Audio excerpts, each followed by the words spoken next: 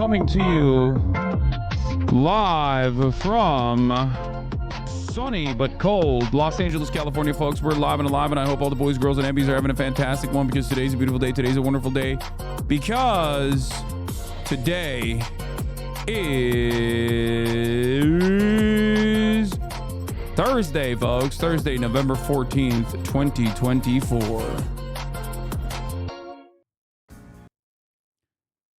And I am a little late, and I apologize, but I had some meetings that I had to attend. That's right. Elon is such a fucking grifter. Not necessarily new information. Dude, I just started, and this guy comes in hot. Megaphonics, Elon Phonics, hooked on phonics. This fucking guy, bro. Let it rest. Brother, let it rest. Jesus Christ. I mean, instantly he had that shit on him. He's like, I gotta let it out. I gotta release it. Did you bid on any of the InfoWars office supplies? I did not. But I'm really excited that the Onion did, and they got it. Anyway, we'll figure all this stuff out in a second. This is part of the broadcast where I tell you about my personal news. It's 11/14/2024. It's Thursday, November 14th, 2024. 11:46 a.m. and I'm going to do a short stream today. We're going to do a half-day stream today. Let me tell you why. It is because I'm going to do a half stream today because I am going to go to Texas. That's right. I'm going to go to Texas, baby. They reported it, but you couldn't believe it. Is your terrorist bubble being burst by Canute tomorrow? Are we becoming capitalists? Oh, shit. Oh, I didn't even think about Canute being at OTK Game Day. That's going to be fun. Yeah, we'll see. We'll see what happens. Anyway,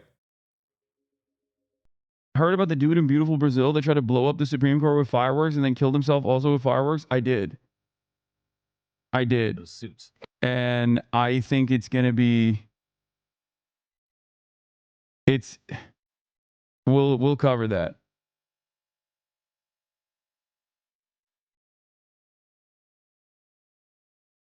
Am I going to be streaming in Texas? Hell yeah, baby. You've been doing a half day for the last 2 weeks. Where's the work ethic gone? I know. I'm going to be hanging out with Nicholas Pollum. All tier 3 sub. If you nutmeg an MP in the game. Canute told Mike he likes you. Yeah, I know. That's why it's so funny when he's like, he's crazy and a terrorist. It's like, I would go so far as to say that Asmongold probably likes me too. Bro, libs on TikTok think you're some weirdo extremist apparently. No, they don't. You saw one fucking TikTok and you got primed, okay? No, they do not think that. First of all, I feel like TikTok has way more extremist perspectives than I do, okay? They let that shit fly out there, bro. There's like Maoists and stuff on there. It's crazy. People are way more pro-China on there. Hair looking good. Thank you.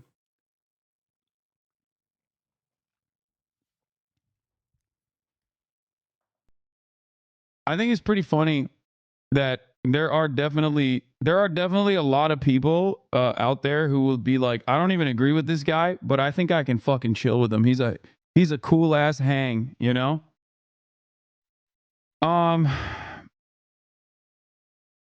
But in any case, I see the Rizzler did something unacceptable. Oh, look at me, I'm Dan Crenshaw. Oh, that's fucked up. Rizzler, how dare you? All I want is for you to dunk on Tectone. Oh my God, yeah. See, I don't know if Tectone likes me. I think I could say that like with a certainty, I think Asmongold probably likes me, even though he will farm me, right? He'll farm me to like the sweatiest losers online for sure. But I don't know if Tectone actually has his own personal.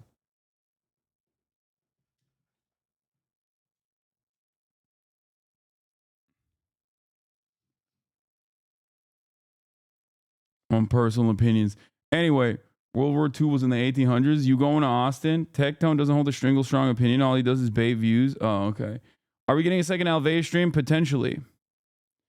I am thinking about it. I'm thinking about it. We'll see. Dennis Prager is knocking on death's door. I know. R.I.P.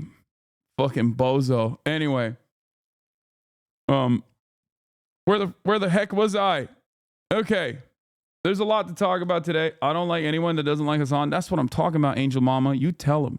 You tell him, girl. That's what I'm saying. It is pretty easy, though, usually, because usually the people that don't like me are, they have some real dog shit politics. At least on like one issue. You know what I mean? It's got to be at least like something that they disagree with me on, and that, like, I've never met a motherfucker that's like, I agree with everything he says. I just hate the dude. You know what I mean? There's not a thing. As a matter of fact, there's plenty of people who don't agree with me. There's probably a shit ton of people who don't agree with me who still like me, as opposed to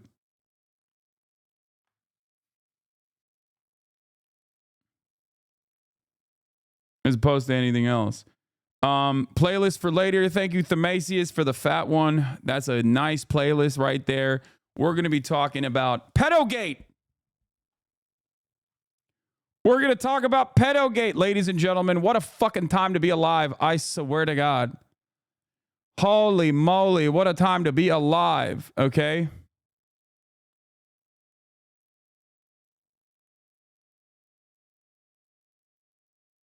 Anyway. Oh. I'm not sure if you'd care, but streamer Evil Selly is going to be having Trump, Harris, and President Milei separately on our stream later today. Talk about populist politics. What? Trump, Harris, and President Milei. There is a streamer on Twitch that is going to have Donald Trump, Kamala Harris, and Argentina's very own Milei. Yeah, I think that's probably not happening, man. I assume that that's probably AI or something. I don't know. Anyway, good news. Matt Gaetz won't let minors be deported. Bad news. He wants them in his basement. So that's not good. That's, there is no silver lining there. We are never going to free Nestor, baby. Will you be checking out Dan Bilzerian on Piers? Probably not, because I hate that. I don't like that at all. I don't like that, like, dudes go on Piers Morgan and then just say the most, like, virulently anti-Semitic nonsense, but then sandwich normal takes in between, and then some people only see the normal takes, and other people see the virulent anti-Semitism. And for me, it's like, no, if you have virulently anti-Semitic takes, I don't give a fuck. You know what I mean? I know where that motivation is coming from. Like, I know where that motivation is coming from. You do not care. You personally do not care about, like you might care about Palestinians, right? To a certain degree, but you definitely care about Jews. You know what I mean? You're like, you really, really, really are using this as your opportunity. And to me, it's like, yeah, brother, if you're using a genocide for your other agenda, you're already a piece of shit if you're an anti-Semite, but if you're using a fucking genocide for your agenda of spreading anti-Semitism, you're like doubly a piece of shit. You know what I mean? Can you see from the other side, though? What do you mean? What is the other side of, like, anti-Semitism? Like, what? You think I'm going to agree with anti-Semitism? No, I don't, okay? This is something that I have actively fucking fought against for years and years and years. Some of y'all, I think, just, haven't been around long enough. No, there is no other side. Like, hey, can you look at, like, the arguments that people are making about anti-Semitism? Can you do that? Can you just, make it valid, make it feel like it's valid. Anyone who's concerned about human rights and dignity of Palestinians should have the same concern for all people. Otherwise, it's just the same hate as the other side, but reverse. Exactly.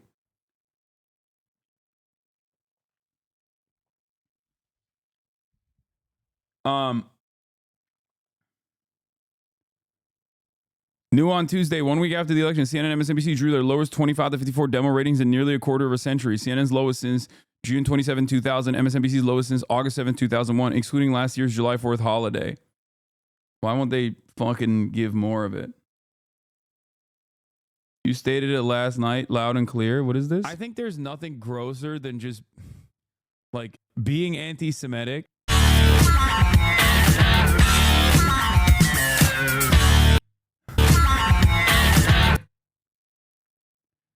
Good one. Good one, dude. Anyway.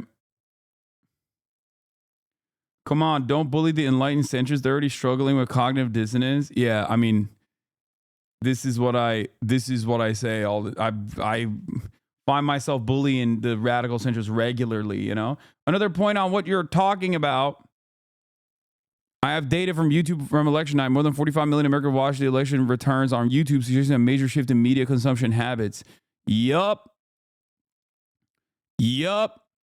And I was right there, baby. I was right there, baby. Yo, put Twitch on there too, dog. Come on. Not just YouTube. I was there. I had the largest real election numbers. I will stand on that. I don't give a fuck what those botted ass Rumble numbers look like for Steven Crowder and Dan Bongino, okay? Ain't nobody was out there watching Dan Bongino.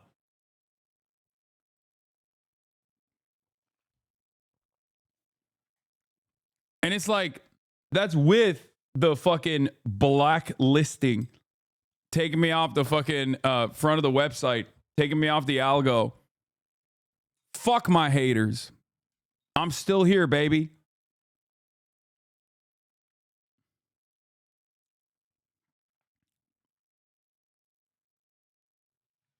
Yeah, put me on the fucking block list. Still got 315,000 motherfuckers in here, dude. God damn.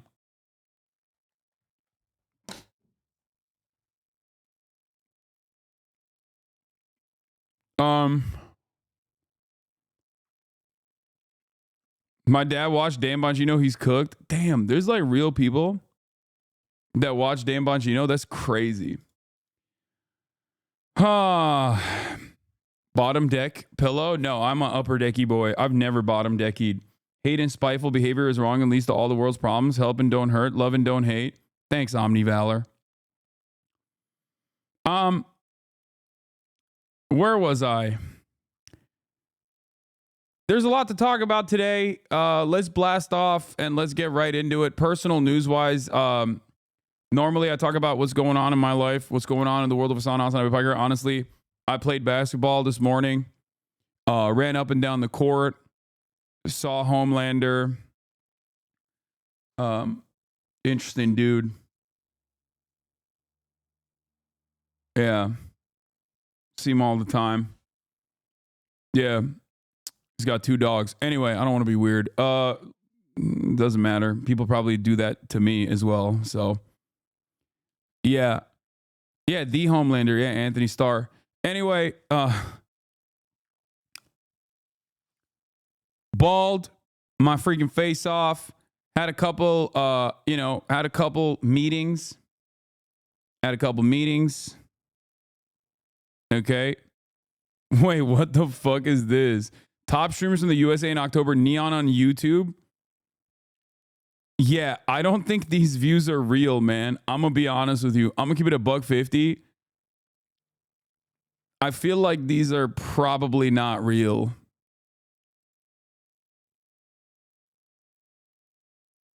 That's crazy.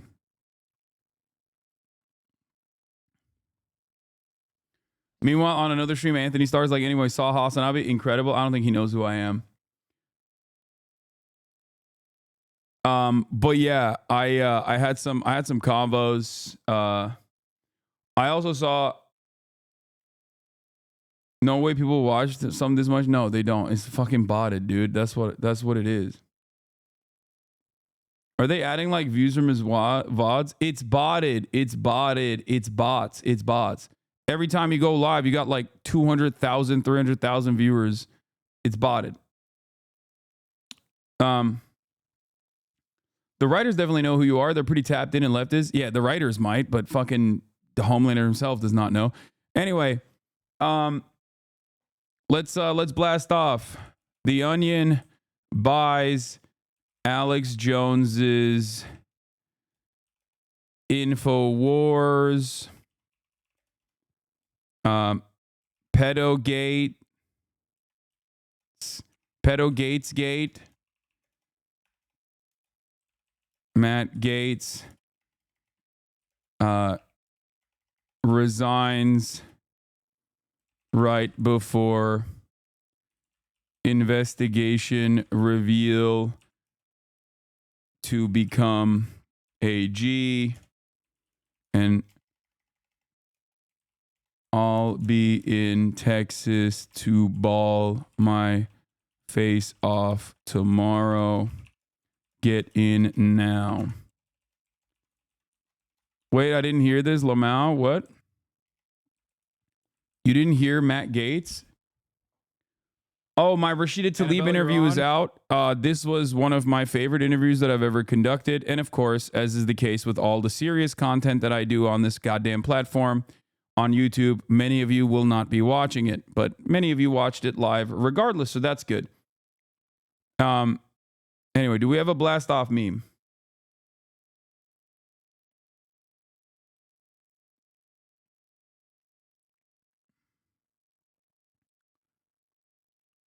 I know this is my second message, but thoughts on Blue Sky becoming #1 downloaded app in the US, UK? Are you planning to join it? The Guardian and many big papers are leaving Twitter right now. I think until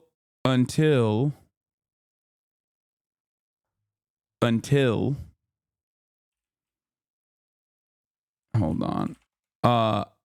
Like all of my journalists that I rely on, and also all of like the people that I talk to leave the platform, I will probably still remain on the platform itself, because the thing is, like, I use it as a primary tool. I use it as a primary tool to talk to people. You know what I mean?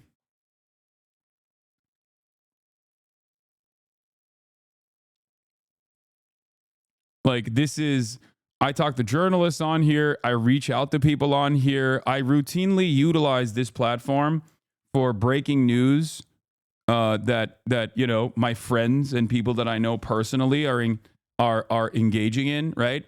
So like, it's still unfortunately filled to the brim with neo-Nazi sentiment, and it's full of shit, and my replies reflect that reality.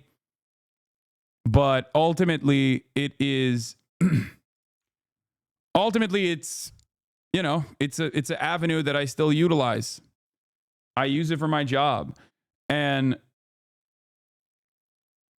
that's it. My take on Blue Sky, if it's just going to be filled with people talking about itself and Twitter is never going to take off, for now it's supposed to be like, is this thing on? Wow, this is so much better than Twitter.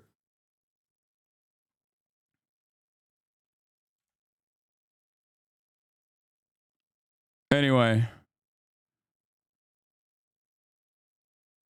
that's not true at all. That Dan guy replied to you and I just reported him for harassment because I hate this song. Motherfuckers, what? What Dan guy?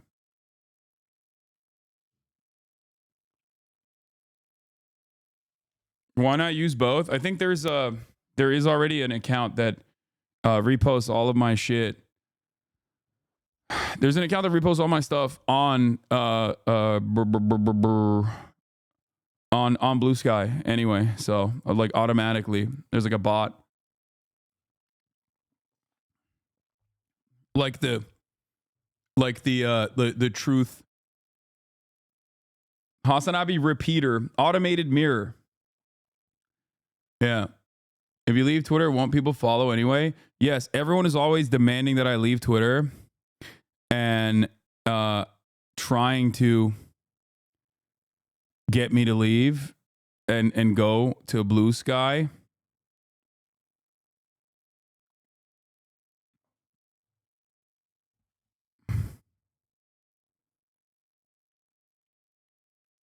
But, you know, we'll see. The girl I started talking to is a HasnAbi head. Am I cooked? I wonder if your haters will follow you as well. Your haters love Twitter, so maybe it can help.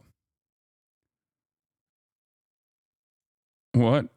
Drill is popping off on Blue Sky. As a gamer, I've eliminated thousands of Moodang-like creatures for their various parts. I've completed countless quests using their pain. That's pretty good. I think a lot of people on both are now waiting for critical mass. I'd say mostly the individual reporters and news orgs are very spotty. Sometimes mirrors exist. No, it's just, dude, you don't understand. Like I talk to Palestinian journalists, right, that are literally trapped in Gaza right now.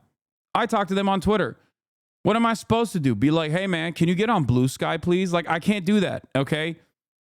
The dude is, like, existing in a genocide. What do you want me to do? Like, that is the primary function of Twitter for me, okay?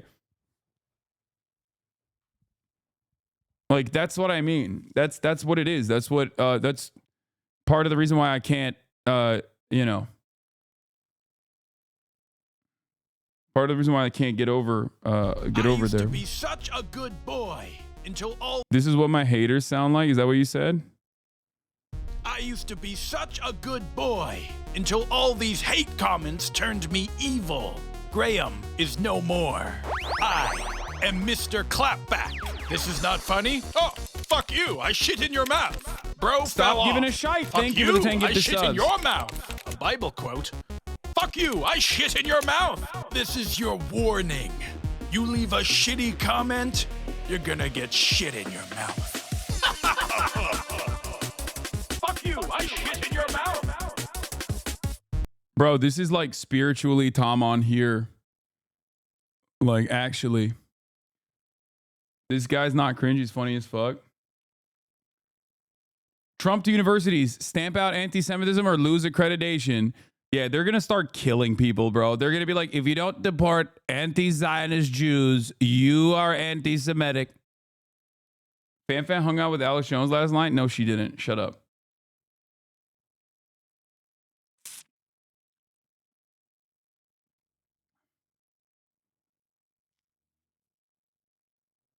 He's got a card game called Divorced Dads. Oh my God.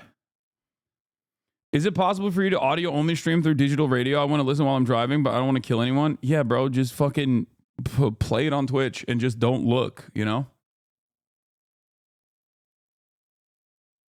You're in this clip and they put a steak logo over you. Please don't show me that shit. I don't want to see it. What is this? Here, Juan. By the way, you're getting a raise. Now you're making $50,000 a year. So congratulations, man. Keep up the hard work. Yeah, hey, thank you. Where's my raise? Dude, don't worry. You're gonna get your raise soon enough. What the hell's going on, Gordo? Juan, are you okay? What the hell? What? What? Why you can't run? I think because he's making more money. He's turning Republican. Dude, hurry. Get the I got you. I want tax cut. Give him some medicine. See if this works. Dude. Oh my God. Oh my God. You think that worked? I think it worked. You okay? Juan. Gordo, are you okay? What just happened? Dude, you were saying you wanted us to close the borders. Bro, my my credit score was at 800, man. Hey, man, who's your favorite singer? This fucking Chente, bro. Yes. Oh, Bring me back. some tacos, please. Oh, he's back. Okay. Dude, you scaring me, man. 60 started off.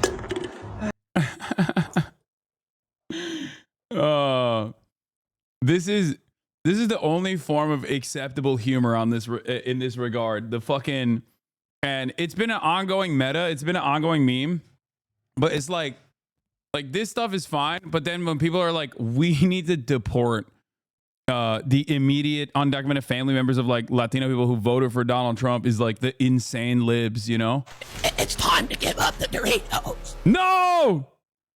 Operation Delito Dorito is in effect. I'm gonna need to confiscate this last bag of Cool Ranch Doritos from your hand. Sir, I'm warning you that this is your last chance. If you keep poisoning yourself with these Doritos, I'm gonna have to arrest you and feed you prisoners food for the rest of your life. No! No. I don't want No. you to have to become a victim No. of the deleted Dorito massacre. I don't want you to have to be a part of any of that. He hates Red 40. He hates Red 40. Come and take it, brother. Hey! Hey! Over my goddamn dead body! Just please give me the Cool Ranch Dorito. Y'all gonna learn today what y'all Nobody's gonna kinda get looks hurt. like you come after my Dorito. Hell All yeah, right, baby! here's the deal. Woo! I've got a pocket full of hall passes. You can use one of my hall passes to eat the rest of this bag of Doritos. And You I better won't not take you even to prison. think about it! But just tell me, where are the rest of the Doritos? Come and take it, brother, not me and my bag of Dorito. I'll be taking the yellow 40, the red 4, the green 60. I don't give a fuck. Woo!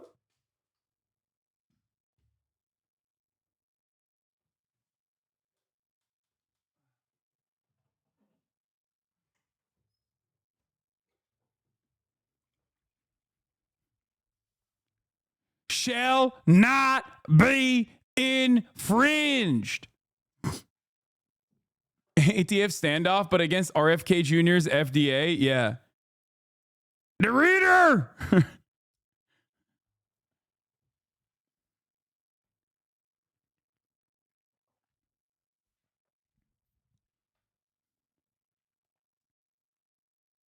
Anyway. Yeah, what's next, dude? The jalapeno poppers? Zuck's new music career is popping off. I know, we covered this last night on the Fear and podcast, which turned into Fear and Malding, by the way. It was just a me and Will episode, which I think we did a fantastic job on.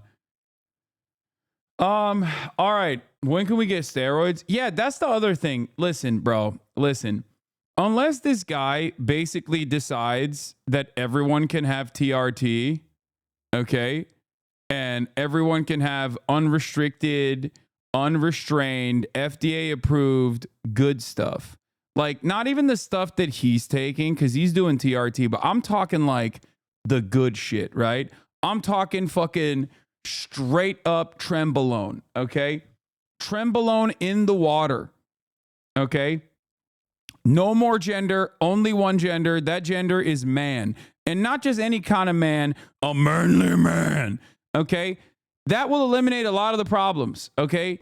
No more gender binary, no more multiple genders, just one, okay? Everybody's on trend. Everyone, okay? Monogender, unigender, that's it. Everybody gets brolic as shit. Everybody is yacked to the goddamn gills. We become the strongest nation of all time. Everybody's on trend. Every single person, okay? And the more jacked you are, the more you are elevated into government office, okay?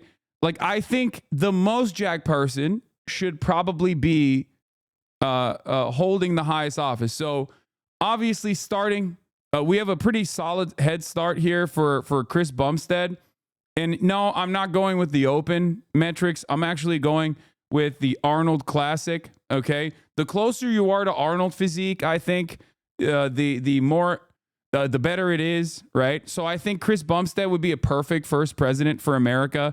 If you've ever listened to Chris talk about a lot of issues, like, he already is like a really good figure for positive masculinity in general. So I think he's Canadian. It doesn't matter. He's American at heart, okay? We're making him the president. I think Chris Bumstead should be president of America. And also Canada as well. I think we should annex Canada, right? And make Chris Bumstead in charge of all of it. Only because he's very clearly demonstrated excellence. Like, what he's been able to do to his body is really sick. Is really cool. I think that, that demonstrates that this is a guy who is serious. He's serious about a lot of stuff. So... Sam Sulek for Attorney General, youngest Attorney General in the game. But once again, here's a guy who's punishing himself. And why is he doing that? For glory. A lot of people talk about like, oh, back in the day, we were just like Vikings or whatever. And it's like, you haven't done anything, okay? You have done nothing. You've You've made zero personal sacrifices. Sam Sulek is like 21 years old, and he's, you know, he has greatly limited his lifespan. Okay. He's greatly limited his lifespan. And why has he done this? For us. Okay. For us. He's done it so that we can enjoy being in the same presence of a man who, you know, who was basically transitioned into just one big muscle. I think I really respect that. I really respect people that do that make the ultimate sacrifice of basically min-maxing their lifespan, because, you know, living for a really long period of time is just not really worth it unless you're looking yacked. So, you know, Sam is so sad to look at. No, it's not. When I see him, I see a glory. That's all I see. And I also like Sam as well because vibes based, he also is kind of like Chris Bumstead, like a nice dude. Okay. It's only sad when he speaks. Yeah. Okay. His heart rate's, you know, he does look like the living embodiment of like heart palpitations. But having said that, he just seems like a very nice guy. Okay. When do you see Dr. Mike? Next week. I'm going to see Dr. Mike Israel next week. We're going to get Brawlic together. I'm very excited about that as well, obviously. When are you hanging out with your goat, with the goat? 3 pumps into Melania and it starts rotting off. Yeah, Dr. Mike Israel, I will be seeing him next week. I'm very excited about that too. I'm going to try and not talk to him about politics and talk about big boy shit that only we understand as big boys. Okay? The real Dr. Mike or the Dr. Mike gym guy? No, Dr. Mike Israel, man. That's it. This guy.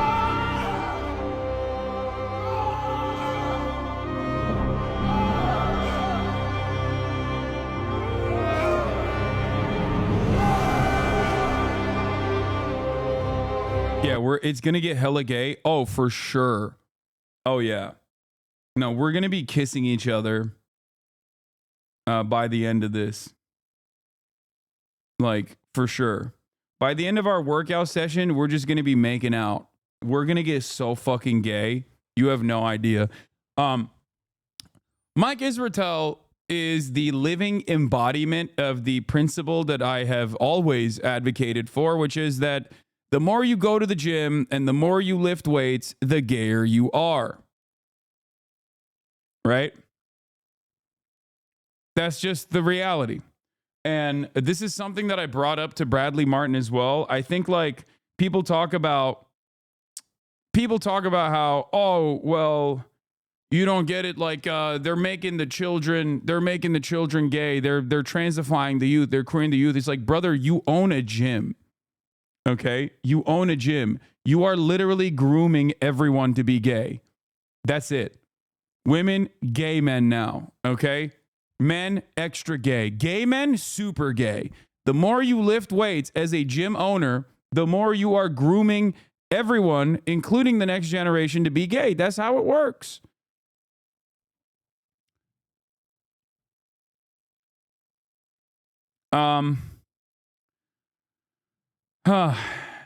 So yeah, Mike agrees with you in this. He calls himself gay. Yeah. I'm 62 years old. I worked at a corporate setting for a long time. I made a lot of money.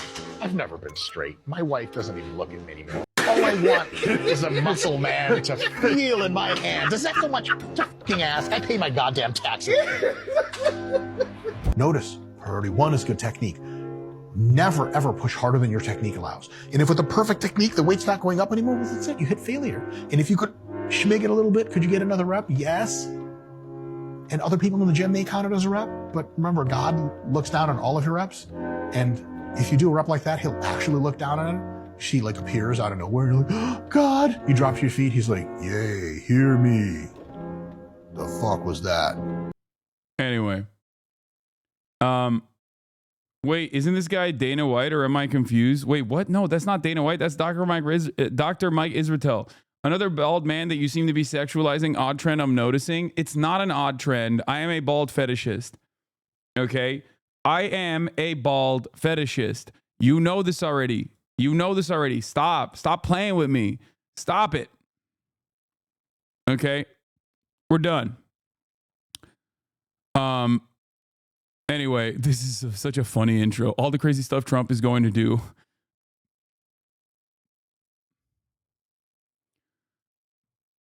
Is HasnAbi a proud bald fetishist? I can't believe chat king shaming right now. Some leftists. Yeah, I know. Stop king shaming me. I'm a bald fetishist. I'm sick and tired of hiding it. Except I've never really hid it. All of my favorites are bald. Anyway.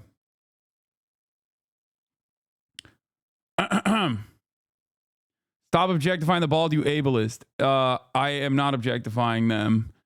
Okay, maybe a little bit. All right. Let's start talking about Trump tapping Representative Matt Gaetz. What is this? Checking in on Senate GOP Gaetz reaction. When asked whether he wants to see Gaetz' ethics report, Ron Johnson unfolds a printout of this picture of Rachel Levine and Sam Brinton and asks reporters whether they harass Democrats about these nominees. Wait, what? Why would they? What? What? I'm confused. This is so weird, dude. What does this have to do with what's going on right now?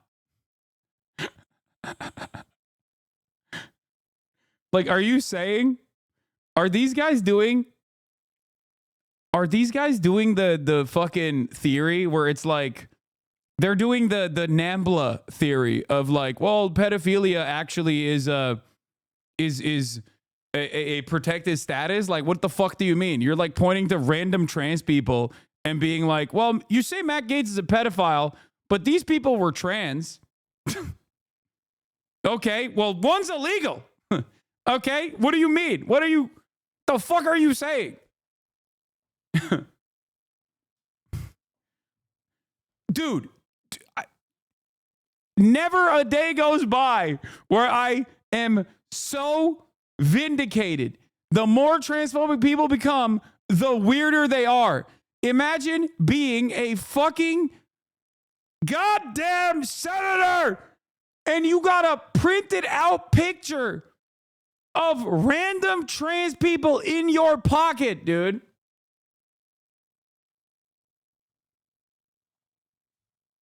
What the fuck?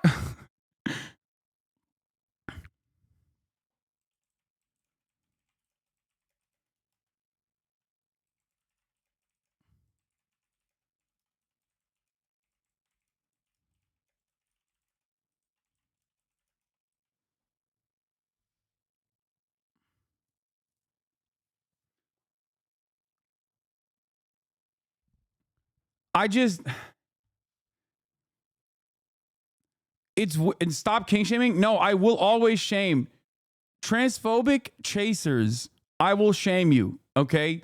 You should be ashamed of yourself. Okay. Ex-Knesset member interview when? Dog, if you fucking keep asking this over and over again, I'm going to blast you in the orbit. Dude, look at this, look at this, look at this, look at this. When is your interview with the Knesset member? Who's the ex-Knesset member you're doing an interview with again? And when is it? Chat, clip this. Who's the ex-Knesset member you were doing an interview with again? Chat, if you see this, help me get Hasan to answer this goddamn interview with the ex-Knesset member is. It's Dr. Ofer Kasif, and I haven't set up a time for him, okay? I have not. What the fuck is wrong with you? I guess I could go kiss myself. Answer the question, Hasan. I don't want to miss your interview. When is your interview with the ex-Knesset member? Holy hell. I guess I'll go kiss myself then. What is happening? Chatter, put the gun down, you know? Calm down. Calm down, dude.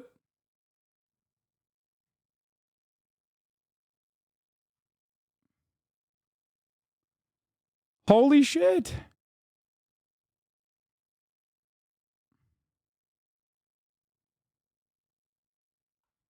Yeah, look. In other news, what's your plan now that the Twitch contract is up? I think you could have a bright future grifting for the right on kick.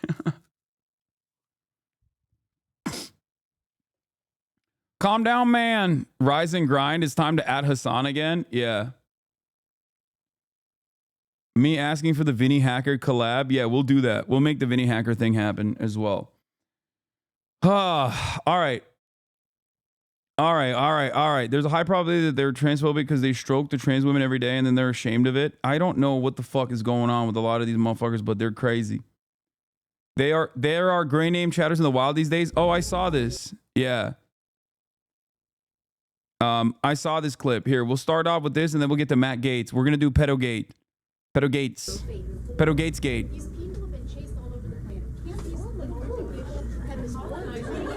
You are literally spitting out straight up APAC talking points. You don't think so? Whoa. Apparently they come in APAC. Because if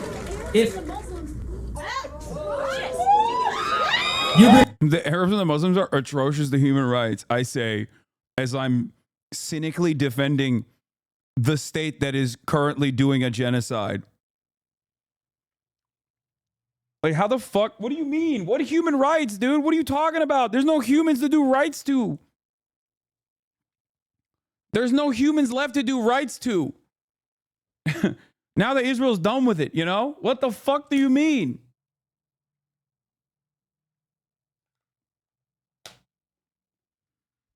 I am, once again, telling you, Islamophobia is the most permissible form of bigotry. the Arabs and Muslims are atrocious, do you agree with that part?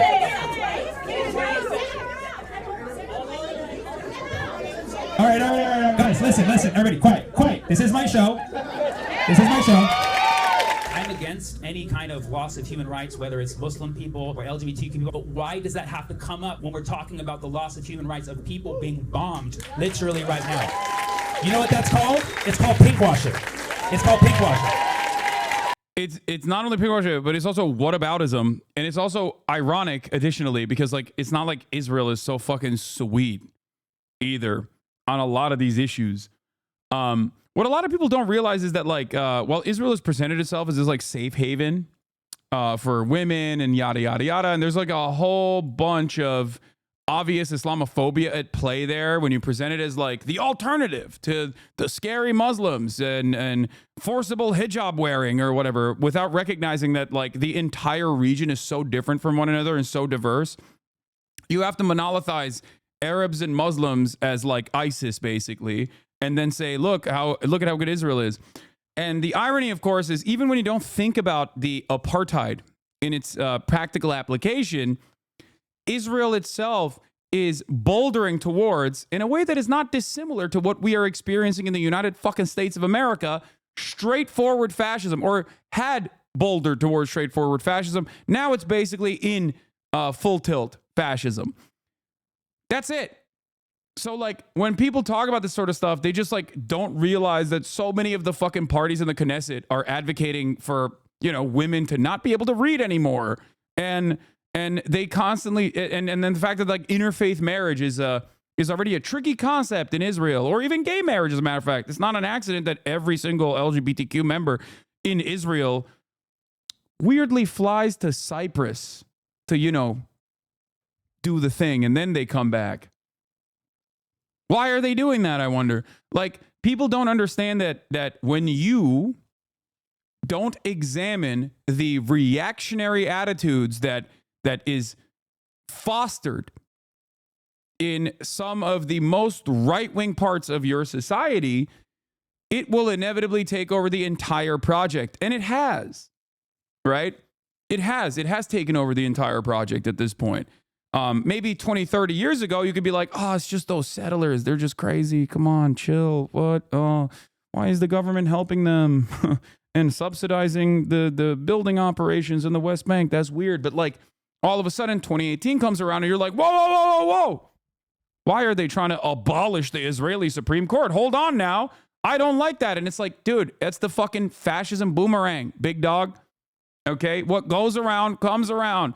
I know this. We are seeing this in America as well. And we've been living in it in America as well. And people in Israel just cannot comprehend that it's happening to them because they're so firmly invested in that punishment being dished out to the Palestinians that they just like forget that there are repercussions for that. Societal attitudes that have primed you into being a more violent, more aggressive society is how you arrive at a guy like fucking Bezalel Smotrich in your cabinet. Guy like Itamar Ben-Gvir in the governing coalition. That didn't happen on accident. And it's happening in America right now too. The parallels are right there. So I hope a lot of liberal Zionists recognize that, you know, and stop dropping the fucking ball so spectacularly. Yes, absolutely. Pink washing, which is not when you mix your reds and whites in the washing machine, which I initially had thought it was, okay? Which is another very, very big problem we should talk about at another time. I've lost many good shirts to the pink washing, right? This guy knows what I'm talking about, right? The definition of pink washing is exploiting the LGBTQ cause for human rights for a political point, okay? Is it an important issue? Yes, okay? But why does it only come up in the context of talking about why Palestine shouldn't be free? Then why did it come up during a presentation on why Palestine should be free? Because it did. That is pink washing, textbook definition pink washing. If you don't understand why, please, I urge you just to look up the definitions. It's like, oh, look at their track record of gay rights. Check everywhere's track record of gay rights. It's absolute.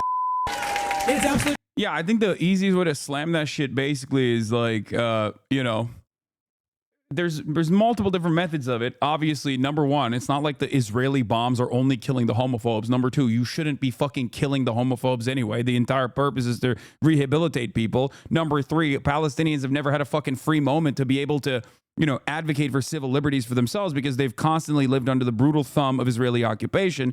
Number four, Israel itself is obviously not exactly great for gay rights personally, even though they present themselves as, you know, a beacon of prosperity in this region, and that's a whole bit of Islamophobia that's associated with that as a you know, look at how bad they are, look at how good we are type situation. And last but not least, none of this excuses Israel's apartheid nor its genocide. But we have moved away from that conversation when you have this conversation instead.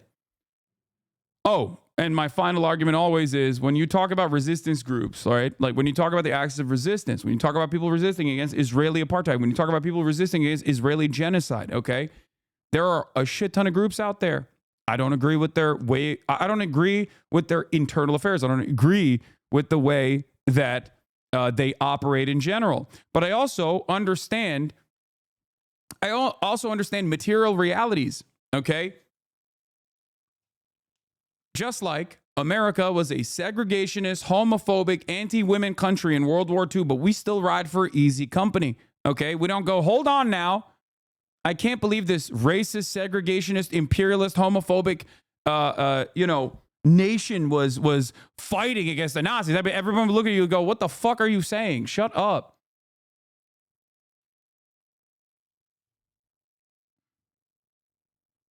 I don't agree with the way that America operates. It's okay. You can separate your form of governance from the people that are living under it, okay?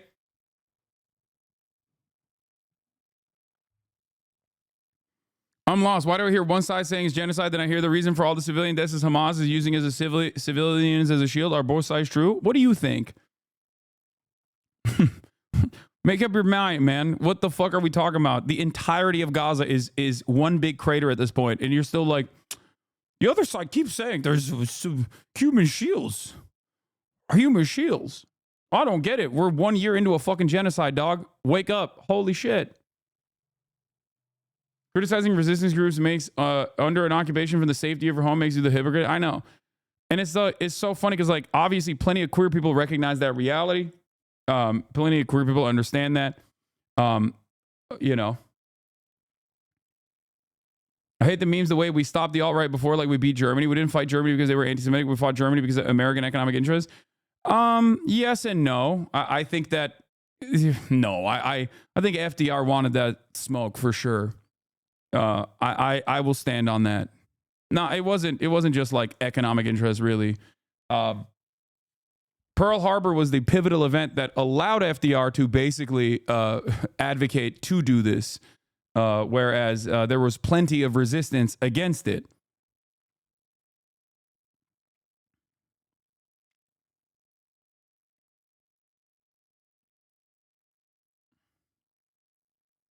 Nick Mullen demolished a guy who was pink washing. What is this? You don't think it's weird that all these like new liberals are like very hyper defensive of a religion that hates them? Now, when you say new liberals, Yeah. what does that mean? Trans? It means people? I don't read. Yeah.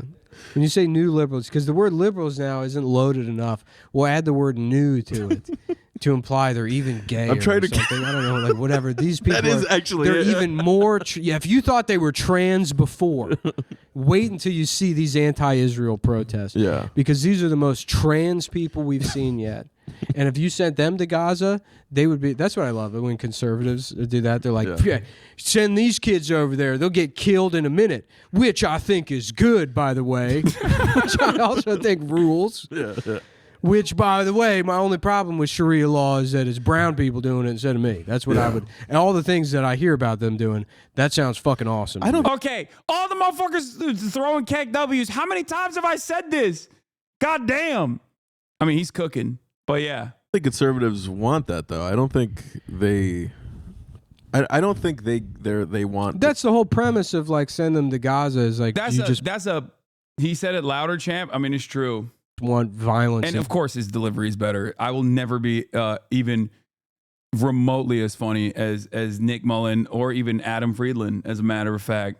Acted on these people, which you can just call the police. That seems to be the answer, is the cops will show up and beat all these kids up. So you already have it here. I don't know. I feel like me and you see this very differently.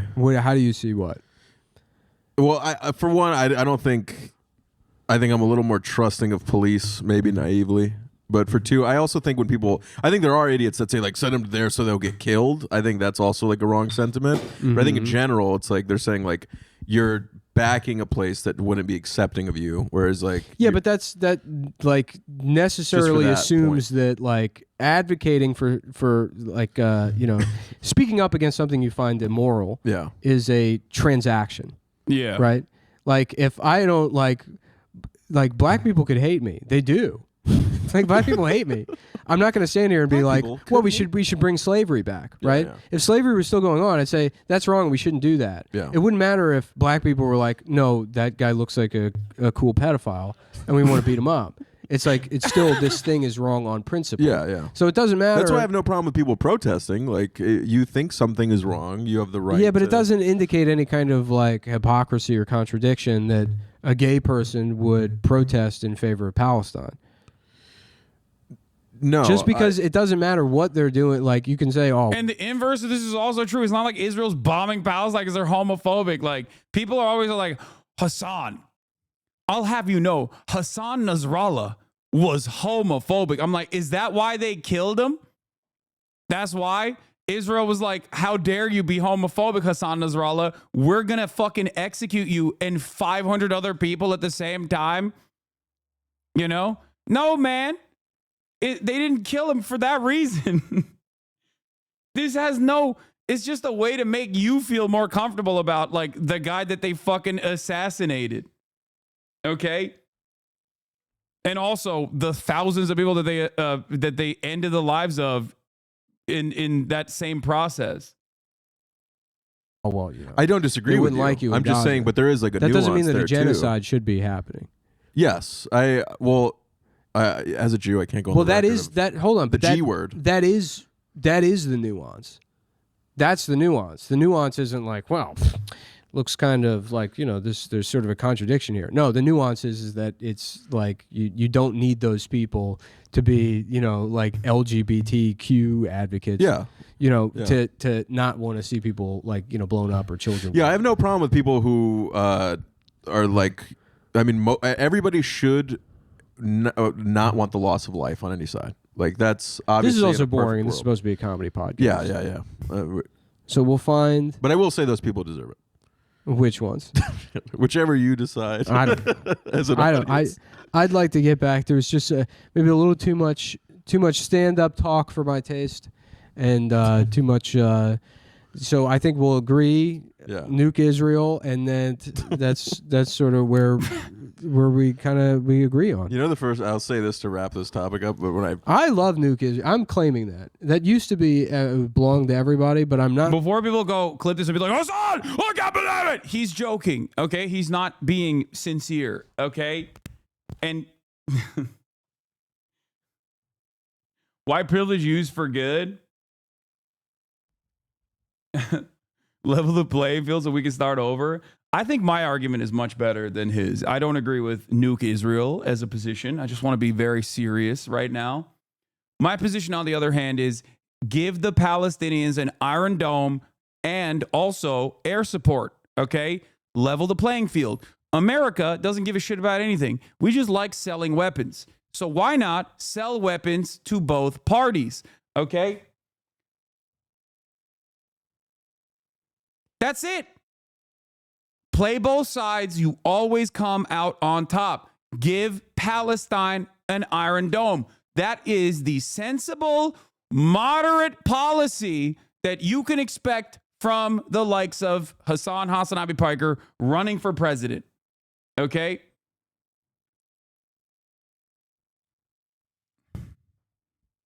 Think about it. Think about it.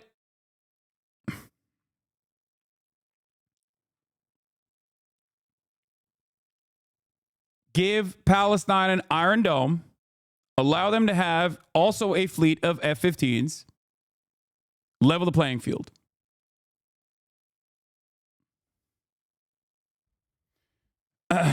You missed it by a week? Yeah. Oh, shit. The election happened already? Fuck. Jobs at home and permanent war abroad. Great policy. Work with Pakistan versus India. Yeah. It's called the Thunderdome.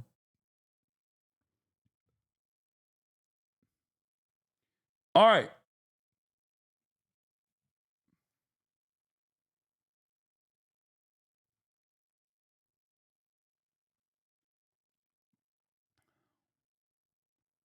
You also said give Ukraine an Iron Dome before too? Yes, an Iron Dome for everyone. An Iron Dome for all. Ladies and gentlemen, fuck Medicare for all. We're never getting that shit. You already know we're never getting that shit. That's why I want solutions. Okay? Iron Dome for everybody. Give one to Iran. Give one to Ukraine. Fuck it, dude. Everybody gets one. Call me Oprah. The way I'm saying, you get a dome and you get a dome. Everybody gets an Iron Dome. Okay? And we just figure it out going forward. And Tamir interceptors. We are making gorillions of Tamir interceptors, okay? Quintillions of Tamir interceptors. We're a permanent war economy. We're only making Tamir interceptor missiles, okay? And we're shipping them to everybody. $85,000 a pop. Do you understand how much money we could be printing for members for people that used to work in the manufacturing industry that lost their fucking jobs? Think about it. Scranton, Pennsylvania, baby. A manufacturing facility in every fucking corner. Americans back to work, making Tamir interceptors left and right. Yeah, call me Nancy Reagan the way I'm giving out Dome. Iron Dome. All right, let's move on. Let's get to Trump taps Representative Matt Gaetz. We're talking Pedogate, whatever you want to call it. He's been tapped for Attorney General in a long-running pedocon sequence that has gotten another incredible moment here. Now, when I say pedocon, a lot of people are like, I don't understand. What the fuck? I thought the trans people were the pedophiles. No. The real pedophiles suspiciously almost always find themselves on the reactionary side of politics for some weird fucking reason. Okay? Just odd. It's real odd stuff overall. How peculiar. Okay? How peculiar. Let's take a look. Elect Trump announcing more key nominations for his new administration, including Matt Gaetz for Attorney General. Rachel Scott tracking all the reaction for us there on Capitol Hill. Good morning to you, Rachel.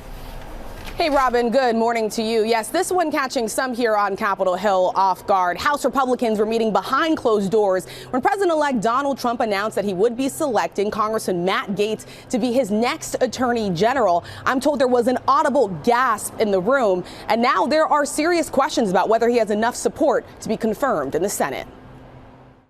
This morning, Donald Trump's pick for Attorney General sending shockwaves through Washington. The president-elect nominating Republican firebrand. Oh my God. Bro, I'm not even done with the story from yesterday, and then a new fucking fresh hell opens up. Oh, Trump expected to select Robert F. Kennedy to lead HHS. No! Yo, we're getting fucking... We are going to unearth ancient diseases that we have combated successfully. Oh, hell no. No! Bro, unlimited content. It's not content. We're going to fucking die. Holy shit. We're bringing the playback, baby. Bubonic style. Dude. Oh, no.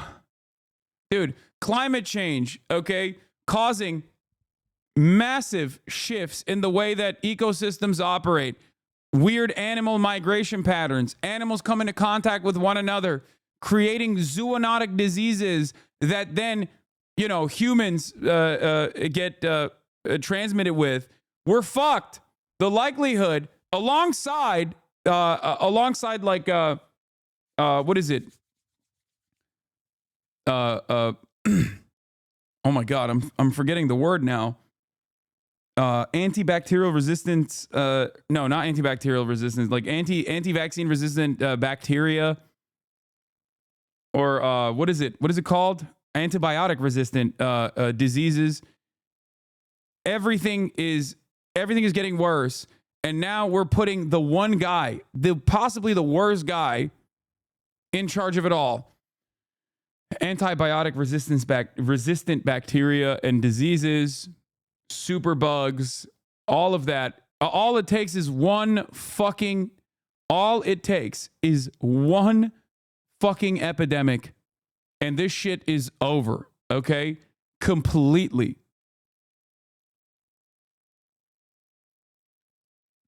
Doesn't need to be a pandemic. Epidemic, we're done. Wiped out. America, GG. Server reset incoming. Do you understand? Anyway, we'll get to that in a second. And staunch loyalist Matt Gaetz to one of the most influential jobs in his cabinet. He's really a great person, and he's on the controversial side, but that's not bad. If confirmed, Gaetz would lead the Department of Justice, which for years also led an investigation into Gaetz for alleged obstruction of justice and for alleged sex trafficking. The DOJ ultimately closing the investigation without bringing any charges. But Gaetz was also facing another investigation by the House Ethics Committee for alleged sexual misconduct and illicit drug use, allegations he denies. Overnight, that investigation brought to a halt when Gaetz suddenly resigned. If Matt has resigned and is no longer a member of Congress, the ethics investigation will cease and no report will be issued at that point. Sources say the committee was ready to meet this week to deliberate over whether to release a report. His resignation also complicating an already narrow majority in the House for Republicans. Trump has now nominated 3 members to serve in his administration. But I have begged and pleaded with the new president enough already. Okay, but because our numbers are small. The announcement shocking fellow Republicans. I just think it's silly. I believe that the president is probably rewarding him for being such a loyal soldier to the president. But the president is smart enough and his team is smart enough to know that Mr. Gaetz will never get confirmed by the Senate whatsoever. Some GOP senators making it clear this is far from a done deal. I don't think it's a serious nomination for the Attorney General. We need to have a serious Attorney General, and I'm looking forward to the opportunity to consider somebody that is serious. This one was not on my bingo card. And Gaetz is not the only nominee who could face challenges. His choice for defense secretary, Fox News host and veteran Pete Hegseth, said this about women serving in combat. I'm straight up just saying we should not have women in combat roles. What do you make of some of his past comments, though, suggesting that women shouldn't serve in combat roles? Well, I think he'll have to answer what he meant by that. For Director of National Intelligence, the president-elect naming former Congresswoman Tulsi Gabbard, who switched parties and became one of his most loyal supporters. She has no intelligence experience and will face tough questions over her meeting with Syrian dictator Bashar al-Assad and whether she's too sympathetic to Russia. As Trump presses forward with the transition, he returned to Washington, meeting with President Biden in the Oval Office, shaking hands. Welcome. Thank you very much. And thank you very much. And politics is tough, and it's in many cases not a very nice world, but it is a nice world today, and I appreciate it very much.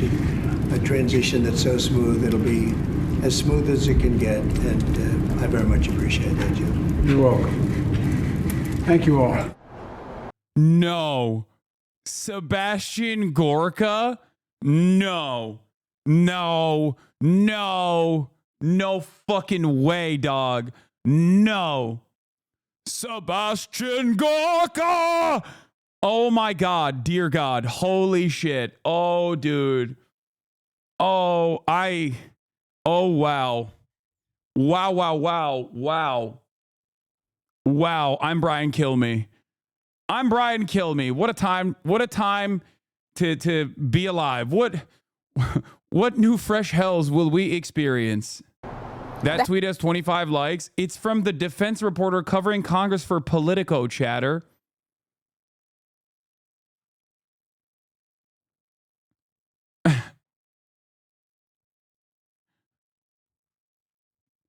Like it's not some random fucking guy, you know, that posted it. We need to talk about the accusation Matt Gaetz is a pedophile. I know little about Matt Gaetz and don't have an opinion. Oh my God, this guy did not write an entire fucking... Oh my Lord. But the distinction between pedophilia and what I stipulate Gaetz was doing technically a phebophilia is a... Actually, it's a phebophilia. You don't understand. I'm using a different way to indicate statutory rape, sir. Okay? So it's automatically different. It should be received differently. It's like, okay, maybe you don't go to perma jail. Maybe you go to jail for a little bit less than perma jail. Got it. Okay. Sick. That designation might be, I guess, important in a court of law, right? And even then, not necessarily. But like, when you're having a normal conversation and you know, slip that in there, everyone understands exactly what the fuck you're talking about, okay? This is not exculpatory. Don't fucking hit that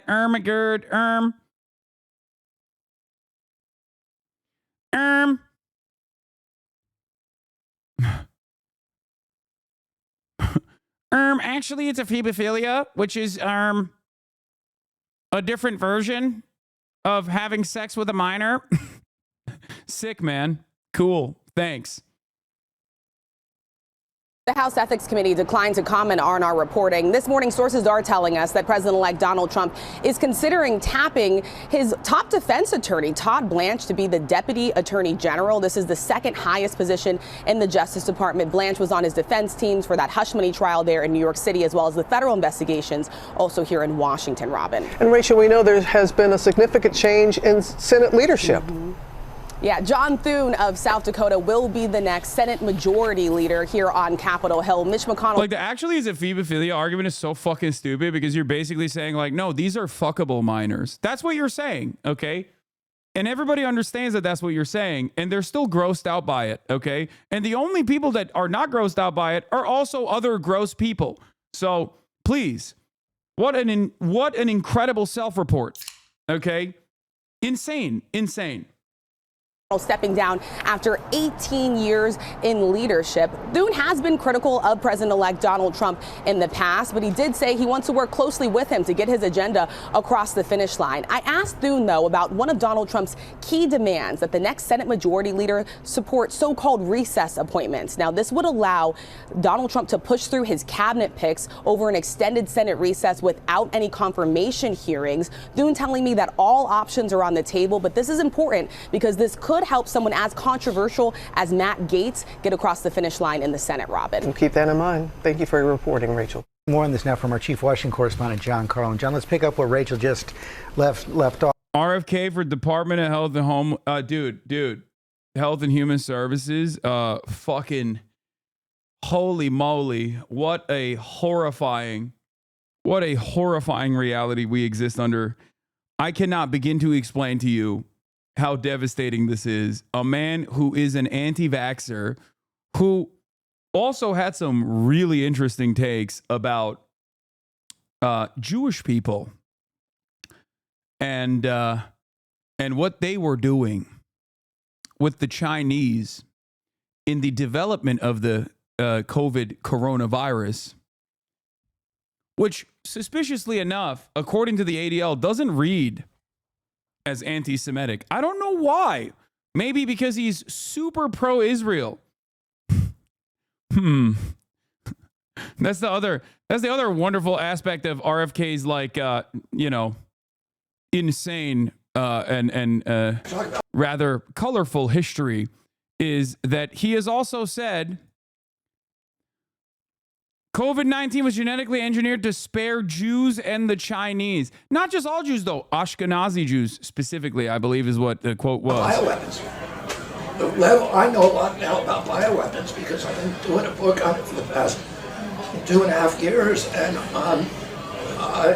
you know, the technology that we now have to develop these microbes. Sick. Now, if you recall,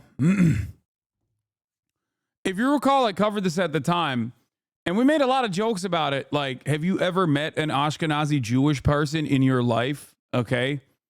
And many other hilarious dunks on this fucking take, which is insane. COVID being a genetically engineered bioweapon that spares Ashkenazi Jews and the Chinese is laughably anti-Semitic. It like reaches the level of like, holy shit, what the fuck are you saying? To, oh my God, you are the most insane anti-Semitic person, to, it's actually kind of funny how stupid you are. Now, I can't even fucking joke about it now for two reasons. One, because everyone is up my asshole to be like, oh, I got him, Hasan, you're anti-Semitic. I'm going to clip you out of context. But also because he's now in charge of the HHS. All of a sudden, things when he is not even within striking distance of any sort of government regulatory agency that you could laugh at are no longer a laughing matter.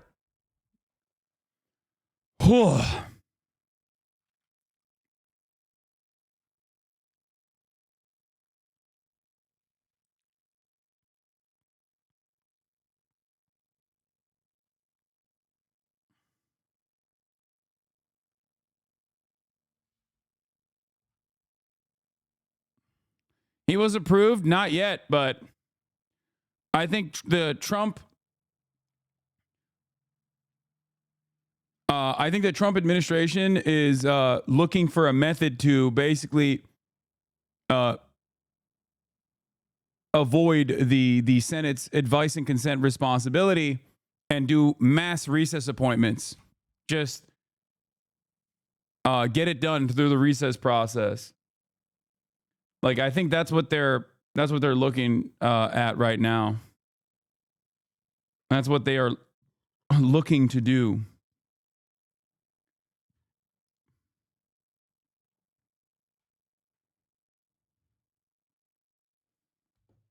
I mean, as a scientist, his take is a kernel of truth. His variables in protein isoforms are characteristic in different ethnicities. That said, we all know what he's trying to say here.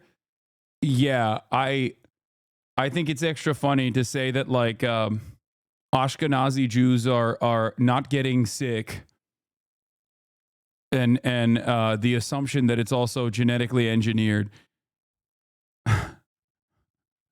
Like,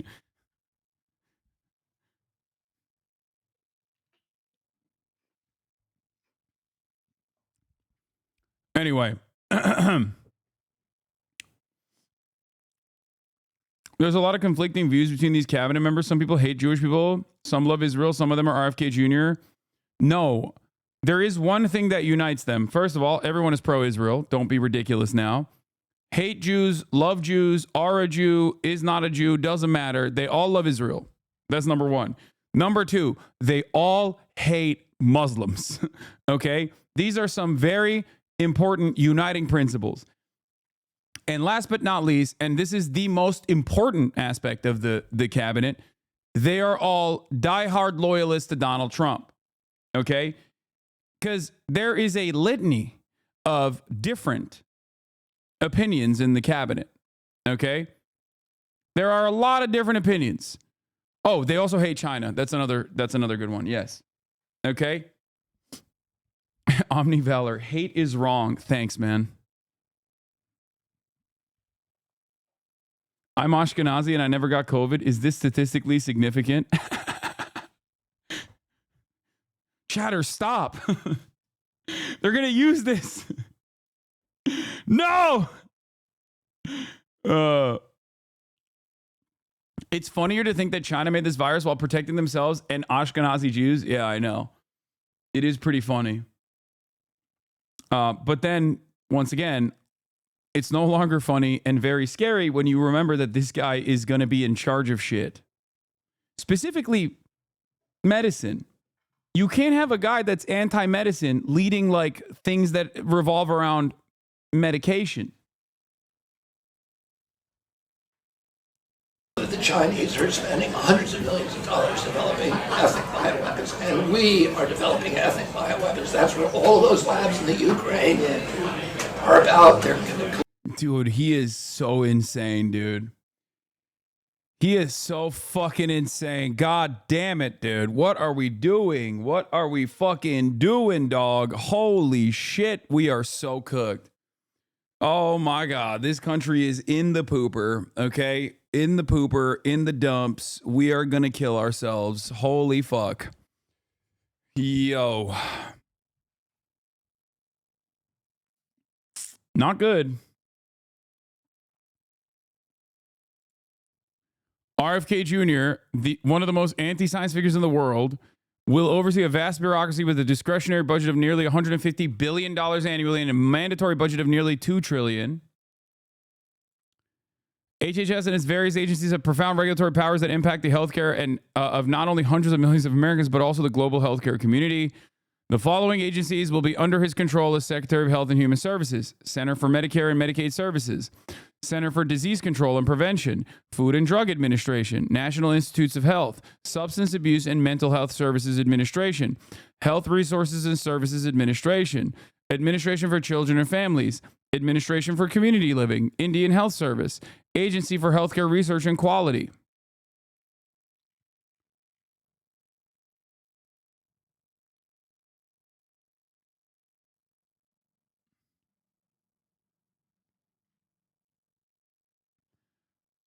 Oof. Leak. This is from the ethics report. Exclusive. Woman testified the House Ethics Committee that Gates had sex with her when she was 17. Sources. Gates has repeatedly denied the claim. More on what the ethics gathered during its probe, as it remains unclear if a report will ever be released. Oh shit. It's leaking. It's leaking. Republican government. It's leaking. I mean, it was inevitable. It was inevitable that it was going to leak.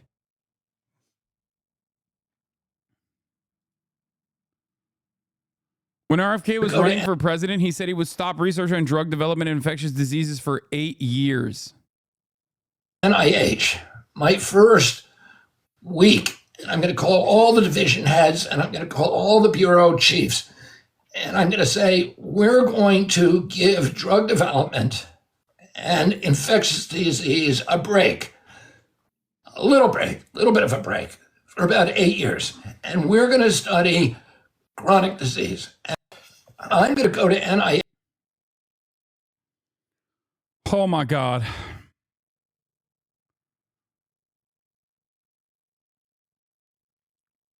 Maybe the U.S. will have a bunch of brain drain in the health services. I think one of the wildest parts about this is that this is America cucking itself with its like endless support for with its refusal to acknowledge any of the underlying material harm we are bouldering towards like this fascist ANCAP dystopia, right? Anarcho-capitalist dystopia. And in that process, America's just like fucking itself over in the long term. Any country that has even a little bit of responsibility to governance is going to cook our shit, okay? Especially if you're a country that's like uniparty like China and they have like long-standing, you know, decades-long policies that they're implementing. Like these sorts of things are very important, very consequential for the future prospects of nations. America, on the other hand, is so short-term profit motive invested that they just can't see anything else. And we're basically actively destroying the country from within. This is why I used to always say, like, the Republican Party is the greatest threat, the greatest terroristic threat to America and perhaps the entire globe. Democrats are a close second. And that the likes of Osama bin Laden or any arch terrorist could never imagine the amount of damage that the Republican Party will do to the nation and also the world as a whole. And now we're there. We're literally there. It's so fucking wild.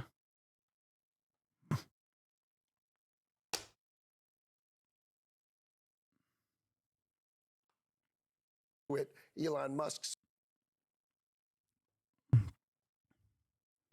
Here is Trump's transition co-chair, Howard Lutnick, shocking, lying 2 weeks ago about RFK's potential job in the cabinet. Ability to do Doge. He and I worked that out together and we structured that. But would he actually come into the government? Because, I mean, he'd have to divest. It would be quite tricky. He's not coming into the government. He can't sell SpaceX He's not going to and Tesla. No. So what is he's going to be adjacent to it.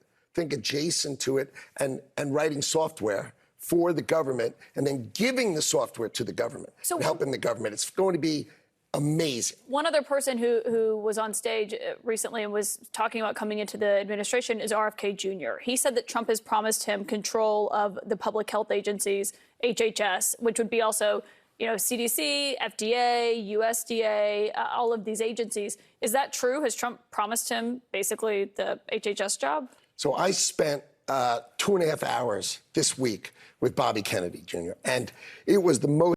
Dude, the idea of Elon Musk writing software is so laughable. These people are so deluded. Like, what software has Elon Musk ever written, dude? What are you talking about? Jesus Christ. I don't even know if these guys believe it. Maybe they do. I guess people believe that shit. They think like he's a actual fucking engineer.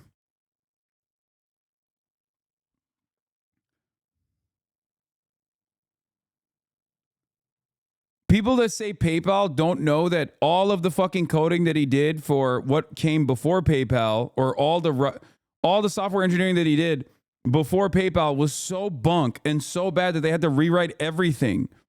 And not only did they have to rewrite everything, like one of the primary functions of like online banking, it failed to do that. Okay, people could just like access your wallet.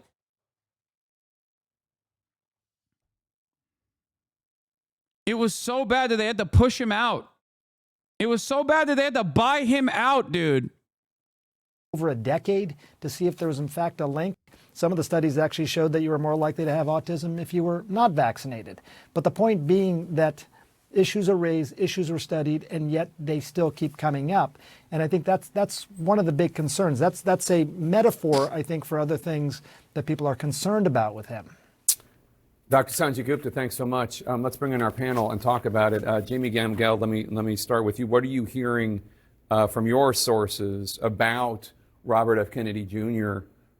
Being picked to be head of the Department of Health and Human Services? Look, it's another example of you better take Donald Trump at his word. Yeah, he's been saying this. It's not a surprise in terms of he likes Robert F. Kennedy Jr. Correct. And Senator John Thune, the new majority leader, has his hands full. He does not want to look at his phone again today. I mean, it was Matt Gaetz yesterday and now this.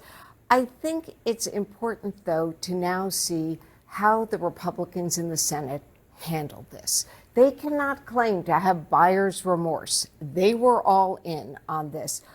One Republican source said to me, I'm not sure they will be able to reject all of them, meaning you have all of these controversial picks. It's not just one. And another senior Republican said to me, no one should be surprised. This is Donald Trump 2.0. It's a new kind of chaos, but Trump feels emboldened. He simply doesn't care about the rest of the party. It's all about him, and we're expected to be loyal. It's a one-way street. Yeah, just to remind people, the head of the Department of Health and Human Services in the first term was a respected Republican member of the House, Dr. Tom Price, who was a physician. Right. Former Congressman Dent, I want to play something that RFK Jr., he was asked about his expertise. He is obviously, Kennedy, not a scientist. He is not a doctor. He does not have any degrees in this stuff. So Smirkanish, who has a show on CNN on Saturdays, asked him, well, what's your expertise? Take a listen. Because I've spent a lot of time studying and writing books, and litigating these issues, I have a very detailed domain knowledge of these areas that make it very, very difficult to defend orthodoxies in a, because I know the areas so well. So yeah, it is almost, particularly on vaccines, it's almost impossible for anybody to interview me. So he wrote a story for Salon.com and Rolling Stone magazine about vaccines back in 2003, 2004. Rolling Stone and Salon had to retract it. It's been disappeared from the Rolling Stone website because it was so false. Just because somebody writes something down doesn't make it true. Well, it just seems like there's a war on expertise and science or experience. I mean, it's not just RFK Jr. I mean, this is crazy. I mean, the science of vaccines, I thought, was settled a long, long time ago, and we're having this debate. But, look at Matt Gaetz. What qualifies him to be head of the Justice Department? At least he's a lawyer. Okay. I'm just saying. I'm just saying every day the standards get a little lower. Hegseth at defense, again, good service, but this is no Richard Perry or Bob Gates or Jim Mattis. We expect people, with a lot of gravitas. And, Tulsi Gabbard, I'm a friend of Tulsi Gabbard's. But, there are going to be red flags about her relationships with Syria and Russia. And so it just seems like Trump is being awfully defiant. He doesn't care about expertise, or in this case, medical science. And so that's what's so troubling about this. And I suspect there are going to be a lot of pushback. And some of these nominations are going to have to be withdrawn. I think in addition to the question of expertise, there's also the question of capability of running a larger organization. The Pentagon, HHS, the Justice Department. These are large, sprawling organizations. 18 intelligence agencies. Arguably too large and too sprawling. Sure. But these are people who have not had experience in running these sorts of large organizations, and you do have to wonder whether they can do that. And you also have to wonder about the Senate and their own self-qualifications, because if you are not exercising your constitutional duty to provide advice and consent here, what is the point of your being in office? All right, everyone stick around. We've got a lot more to talk about. We're going to have much more reaction to the breaking news. A source telling CNN that Trump is on the verge of officially nominated. We're so fucking cooked. He did it. He did it. Do you think it's strategic? Like, nominate a bunch of crazies just to make a few getting through seem like a compromise? Fuck no, dude. That's not... Dude, the problem is you think these guys are doing 4D chess. This is something that a lot of people did back in the day as well. A lot of Trump supporters would do that. They'd be like, oh, when he wrote Covfefe, he was actually doing 5D chess. And the media also kind of went along with it as well. No, what you see is what you get. They're not playing chess. They're playing checkers, okay? It's a direct through line. There is no convoluted, complicated reasoning for why they're doing this, okay? He does not give a shit. I can't begin to explain this to you. He does not give a shit. These guys do not care.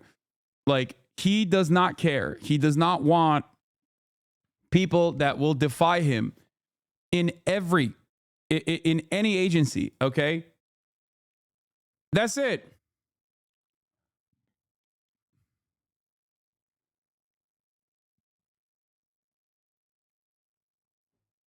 They want to pretend him and his followers are not extraordinarily incompetent. Is RFK Jr. a Soviet sleeper agent that just woke up 40 years too late? Huh, I wish.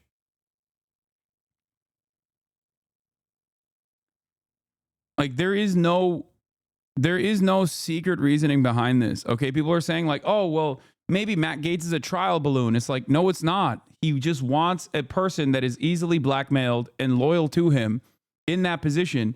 And I'm willing to bet that the more shit comes out about Matt Gaetz, the more they'll push for it. I would be very surprised if like the media pressure and the public pressure on Matt Gaetz actually causes them to stand down. Because for Trump, it's about the backlash is important. Okay. It's about overcoming said backlash to show that he can do it. Okay. Do you understand?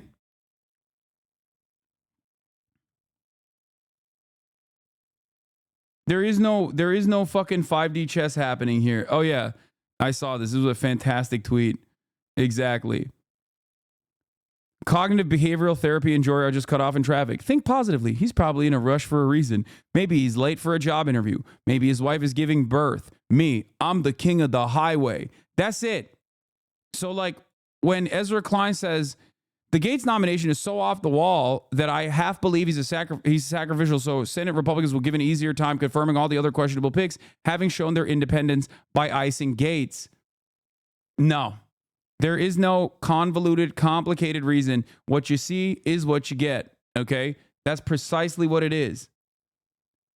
I don't even think they give a shit. I don't even think they care about like, like, oh, what will we do? What if people won't allow us to put Matt Gaetz into that position? It's like, no, it's more so about like Trump pushing through regardless, okay? This is a man who already was president for 4 years. This is a man who tried to overturn the Democratic elections results in 2020, okay? He knows what not to do. And he's vindictive, he's malicious, he's narcissistic. He knows not to repeat the same mistakes. No more establishment Republicans, no more playing ball. You force them to do your bidding, okay?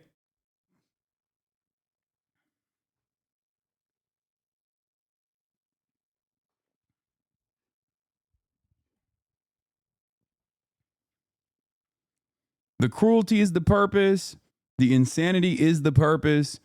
Ultimately, loyalty above all else. Because if you have people who want to defend institutions or care about the integrity of certain things, and they do not have loyalty above all else, those people, like they did, will become naysayers, okay? And you don't want that. That's the whole point. He doesn't want a leaky faucet like he had last time around, where members of his cabinet and people were constantly fucking chirping to the media and undermining the things that he wanted to do. Okay? That's why the general like appointment board is also significant for him. He wants to eliminate any kind of potential disloyalty.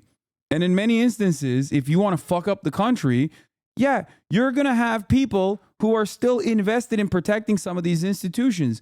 If you care about the military, you're going to be like, oh, fuck that. I'm not doing that. That's crazy. I'm going to actually go to the media and I'm going to talk about how you're fucking crazy. He doesn't want that. So competence in that situation is most likely playing...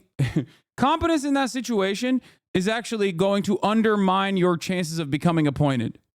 Okay? Because if you're a competent person, if you're a halfway competent person, like even Marco Rubio, as a matter of fact, in my opinion, is on shaky ground, right? On the important stuff, he's still appointing people that are like somewhat seen as like normal figures, like Marco Rubio, right? But even then, he obviously Marco Rubio has demonstrated tremendous loyalty to him.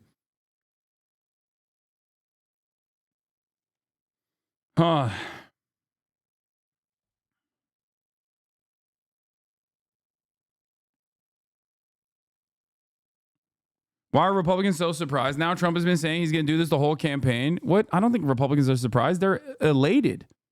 They're excited. They're talking about how sick this shit is. All right, let's hear what the Democrat leadership says about it. Above.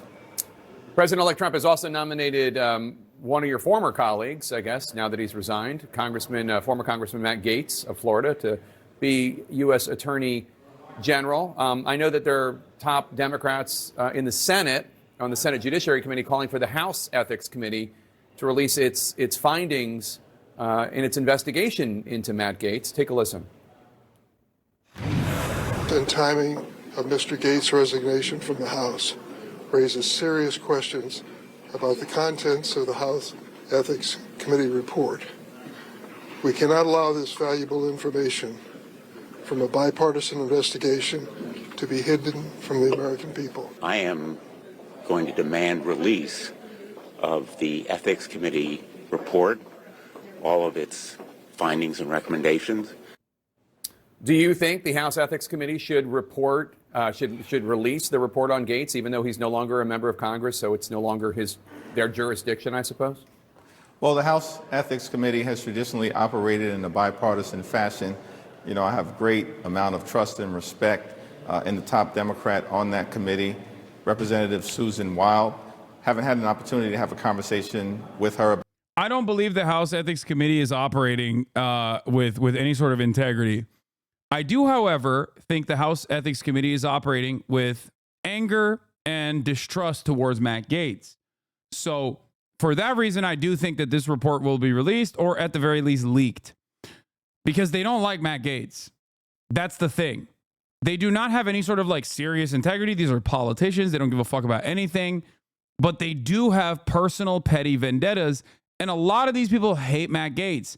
So I am relying, once again, on the pure resentment, the spite that they feel, and not necessarily their interest in like doing the right thing. Okay. Director of National Intelligence, Matt Gaetz as Attorney General, Robert F. Kennedy Jr. at HHS, Fox News co-host and decorated veteran Pete Hegseth at the Pentagon. Do you expect that they're all going to be confirmed? Well, I certainly would be surprised if that in fact was the case, based on some of the reaction from some of the moderate Republican senators to several of these selections. But at the end of the day, what's going to be most important is that both the House and the Senate commit to functioning as a separate and co-equal branch of government, and that we elevate the principle of being a check and balance on a potentially out of control executive branch. That is the vision of James Madison and the framers of the Constitution as to what we should be doing in the House and in the Senate. And House Democrats are committed to just solving the problems that the American people want us to solve, which first and foremost relates to lowering costs and making sure that we can help everyday Americans who are struggling to live paycheck to paycheck get ahead and not simply get by. And all of this that we're seeing over the last few days seems to me to be a distraction from the mission that all of us should be focused on in the context of. What is he? Who's he talking to? How are you so much younger than Nancy Pelosi, but you sound exactly like her? Hardworking American taxpayers. Democrats failed to win back the House majority yesterday in a closed-door meeting with the House caucus. You owned the loss. You told members the buck stops with me. Plenty of Democrats are already out there saying that what really... These guys are they like stuck? Did they all go into a coma in 2016? Like, is that what happened? Did they just go, do they go into a vat and they're just like permanently isolated from everything that happened in the past 8 years? It's crazy. They're speaking to a reality that does not exist. The House Republicans, we outworked up. The House Republicans. We outraised the House Republicans, but we've fallen a few seats short in terms of getting to the 218 that we need to reclaim the majority. And as a leader, it's important to take accountability for that fact and to figure out the path forward in terms of what we need to do better, what we've done right. And I'm going to tell you this. I talked to senior aides, staffers, okay? that are working with active politicians in the Democratic Party right now, and the things that I hear from them are alarming. Okay? The things that I hear from them are alarming. They are saying that these guys are completely checked out and don't recognize the issues at hand. Out of 31 who will return to the United States Congress, who won tough races, notwithstanding an adverse national environment. We're proud of the fact that we held 4 out of the 5 most competitive open seats. No one thought that that was possible, particularly. Have you seen the purple tie conspiracy? What? They're all wearing purple ties to be like, we're going to do bipartisanship? Is that why? Defeated House Democratic incumbents. And so House Democrats are going to be able to evaluate where we are and where we need to go. Rick Scott? And I look forward to leading that effort.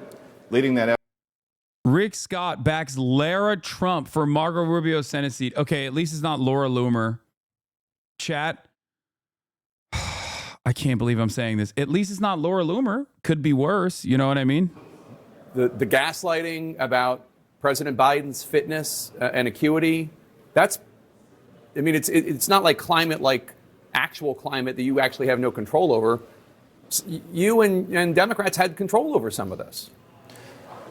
But what we've seen all across the world in every single advanced economy is a post-pandemic level of inflation that hit working class people hard. That's the reality of what the United States of America has confronted, what Western European democracies have confronted, and what advanced economies all across the world have confronted. And that related specifically to the shutdown of the economy as a result of a once-in-a-century pandemic. And when demand came roaring back, when the economy was reopened all across the world, the supply chain was lacking. That triggered levels of inflation that were unacceptable. And we've got to do a better job, of course, of working hard to lower food prices, lower gas prices, lower housing prices. And that's something that we're going to lean into.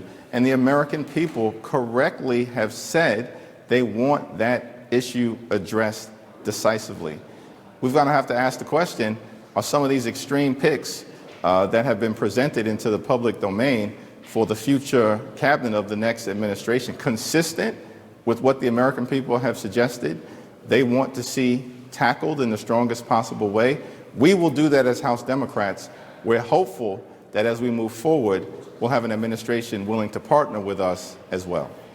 House Minority Leader Hakeem Jeffries, Democrat of New York. Thank you, sir. Appreciate it. Thank you, Jake. CNN's Maniraju is also on Capitol Hill. What he's hearing about the selection of RFK Jr.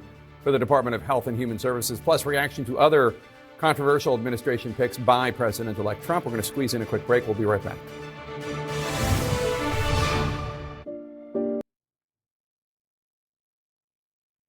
Let's get back to this RFK Jr. and the way that Trump's transition co-chair is talking about him. Most extraordinary thing, because let's face it, we've all heard on the news all sorts of sort of snarky comments about him. And I said, so tell me, how's it going to go? And he said, why don't you just listen to me explain things? And what he explained was when he was born, we had 3 vaccines, and autism was 1 in 10,000. Now a baby's born with 76 vaccines because in 1986, they waived product liability for vaccines. And here's the best one. They started paying the people at the NIH, right? They pay them a piece of the money for the vaccine companies. Wait a minute, let me finish. And so all of these vaccines came out without product liability. So what happened now? Autism is 1 in 34. Okay, amazing. Neither of us are doctors. Vaccines are safe. RFK, I mean, Why do you think vaccines are safe? There's no product liability anymore. They're not proven. Kids get them and they're fine. Why do you think they're fine? But because they're proven scientifically to be so. How about this? There was 1 in 10,000 people with autism. We all know so many more people with autism than had it when we were young. Oh, come on. Okay, I mean, his point is really interesting. But so here's what he said. vaccines don't cause autism, which is what RFK pushes, which is why people are concerned that he could get a job like HHS. And I don't even think he could get... He's not getting a job for HHS. What he's trying to do, here's what he wants to do. He said, I want data. I just want data because they block But the data's out there. Wait, it's not. They don't block it. You can look at it. It's online. He wants the data so he can say these things are unsafe. He says, if you give me the data, all I want is the data, and I'll take on the data and show that it's not safe. And then if you pull the product liability, the companies will yank these vaccines right off of the market. So that's his point. He's not trying to do anything but things that made sense. And look, this is not where I thought this was going, because Jared Polis just endorsed RFK. What? There is no fucking way. I'm excited by the news that President-elect will appoint Robert Kennedy. This is a meme, right? No, it's not. It's not a meme. It's a meme that Jared Polis is the governor of Colorado. Before you mock him or disagree, I want to share with you some quotes that if he follows through, show why I'm excited. Level the playing field for Americans internationally on drug costs. Cap drug prices so companies can't charge Americans substantially more than Europeans pay. Yes. Colorado currently has an application just sitting at the FDA for us to import low-cost prescription drugs from Canada, and we just need their approval. In some categories, there are entire departments. Dude, thinking that these guys are going to actually act out these populist desires that are genuinely helpful and not the bad shit is so delusional. I don't know how to begin to explain this to you. It's like thinking Matt Gaetz is going to be a fucking trust buster, dog. Wake up. Okay? Wake up. That's not the point. That's never the point. What are you guys talking about, man?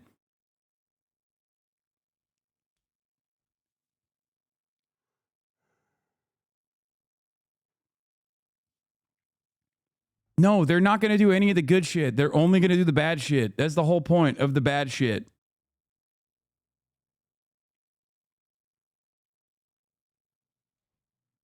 We got to get off pesticide intensive agriculture. Yes, we have tried unsuccessfully. They better protect people from pollinators from harmful pesticides here in Colorado. And we need all the help we can get, take on big chemical companies and improve human health and the environment.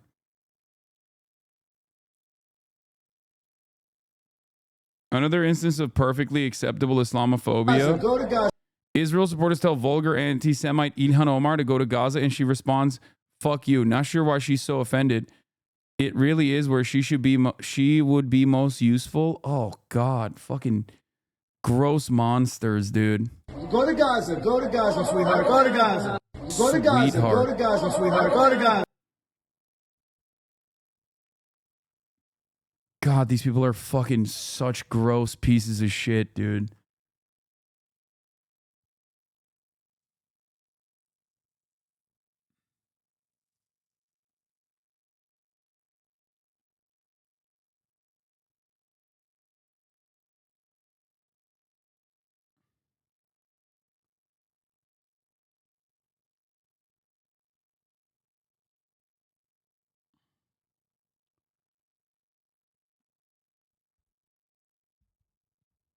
Holy fuck.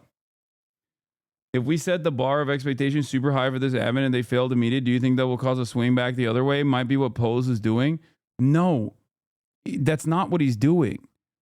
He's a libertarian r/neoliberal moderator, dude. He's just Reddit. He's Mr. Reddit. I'm not going to say what I want to say. Yeah, don't.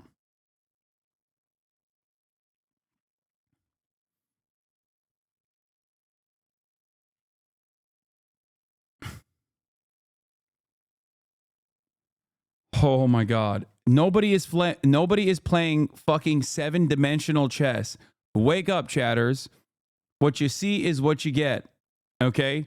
You have to understand. What you see is what you get. Donald Trump is not playing this like long con. Okay? He's very clearly going, I don't give a fuck if these people blow up these regulatory agencies. I actually am putting them there to do that exact same thing. Okay? And we will have a lot of people who are aligned with us that will make a shit ton of money. I don't even want to know who the Department of Education Secretary is going to be. Oh my God. I don't even want to know. It's going to be Marjorie Taylor Greene, dude. It's going to be fucking Marjorie Taylor Greene or like, oh my God, it's going to be MTG.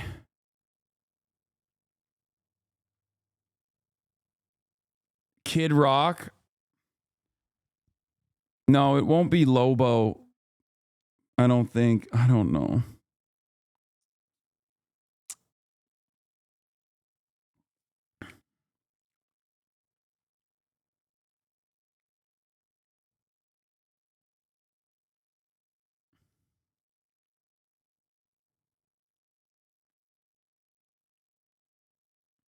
Laura Loomer for press secretary. Oh.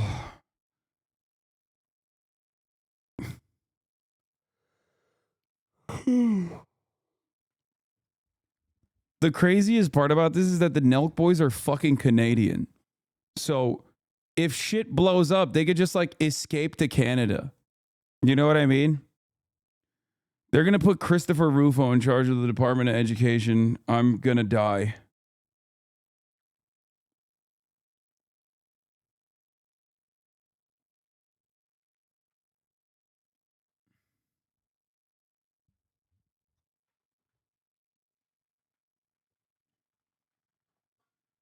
People are saying, oh, he's going to abolish the Department of Education. Yeah, but before he does it, he's going to put someone in the interim period to implode it from within. Dennis Prager, Libs of TikTok, Chaya Rychik for Department of Education. Oh my Lord, it is so bad.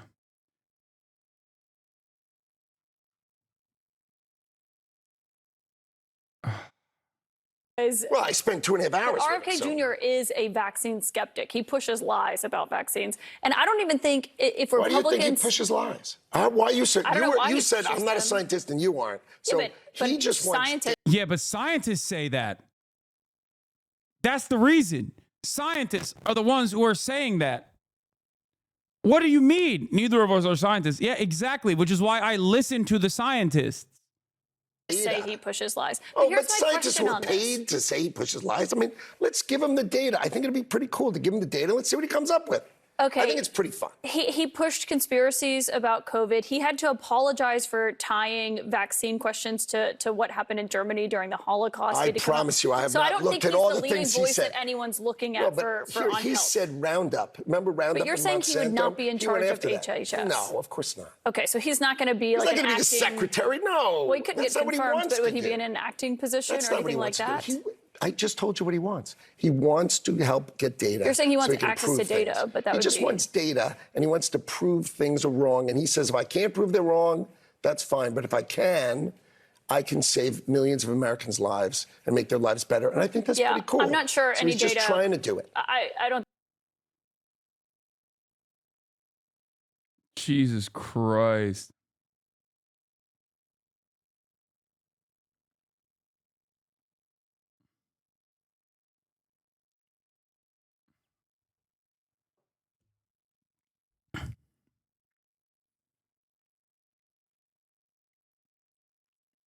How is he going to prove they are wrong with a super functional brain? Dude, it's over. The brain worm is officially going to control. Dude, that's the craziest part is that the brain worm won, okay? The long con is that the brain worm won. Now it gets to control the HHS. That's crazy. In Nazi Germany, it was meth. I wonder what these guys' like choice of drugs is that's like fucking up their brain. I guess lead poisoning.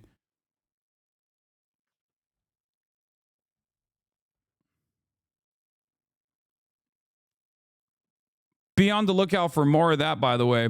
RFK is going to come out and be like, lead actually is very good for the brain. Many people are saying that lead poisoning is not even poisoning. It's more lead welcoming.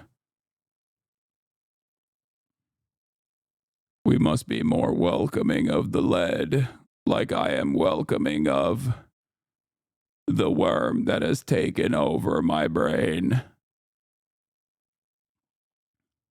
Yeah. Lead strengthening. Everybody knows that immunocomprophalocytes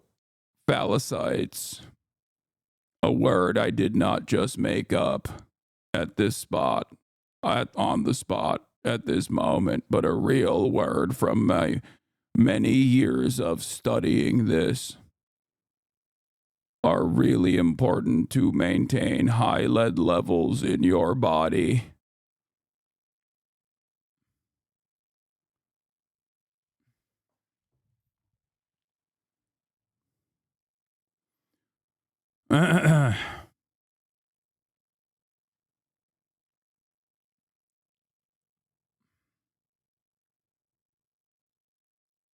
Elon is conducting international diplomacy with Iran has never been more Jover. It is so, yeah, it's.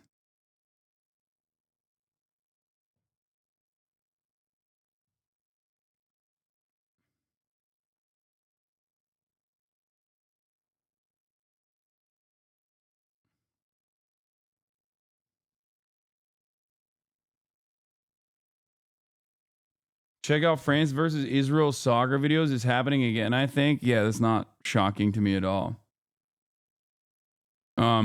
You are so toxic. He just wants what's best for us worms. I mean, humans. Yeah. Excuse me. I am not the brain worm controlling this human flesh machine. I am a human being. I'm sentient and certainly not a worm. And I think it's great.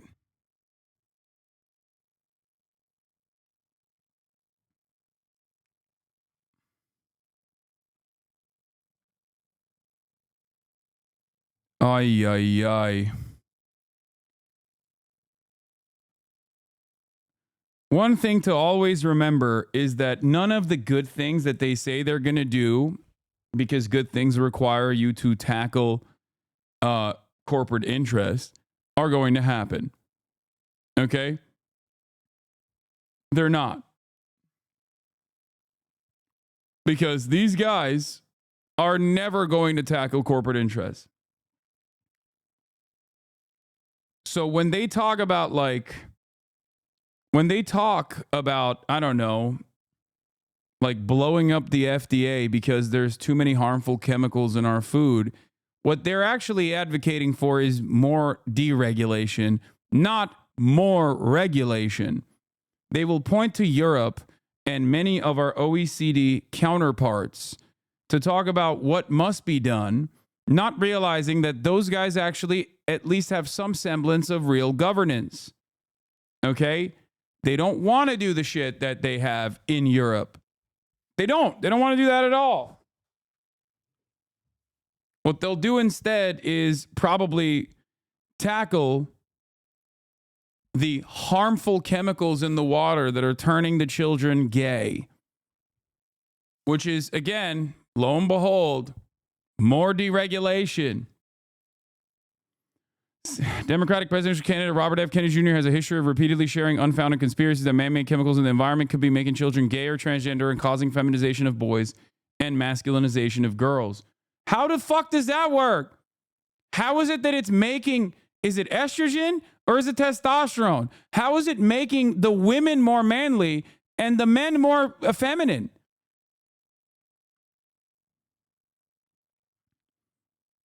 It's magic.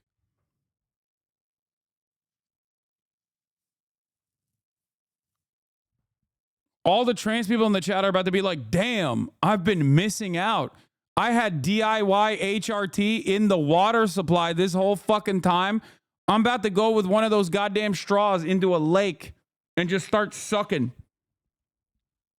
Didn't realize I could get it for fucking free, dude.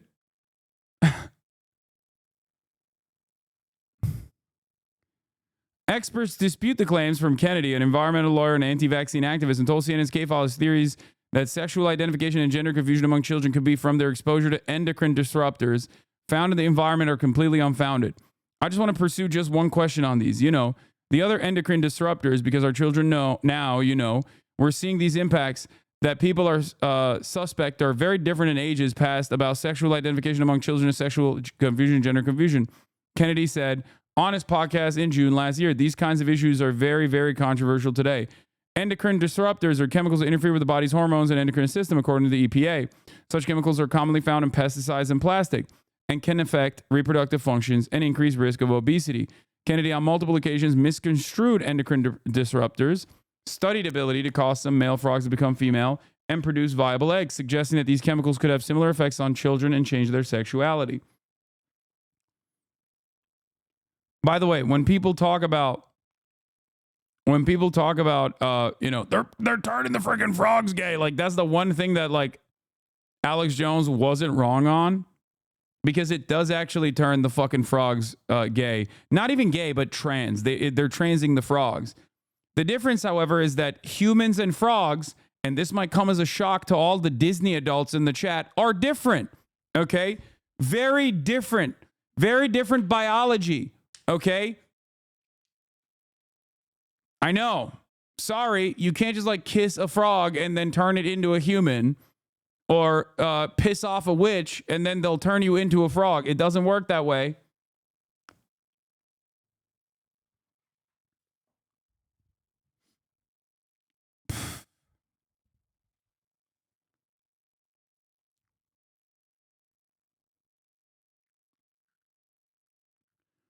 Oh. Anyway, CNN spoke to multiple experts who said there's no link between endocrine disruptors and children's gender and sexuality. While sex in frogs is determined by environmental factors such as temperature and chemicals, Dr. Andrea Gore, professor of pharmacology and toxicology at University of Texas Austin, said the sex of humans is determined at the moment of conception and cannot later be altered by endocrine disrupting chemicals. The basis claim that chemicals, particularly in tap water, could turn people gay has gained popularity with conspiracy theorists over the years, most memorably with conservative radio Alex Jones, host for Alex Jones, who said chemicals in the water were turning the freaking frogs gay.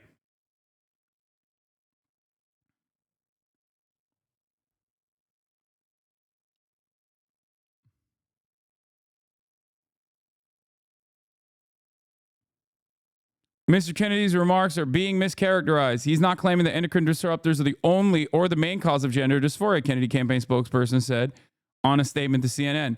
He's merely suggesting that given copious research on the effects of on other vertebrates, this possibility deserves further research.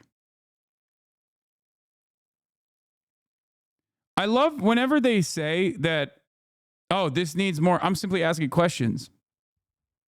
I'm simply implying it under the guise of simply asking questions. And the notion that is false here is that there isn't additional fucking research being conducted into the matter. And yes, of course there is.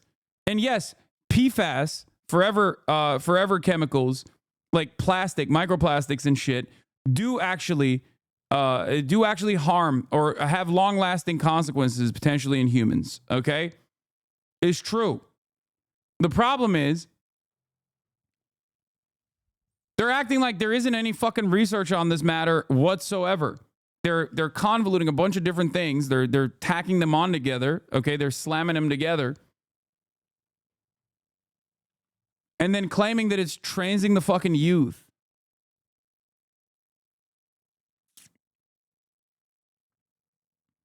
CNN's K-File reviewed dozens of appearances from Kennedy, both on his podcast and in other media in recent years, where he occasionally discussed the topic. Kennedy's been polling around 19% among Democratic voters in his bid to challenge President Joe Biden for the Democratic nomination. Kennedy made the comments, but this is an older K-File piece that was updated this morning, but it was from July 13th, 2023. Kennedy made comments multiple times between March 2022 and June 2023. If you expose frogs to atrazine, male frogs, it changes their sex, and they can actually bear young. They can lay eggs, fertile eggs, like the eggs that the worm in my brain laid, Kennedy said in the June 2022 episode of his podcast. And so the capacity for these chemicals that are just raining down on our children right now to induce these very profound sexual changes in them is something we need to be thinking about as a society. Atrazine, one of the most common herbicides, is an endocrine disruptor, though Gore said there is no link between these chemicals and gender sexuality in humans. I don't think people should be making statements about the relationship between environmental chemicals and changes in sexuality when there's zero evidence, she said. A study Kennedy discussed on multiple podcast episodes exposed male African clawed frogs to atrazine in a lab, castrating 75% of the male frogs and turning 1 in 10 males into females. On an episode of Jordan Peterson's podcast, a video which was removed from YouTube, Kennedy said the children are swimming through a soup of toxic chemicals. He further discussed how atrazine can chemically castrate and forcibly feminize frogs, saying, if it's doing that to the frogs, there's a lot of other evidence that it's doing to human beings as well. Kennedy did not offer any proof of similar changes happening in human beings. Dr. Linda Kahn, assistant professor in the departments of pediatrics and population health at New York University, added that comparing frogs to humans is an apples and oranges thing. It is not appropriate. What does she know? What the fuck does Dr. Linda Kahn, assistant professor in the departments of pediatrics and population health at New York University, know about the differences between frogs and human beings?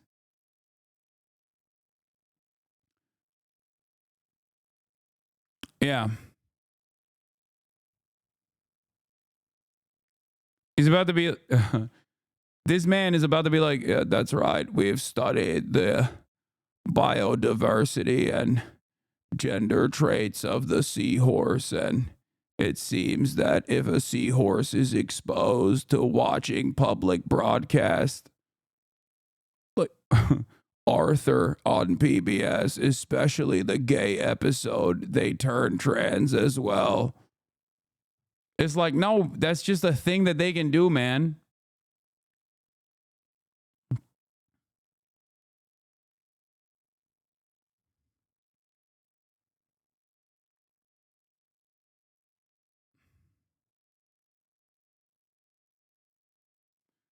Yeah.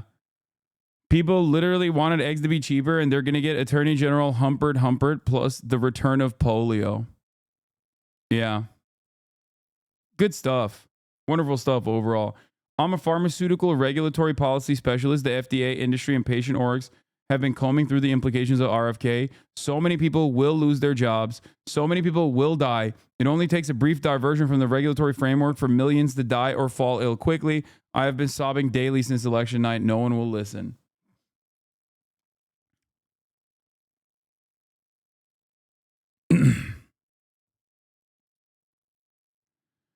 Oof. Hasan quoting CNN as gospel while not actually looking at research. Par for the course. I'm not saying it goes this far, but if you think chemicals directly affect health and brain, if you don't think chemicals directly affect health and brain, you are crazy. We do need some studies on this to see how far it goes.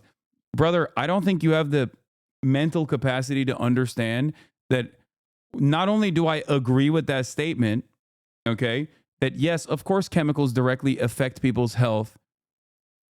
What the fuck are you talking about? I'm also taking it one step further and telling you that we are consistently studying the harmful impact of chemicals, including but not limited to PFAS. Now, the issue with that, okay, the issue with that is that while on the one hand, the regulatory agencies do play fast and loose and are a part of the revolving door between corporate oligopolies and the regulatory agencies, okay, there are still a lot of publicly funded researchers who are looking into this matter. It's like to claim that no one is looking into it is fucking stupid. You're just simply oblivious to that. This CNN piece is straight up asking the researchers who have looked into it. That's what journalism is. Okay, while CNN might drop the ball on many issues, right? And I talk about it quite frequently. They're doing journalism here. K-File is a great journalist, and he's doing journalism. Okay, this is what you do.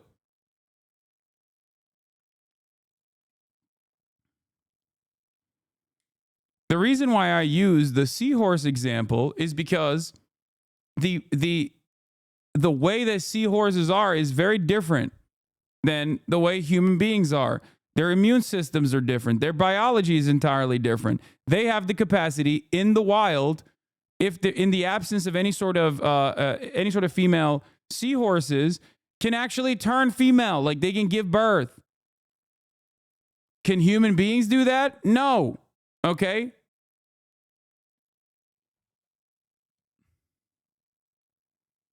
Shut the fuck up.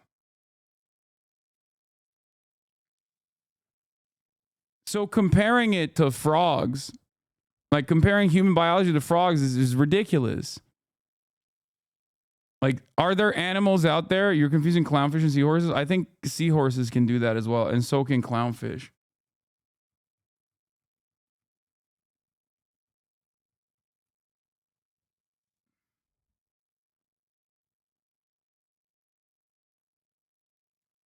This is not a criticism, and I hope you don't take it with an open mind. Is there any reason why you don't do the liberal pearl clutching similar to the hummus tier list, but regarding that terrorist or Twitch streamer game and everyone on Twitch who played it and promoted it, why should they not get banned for extreme racism and Islamophobia? Because I live in the fucking real world, and I know that nobody gives a shit about Islamophobia, which was my point originally. Okay? You can jump through a million different hoops to be like, wow, people don't like Sabra hummus and they're using that as a placeholder. It's like saying white people put fucking raisins in potato salad. That is the equivalent, okay?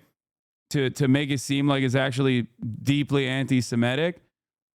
But nobody gives a shit if you're straight up like, yeah, all of these Arab Muslim, content creators who are pro-Palestine are all terrorists, actually. Look at how terroristic they are. Let's put a bunch of their quotes out of context side by side with Osama bin Laden to invoke the feeling in your mind that all of these scary Arab and Muslim sounding names are just like the other scary Arab and Muslims. That's it. Knowing full well that it does not fucking matter. I can't even, there's not really much I can do about that situation. I can't just like magically change people's minds, okay? It is what it is. It is the unfortunate reality of the systems that we live under, okay? I'd go fucking crazy if I tried to like every single day over and over again talk about how much unrestrained Islamophobia is seen as normal and permissible.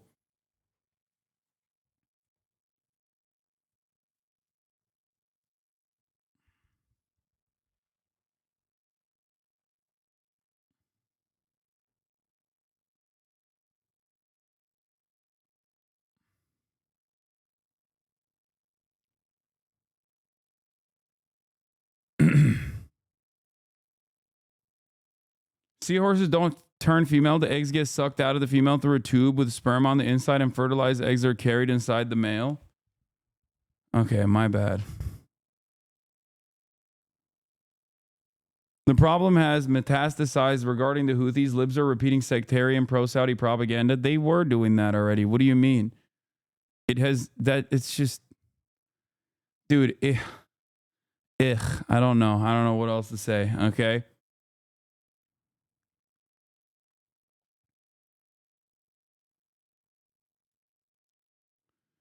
To be fair, atrazine is harmful and has been shown scientifically to affect sex hormones of frogs, vertebrates, which we also are. Even though there are obvious differences, there are also similarities, and there's not a lot of research on atrazine's effect on humans. I don't think it's a bad idea for more research on this topic. I work in a lab, by the way, and my professor was the leading researcher on atrazine.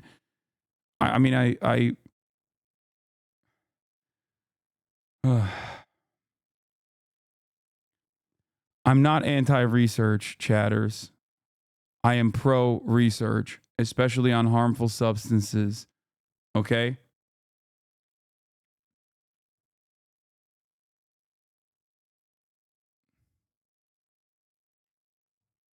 And there is currently research being conducted regardless. The worst part about this process is that whenever research on this shit is conducted, okay?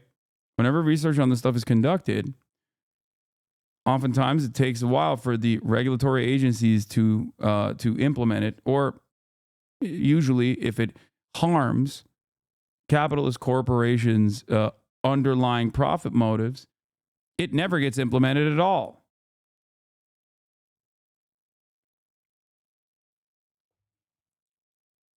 That's the problem, and that's what I'm trying to explain to you.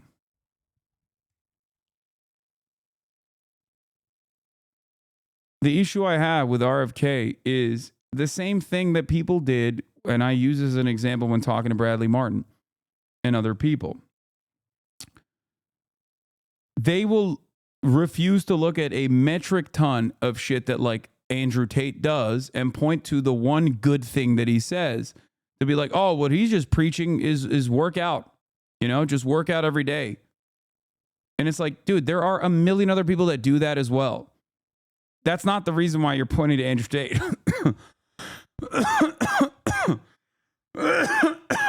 And it's the same shit with RFK Jr. There are a million people who aren't fucking quacks who are anti-medicine, anti-science. That I'm not sick. I just swallowed my spit. Okay, calm down. There are a million people out there, researchers, that aren't fucking anti-medicine or anti-science in general, that aren't weirdo psychopaths, okay, who are invested in this research.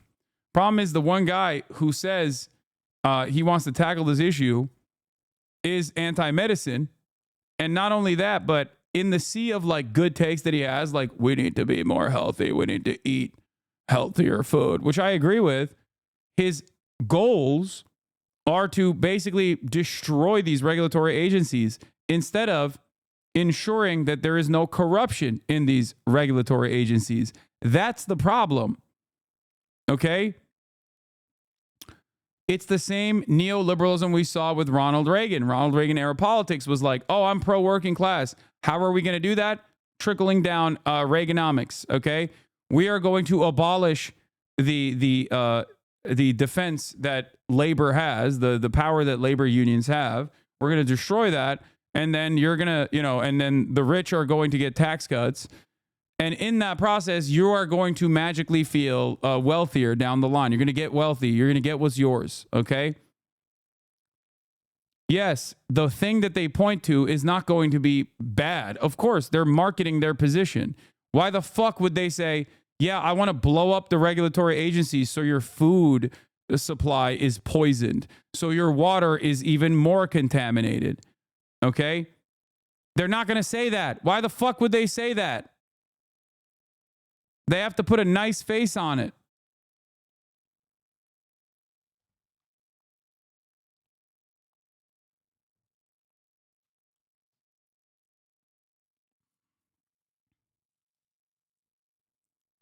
CNN's K-File reviewed dozens of appearances from Kennedy, both on his podcast and other media recent years, where he occasionally discussed the topic. Kennedy's been polling around 19%. Kennedy made the comments multiple times between March 2022 and June 2023. If you expose frogs to atrazine, male frogs to saying so the capacity of these chemicals are raining down our children. Oh, wait, we saw all of that already. Kennedy also said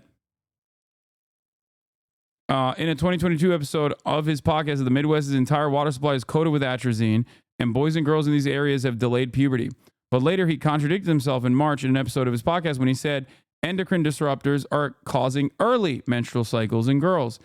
Khan said, while general studies on endocrine disruptors have shown effects on puberty, no study has proven if atrazine, the chemical Kennedy often cites, specifically affects puberty in humans.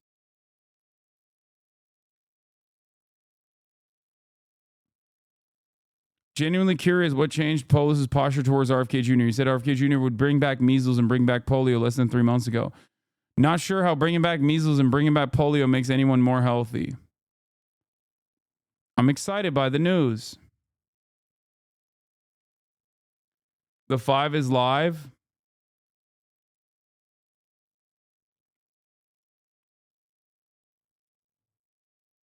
Okay, Junior, that's a very important position because you don't get school lunches from Health and Human Services. Right. That's all done through USDA, has a lot to do with the things that he cares about. Oh. So finding out who rounds out that package to me is what I'm waiting for. Wow. Well, those are a lot of words from someone who said, we'll see. We'll see. Yeah. All right, Jesse Tulsi, a person who was put on a list and tailed by Intel services through the airport, is now in charge of all the people that were following her. Is that a course correction or a reckoning? I love it. It's just like being at a party all week and all your best friends keep coming in. Tulsi, Vivek, good to see you. It's crazy. I can't wait to see who comes through the door tomorrow. Maybe it will be Dana Perino. You never know. No, You're keeping your options open, Dana. You said we'll see. I said only ambassador to Tanzania. Okay, we'll take that as a yes. Okay. Yeah, Tulsi, I like her because she's cynical. And that's what you need is someone that's managing the intel, because let's be honest, Greg, the intel people have not been great over the last, I don't know, 80 years.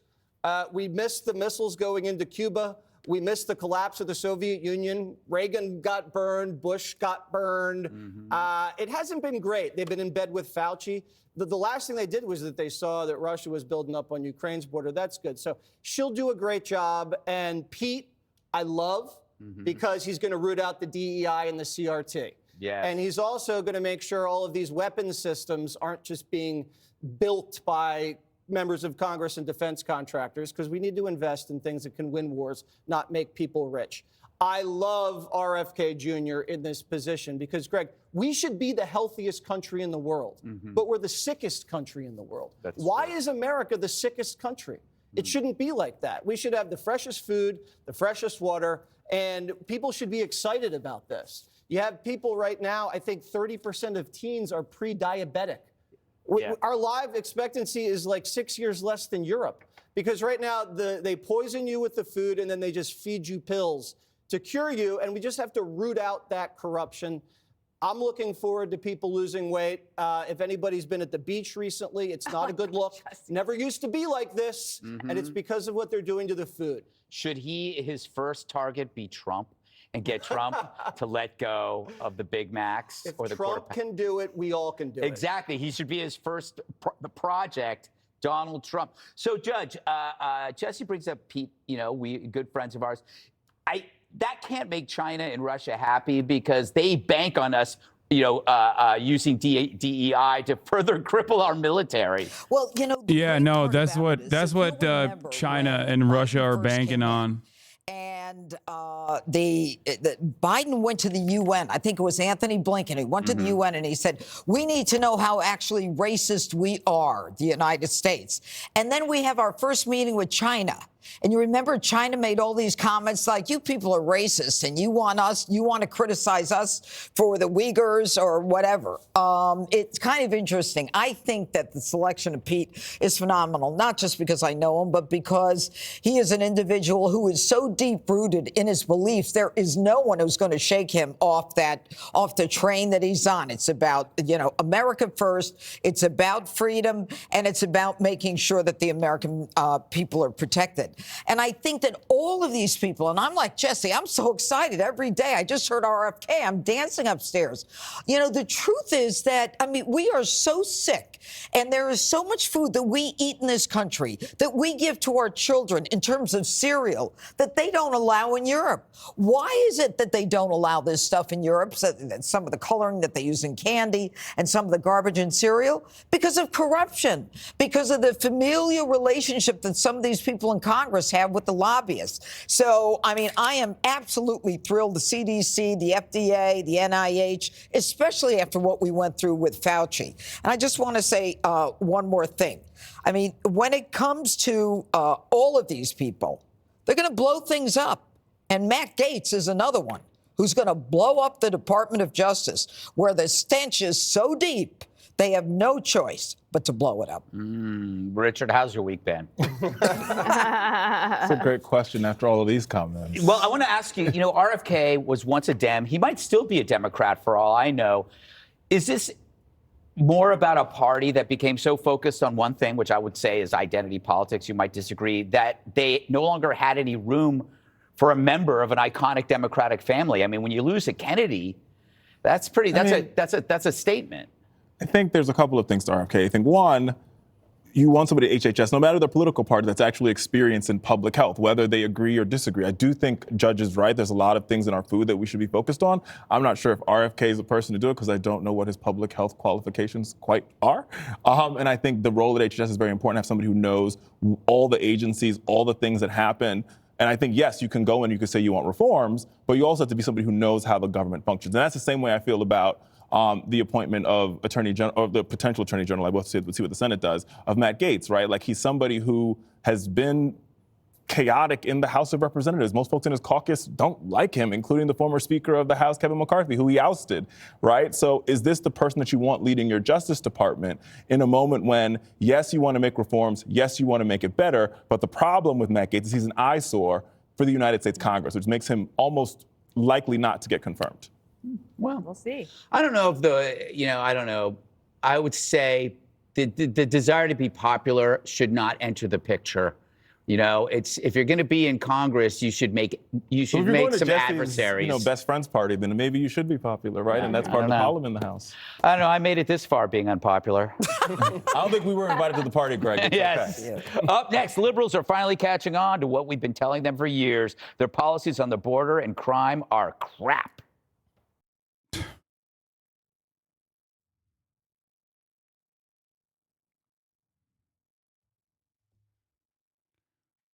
Why do they only talk like we're the only country in the world? We're more unhealthy, so why not just look at what Japan or Norway does, for example? Doesn't seem that hard. Excuse me, no other country exists until we can use that for some fucking racist purpose. You know what I mean? Americans forget that other countries exist whenever they're doing things that are objectively better than ours. Like, ask an American about healthcare. They're going to be like, oh, I don't know about that. This socialism healthcare shit. And it's like, okay, well, you know, there are plenty of countries that have actually developed socialized medicine structures, and they are quite successful. As a matter of fact, countries that are infinitely poorer than ours, okay?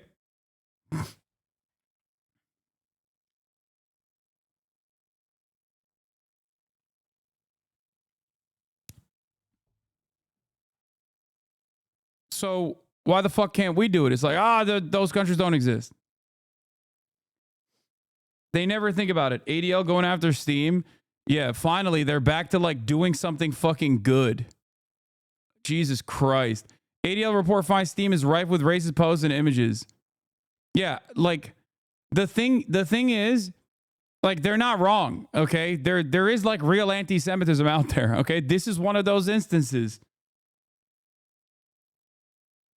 I'm just shocked that, you know, they weren't so fucking busy with, they weren't so goddamn busy with Twitch podcasters and shit that, you know, they have been able to identify real existing anti-Semitism again. Yeah, why not do Twitter? Why not do Twitter next, ADL?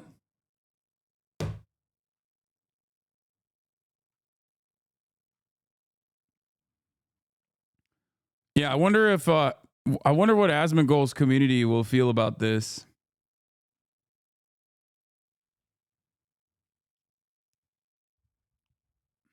Japan and Poland might be maybe first world countries, but we are a zero world country, a backwards country. Like those would understand the needs to consistently kill off our people on planet. Yeah, you're wrong, Hasan. Other countries don't exist until they find out they got oil and can blame it on terrorism. Yeah.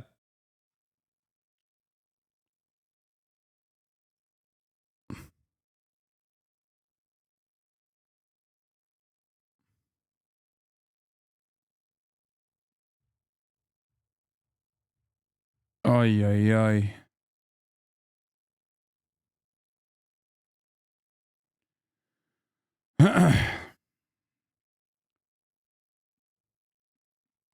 I saw this though. I saw this report.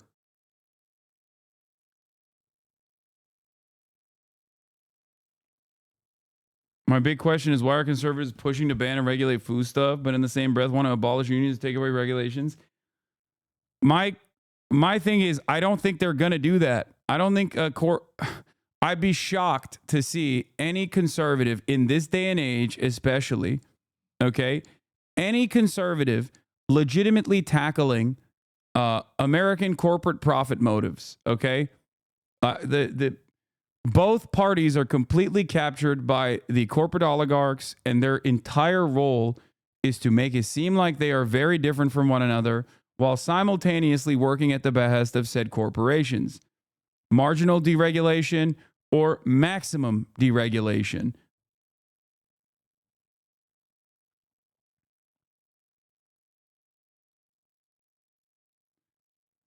Gamers talking shit online to one another and trolling isn't the same as real racism. The report just lumps. Oh, we are so 2016, baby. Let's go. Gamers talking shit online to one another and trolling isn't the same as real racism. The report just lumps every troll post from an edgy kid with the real racism. Does it exist? Yeah, of course. Even you have racists in your community. They're everywhere. Yeah, I think I found one. But I highly doubt that most people making racist jokes are really actually racist. You think there aren't actually fucking straightforward, rabid anti-Semites in the gaming space? Like, have you met a gamer? What are you talking about? There are literal fucking Nazi games on Steam, brother. What are you saying right now?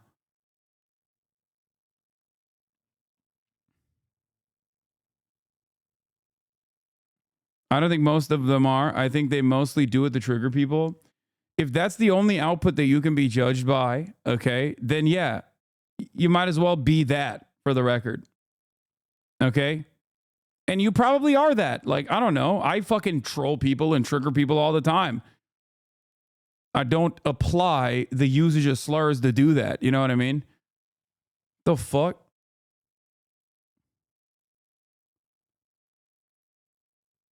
Hitler waifu. Hitler is my crush. Hitler my friend. Sniper Elite V2 kill Hitler with 2 rifles. Fuck Hitler. Well, that one is free at least. We've defeated the Hitlerian politics here. Let's not say the line about baby settlers again. That's so funny. In a conversation about real existing anti-Semitism, this guy literally had to go back to like October 2023 in an improper context. I will repeat it once again. Under no circumstances should you be able to kill babies, okay? Unless we're talking about abortion, in which case I'm for it, okay? Dumbass. Using Daily Mail Co. UK. Okay, bot is devolving. Bot is broken. Look at this. Look at this. Look. Baby settlers. Baby settlers. No, dumbass. The entire point is that you shouldn't be able to kill baby settlers. And that's why I'm an advocate for one state. I think it would be cruel and unusual to fucking forcibly deport 750,000 people from places that they live. If they voluntarily leave because they don't want to live around Palestinians, that's one thing. Actual fucking bot.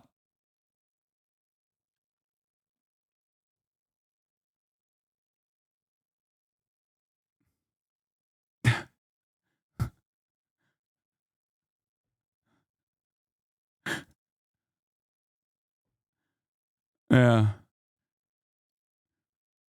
I start talking about Nazis and this motherfucker came in immediately.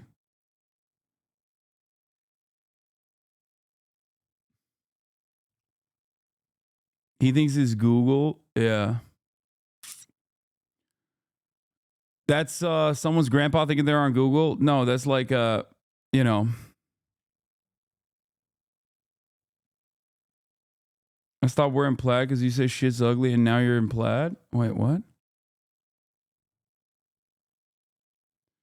It's so funny because that clip has been completely twisted and misinterpreted and reiterated by the guy you literally said it to. What a snake. Yeah. It's cool though. What are you gonna do? I kill the babies by fucking self. I'm finna be hustling abortions. I got 3-5 abortions, quarter abortions. Hell, I got zip abortions. Fuck you mean? How I'ma do it? I'ma knock your ass out, spit in your booty. No way, that's a different technique. But shit, fuck. Jesus Christ.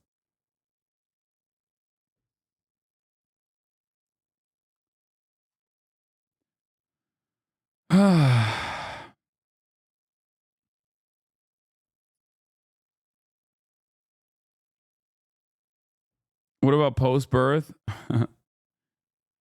Ay. People are... I think one of the most annoying aspects of just like online space, online commentary and its reception is like when people do the, I am going to refuse that my ideological opponents are capable of making a joke and they are saying everything with full sincerity. It's so goddamn annoying.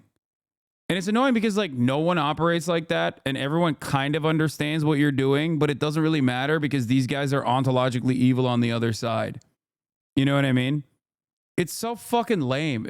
Like who? What do you mean? You know? What are you saying? That and the I'm purposely misunderstanding you and now it's actually your problem and now it's actually your fault.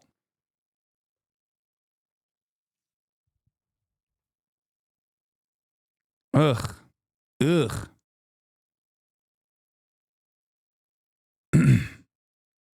Wonder if the ADL will have something to say about Sebastian Gorka being in Trump's cabinet, considering that he wore a Vitesse Rend pin to the Trump inauguration. You know, the paramilitary group in Hungary that actually rounded up Jews in Hungary and collaborated with the Nazi government. I wonder if they'll have an issue with that. Probably not, considering, you know, the Trump administration is super pro-Israel.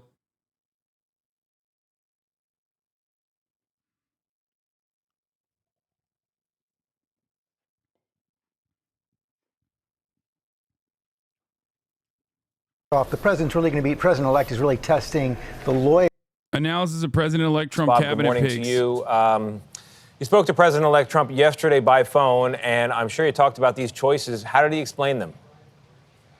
Good morning. I called President-elect Trump yesterday and spoke to him, also spoke to top Republicans. And it's evident that by looking at many of these picks, he wants some established names like Senator Marco Rubio for Secretary of State. But when I told President-elect Trump it seems that he's aiming for disruption, he acknowledged that he is when it comes to picks like Tulsi Gabbard for Director of National Intelligence, Matt Gaetz for Attorney General, Gabbard, a former Democratic Congresswoman, Matt Gaetz, now a former Republican Congressman from Florida after his resignation. You're looking at someone who has deep skepticism in President-elect Trump of established Washington, and he believes he has the political capital to not only shake up these institutions, but uproot many of them in terms of the culture and the way they're run.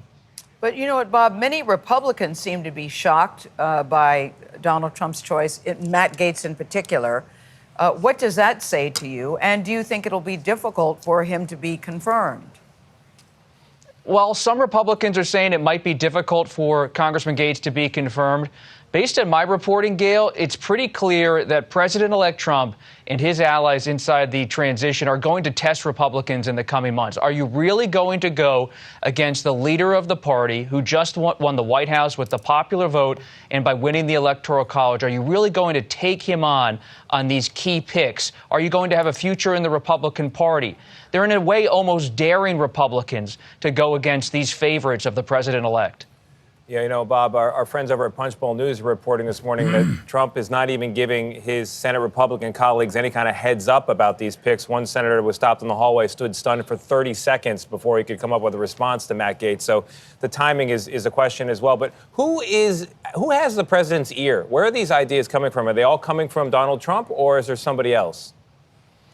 Everybody and no one has influence here. Mar-a-Lago is a fluid place right now. Those who are there, those who have been there, they tell me that they're able to often get access to President-elect Trump. They can see him on the patio. They can pull him aside for a conversation, or maybe try to talk to Susie Wiles, the incoming White House chief of staff. But at the end of the day, President-elect Trump, I'm told, keeps his cards close to his vest. He's not telling everybody about how he's looking at what he calls brand names for different people, for different positions. He's not telling everybody about the full spectrum of options he believes he has for some of these key positions. All right, Bob, thank you very much. President-elect Donald Trump has offered Robert F. Kennedy the role of Secretary of Health and Human Services. Let's go live to CNN's Kristen Holmes, who's in West Palm Beach for us near Mar-a-Lago. Kristen, clearly a controversial set of picks for Donald Trump in recent days, and now RFK Jr. tapped to be the Secretary of Health and Human Services, despite his track record of peddling conspiracy theories.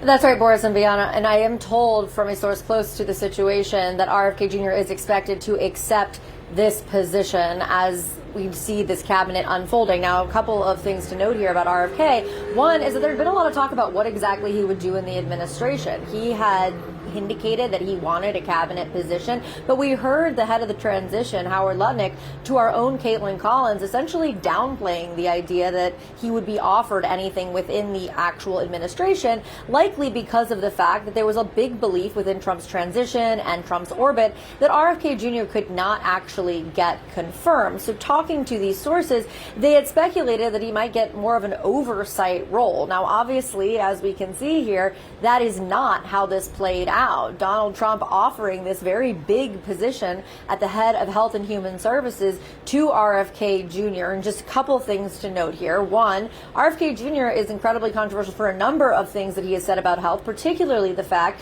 that he has questioned vaccines. He has said that vaccines lead to autism, something that there are no studies that back up.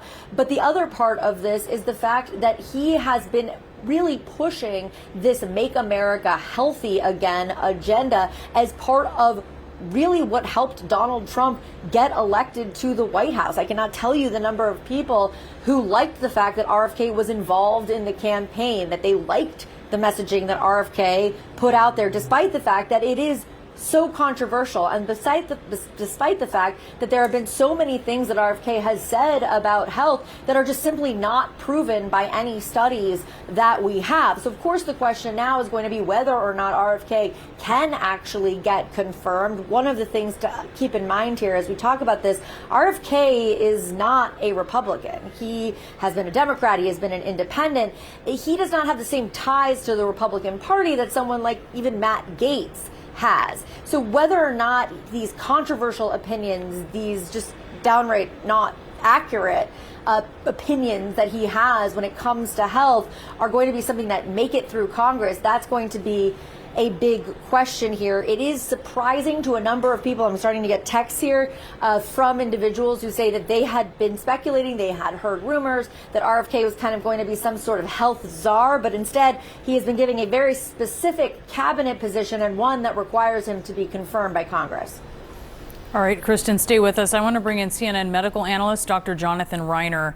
What do you think of this news? RFK Jr., the pick for Health and Human Services Secretary. Well, it seems to be that he fits with the pattern that we've seen this week, which is the hiring of people that are not just unqualified for a particular cabinet post, but unfit. And as we've already, heard in this segment, Mr.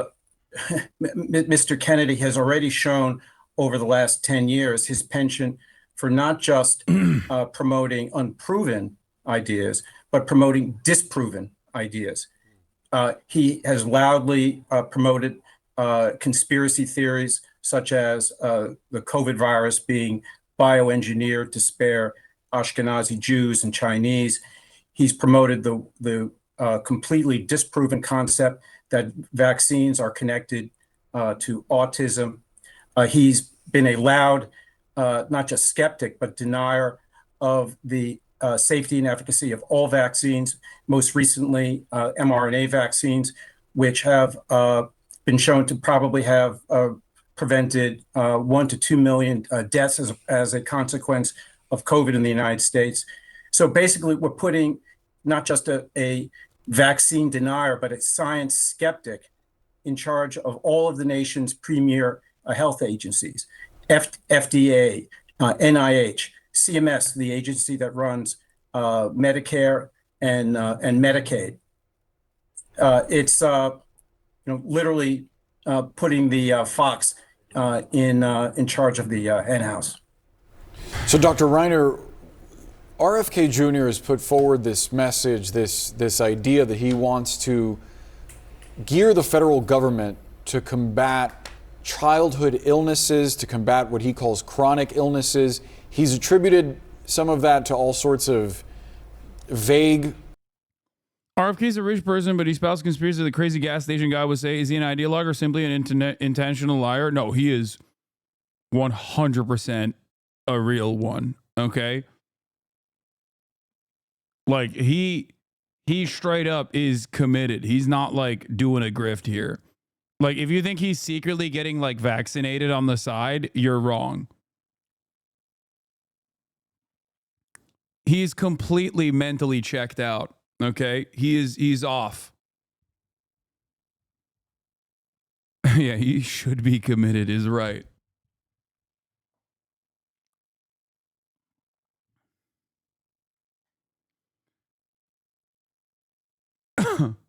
He's an example of why boomers should not be allowed to smoke anything stronger than mids. These people can't handle that gas. RFK off that Galaxy gas, dude. Causes related to food and oils. I wonder what kind of impact you think having him as the Secretary of HHS could have on just everyday American life. You know, I think that a lot of good can come of somebody promoting a more healthy diet in this country. We've certainly seen an epidemic of obesity. And I think that approach is welcome. But his well-documented, very, very loud promotion of theories that cause a great deal of doubt in people's mind about the efficacy of vaccines is incredibly dangerous. If you want to see an example of what happens when you hire a vaccine a skeptic into a post like that, just look at Florida. When Ron DeSantis hired Dr. Joseph Ladapo in 2021, someone who was associated with a group called America's Frontline Doctors, a group devoted to vaccine skepticism, when they brought him to Florida in 2021, the rates of vaccinations for kindergartners plummeted over the last 3 years. So we see what the impact can be on people who are, you know, maybe they're uneducated, maybe they've read things online that concern them, and those kinds of doubts are amplified when it comes from someone with such a large soapbox and a very famous last name. Yeah. All right, Dr. Reiner, if you could, what are we hearing in our ear?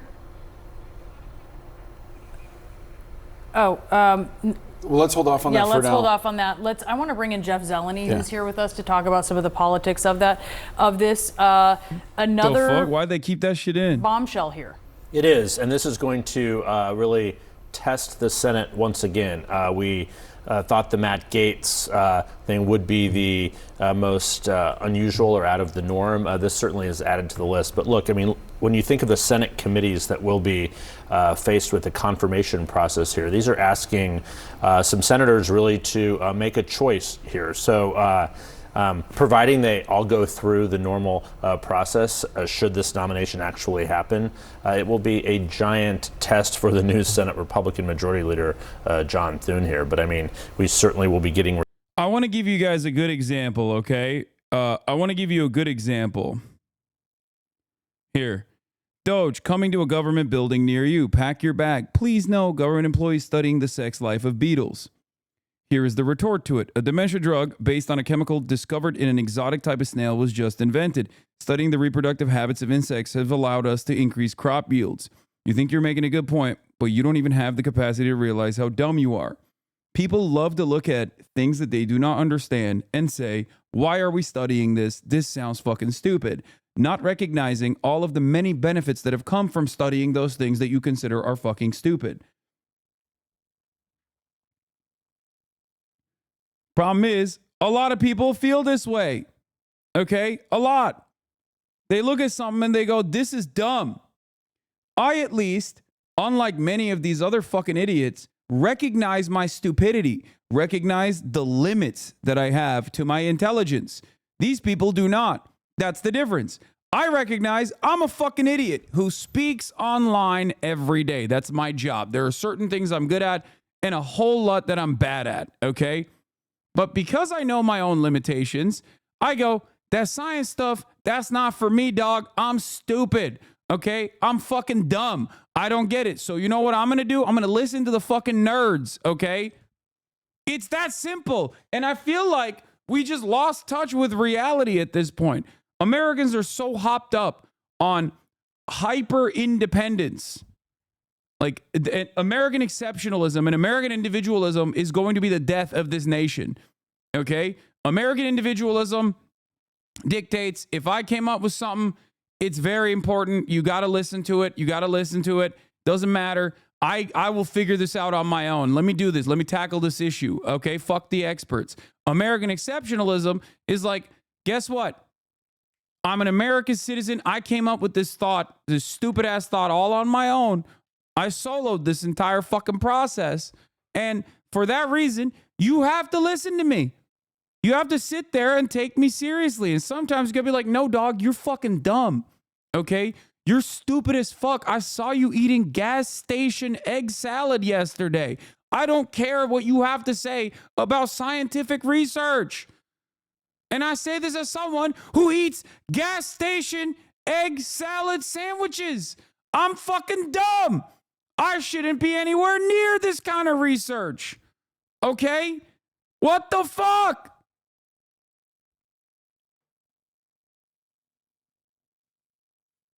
It just does not make sense. It doesn't make sense that motherfuckers are like, I came up with this on my own. Okay, I'm an autodidact. No, you're a fucking auto dumbass, dude. You're not. You're not an autodidact. Shut the fuck up.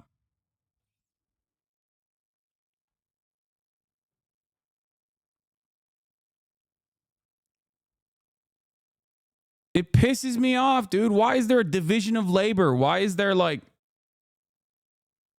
why is it that we have specialties? Like, why are people going to school at all? Just ask random dumbasses that you see on the street what they think about vaccines and just let that guy dictate policy. Fuck it, dude. Years and years of study, years and years of research. Throw it out.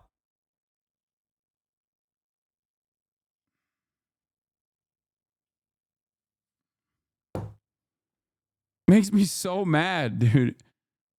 Perhaps you would consider that RFK Jr. did research and is now an expert? Yeah, exactly. Hello.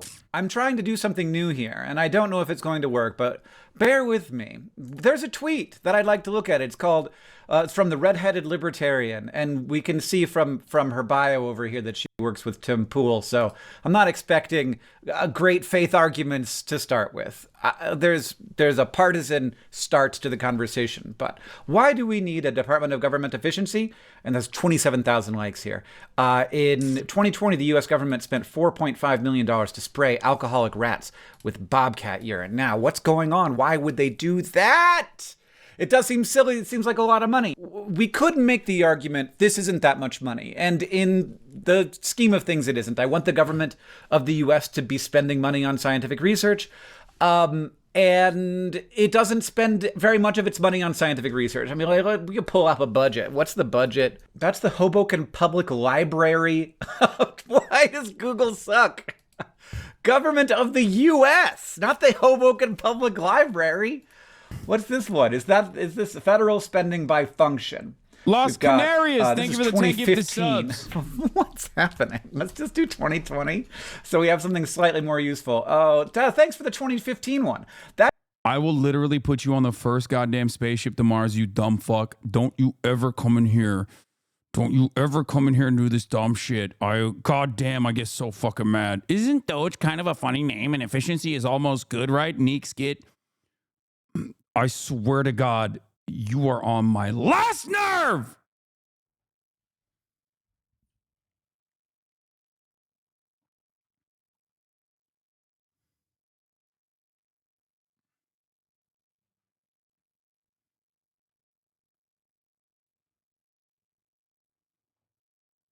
We're literally tackling the issue head on here, okay? We're looking at why dumbass is going, we're going to cut certain types of spending because it's so stupid. Why is this stupid? Because I decided it sounds stupid. Why? That can lead you astray. That's the whole premise of this fucking video. We are literally answering your goddamn question, okay? That's the reason why I clicked on a Hank Green video. You understand me? That's the point. Shut the fuck up, buckle in, and learn something, okay? That sometimes when things sound stupid to you, okay, and you go, why don't we make this more efficient? Maybe there's a fucking reason for it. That's freaking awesome. I love that. Why do we suck? Where did my taxes go? These people would not have made it out the caves, dude. I swear to God. Modern medicine has gone too far, I think. RFK Jr. is right. I'm anti-medicine. It's keeping the dumbest motherfuckers alive, bro. I swear. It's gone too far. I'm on board with RFK Jr. now. Okay? That's it. We're done. We're done. Too many people are surviving. It's over. Bro, why do you have to consistently demean them, though? Because they're a fucking troll, dumbass. That's why. And sometimes I got to yell at somebody. What am I supposed to do here? We're literally, we not only did I start talking about how it's so dumb for random people to look at a thing that they don't understand and go, I don't understand this. Why does it exist? Instead of like examining why it actually exists and just taking a position that it must be eliminated, okay, and how stupid that could be. Instead of just buckling in, your immediate solution, your immediate thing is like, well, I like efficiency. Yes, dude, everybody likes efficiency, okay? They are never going to present something in a bad way, okay? Do you understand that? They're not going to be like, we are creating a department so that I can, you know, take away veterans' health care, okay? They're not going to be like, fuck veterans openly. But that's what they're going to end up doing. Do you understand? But they're not going to sell it as that because even they are not that fucking stupid. That's how it works, man. I don't get it. Why didn't they call it the Department of Melting the Poor?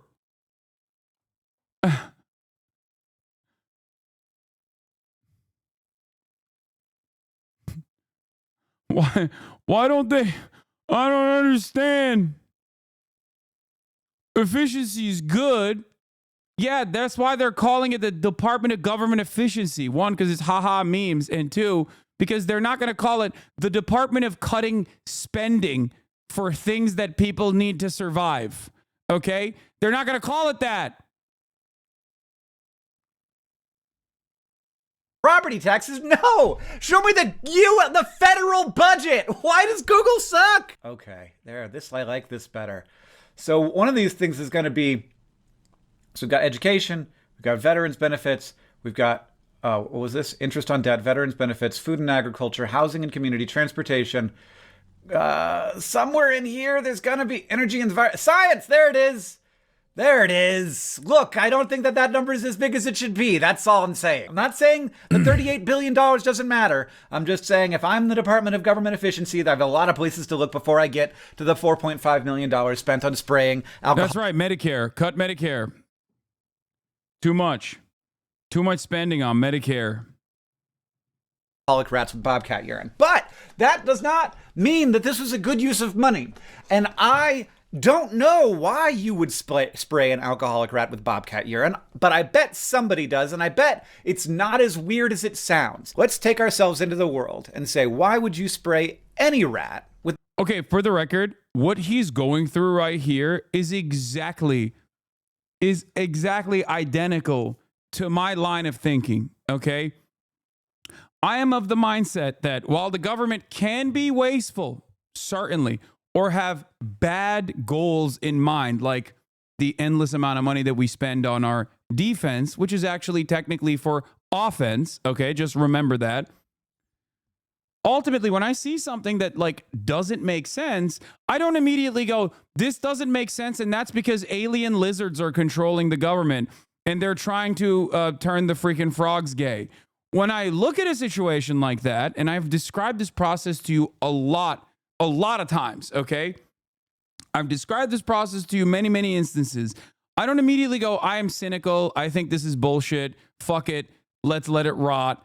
I go, I wonder what the reason is. I wonder why this thing that sounds insane, $4.5 million to spray alcoholic rats with bobcat urine, that sounds insane. We both understand that sounds crazy, okay? I wonder why the government is doing that, okay? And then I investigate why the government is doing that, which is what he's going to be doing right here. I think you're describing critical thinking. I know, but it's better to just walk people through the steps of how this works, okay? Right.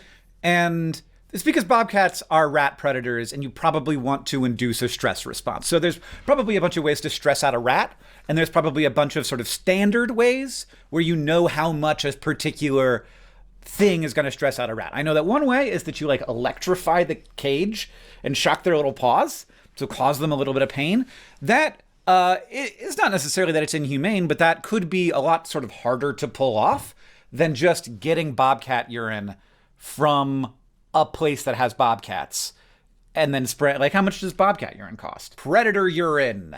Oh, love that. I love what? Wait a second, talking with the P-man. So yeah, you could pick up a 64-ounce growler. Oh no, I would have used that word, of bobcat urine for $125. That's easy. You could do it in a number of different labs. So if you want to repeat the thing, you just go to the P-man and you say, hey, pick me up a little bit more bobcat urine. You spray it with this sprayer. It's the same thing. This is, I almost guarantee you, why they sprayed the alcoholic rats with bobcat urine. It wasn't to see like what happens when you spray an alcoholic rat with bobcat urine. It was to intentionally induce a stress response to see what would happen.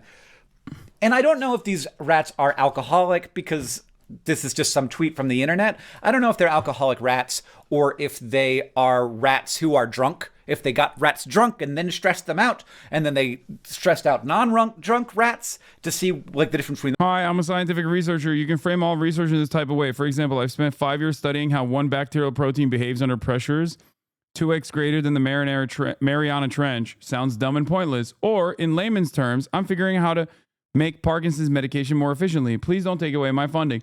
Marinara Trench. So that is the point, right? Like the example I use always, and this is a technique that Republicans use so fucking frequently when talking about like medicine that they don't like. Okay, I'm going to just categorize this as medicine that Republicans don't like. Republicans don't like HRT. Okay. Well, they do like HRT when they're taking it, right? They just don't like HRT when trans people are taking it. So they describe the medical process in the most gruesome ways possible, okay? Now, you can do that for every single instance of medicine, okay? I can do that for open heart surgery. If I were to describe to you the process in which you have to cut someone's fucking skin open, okay, and dig deep, break their fucking rib cage piece by piece, pull it apart, okay, and then go in there and cut open their fucking heart, you'd be like, that's gruesome. We should stop that. We should stop that. What do you mean people are using a bone saw? I thought only Mohammed bin Salman's most loyal soldiers use that in an Istanbul embassy against journalists that they don't like. What? Ban heart surgery now. Ban it. I'm scared. Okay? That's fucking barbaric, right? When you think about it, it's barbaric. It's also a necessity, a medical necessity. Okay? We cannot operate on the whims of fucking idiots. Do you understand? We can't do that. We have a long practice of doing just that, and we look back at history and we dunk on those guys. Okay? Like, we love turning around and being like, these fucking idiots. Like, they punished my man for saying that the earth revolves around the sun and not vice versa. How fucking stupid were these guys who were controlling the fucking institutions, man? What a bunch of dumbasses. And then without even a shred of fucking irony, we turn around and do the same shit.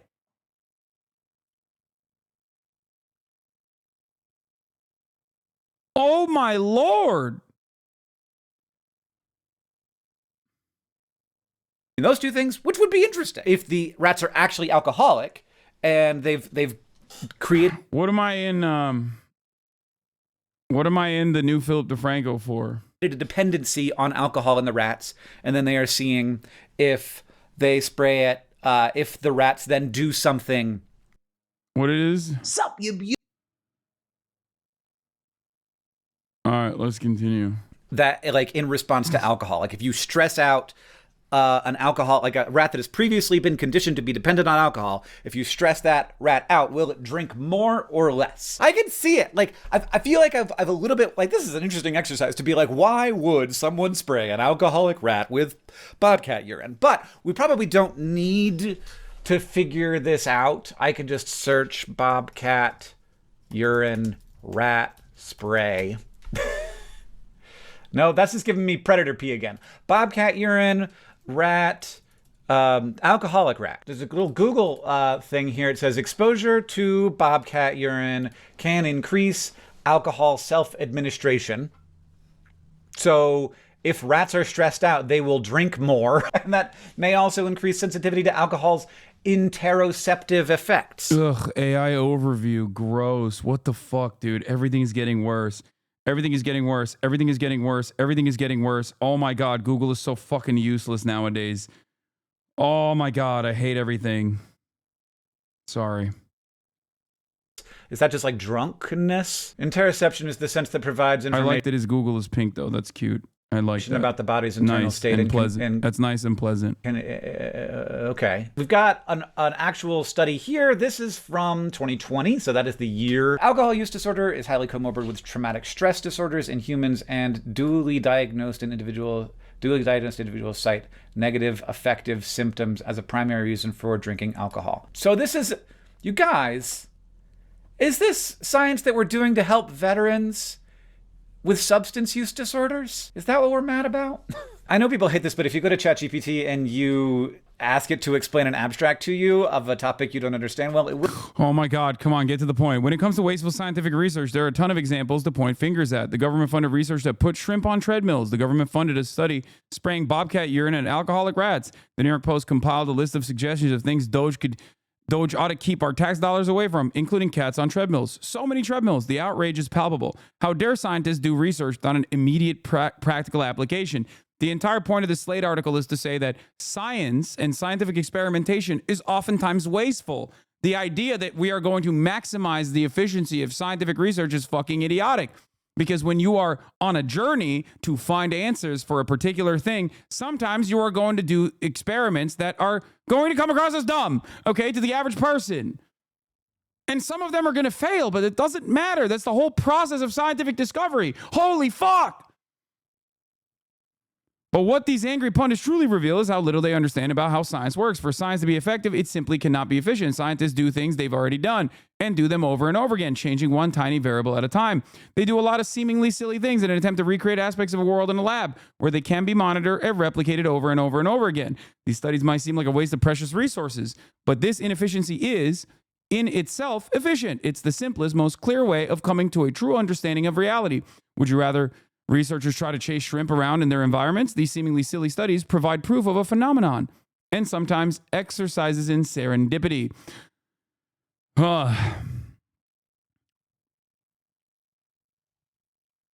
Here. Where's the second mention of Bobcat in the article? Okay, yes, maybe you still have questions about the bobcat pee thing. People seem very upset about the idea of the government spending money spraying bobcat pee on rats, but here's the thing. There are many rodent studies that waft bobcat pee, cat hair, fox odor, and more at mice. If this sounds silly, it's because you are not thinking like a mouse. Predators stress out cats. Predators stress out mice, cats, bobcats, foxes, mouse predators. Those wasteful studies were studying the effects of stress on rats and how that stress might be increased if those rats had a lot of previous alcohol exposure. It's not about giving rats nightmares.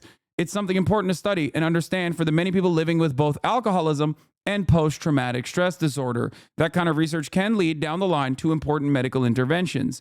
Rats have an immune system that is close in similarity, and it's an acceptable fucking victim to Americans and just global scientific experiments. And given the similarities within the rat immune system and the human immune system, a lot of medical research is conducted on rats originally, because it would be fucking insane until we go full Hitler on conducting these sorts of torturous experiments on human beings. Like I said, until we go full Hitler, and then we'll probably do that. But then it'll be allowed.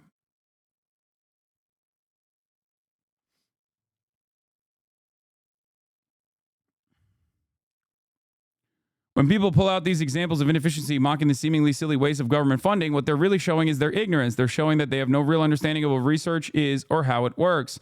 And if basic research is stripped down, streamlined, or tossed entirely in favor of efficiency, it will just not be scientists who suffer. It will be all of us.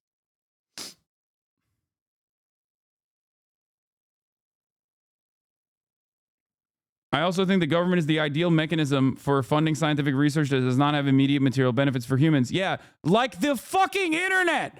There is no profit to be had in zoological research, and it doesn't directly impact humans, but it's still important and good to know to expand our knowledge base of the world around us. It's so fucking short-sighted to be mad at this.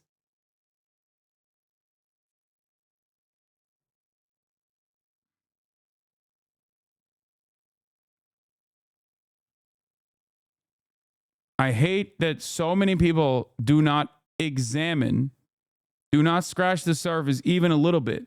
They don't even care to examine why certain things are happening. They don't. They just go, "Oh, that doesn't make sense to me. Fucking kill it." It sucks. It's very stupid. It's very frustrating. And in an era where narrative is more important than the truth, okay, and critical thinking is not necessarily valued or even taught, we are becoming dumber and dumber as a direct consequence of that, and we are advocating for our own demise every single fucking day.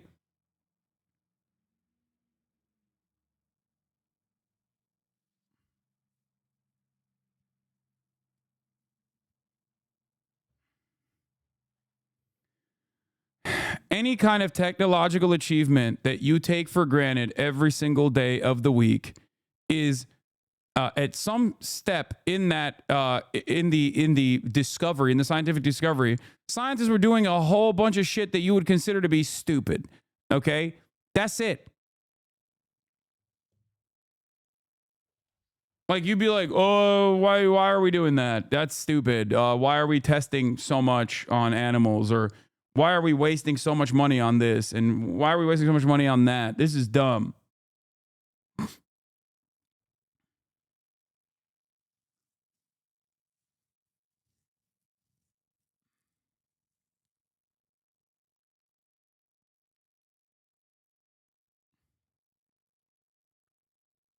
Anyway.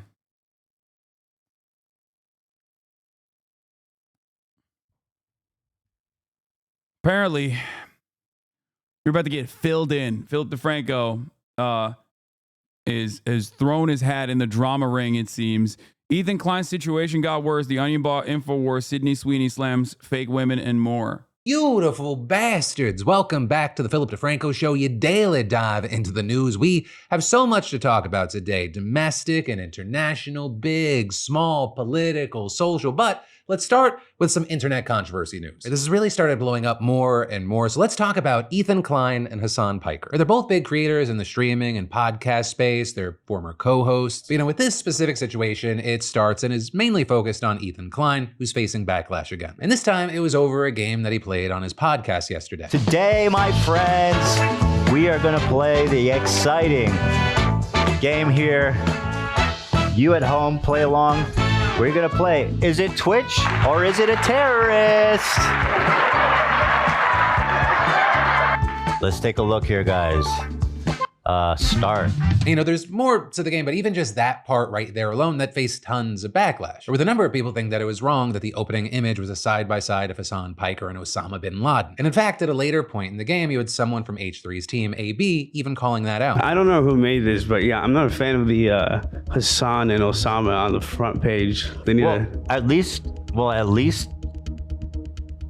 if they're going to compare them, I'll guess. And so with all this, it appears that they were playing a game from a website called twitchorterrorist.com. And to play, you had to read quotes and guess if a Twitch streamer or a terrorist said it. And they all ended up being Twitch streamer quotes, mostly from other creators by the name of Sneeko and Myron, who've been heavily criticized for anti- They're not even, for the record, these guys aren't even Twitch streamers, okay? And yes, it is fucking insane.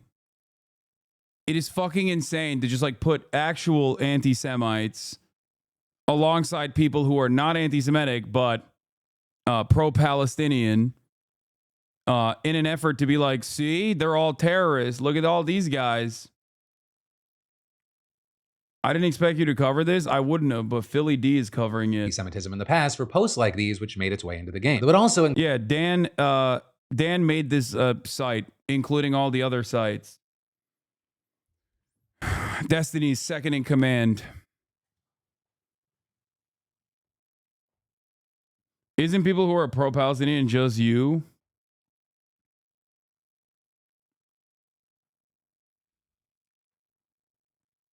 No, not Dan from H3 chat. What are you, crazy? No. Dan fucking Saltman. The saltiest motherfucker on the planet. Included one post each from Hasan and Frogan, who's another creator Ethan's called out and feuded with in the past. But again, most ended up being from creators Sneeko and Myron, so he ended up closing the game by saying, You're right, though, that game sucks. It was just not enough variety. It didn't prove anything, because all the anti-Semites was just like Myron and Sneeko. And so all that happens, but then once the clips... Damn, I can't believe that they couldn't find anti-Semitic quotes of me. Perhaps because I'm not an anti-Semite.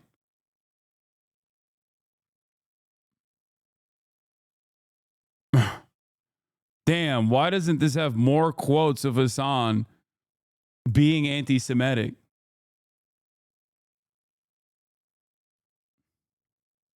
of Ethan playing the game make their way to Twitter, there was backlash everywhere, with a number of people saying things like Ethan Klein comparing a Muslim anti-war content creator to Osama bin Laden. He got other Muslim and Jewish content creators banned for calling Sabra hummus the lowest tier commercial hummus because a lot of Israelis eat it. What the actual hell? As well as Islamophobia on full display, and if Ethan Klein actually cared about anti-Semitism instead of merely feeling disrespected. Noah Colwyn? Whoa!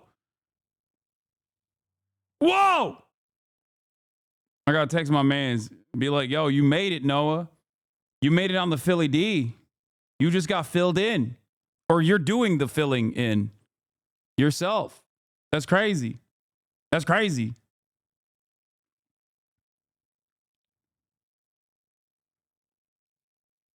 If Ethan Klein actually cared about anti-Semitism instead of merely feeling disrespected, he would consider what it means to represent Jewish people by being a nonstop whiny bigot. He would consider what it means to represent Jewish people by being a nonstop whiny bigot. He even had some tagging YouTube social accounts to say that they're platforming racism and hate. And we even saw HasanPiker himself responding, saying, my former podcast co-host misunderstood me when I said in America that anti-Semitism is institutionally unacceptable, but Islamophobia is permitted if not encouraged. Yesterday, he proved my point. While that received a lot of support, you also had some people responding to Hasan. Yeah. How is this Islamophobic? Hasan and his friends repeat terrorist talking points. It has nothing to do with Islam. Hasan, the game is funny. All you and your friends' talking points are indistinguishable from actual terrorists. In what way can you say Islamophobia is permitted unless you believe all Muslims are terrorists? These are literally 2003. We're back in 2003. These are the most 2003-ass. Please, I need you to see one of the terrorist quotes. Please, you'll never guess who it is. The truth is that after several decades of neoliberalism, the rich are becoming increasingly richer while the poor are both more numerous and increasingly poorer.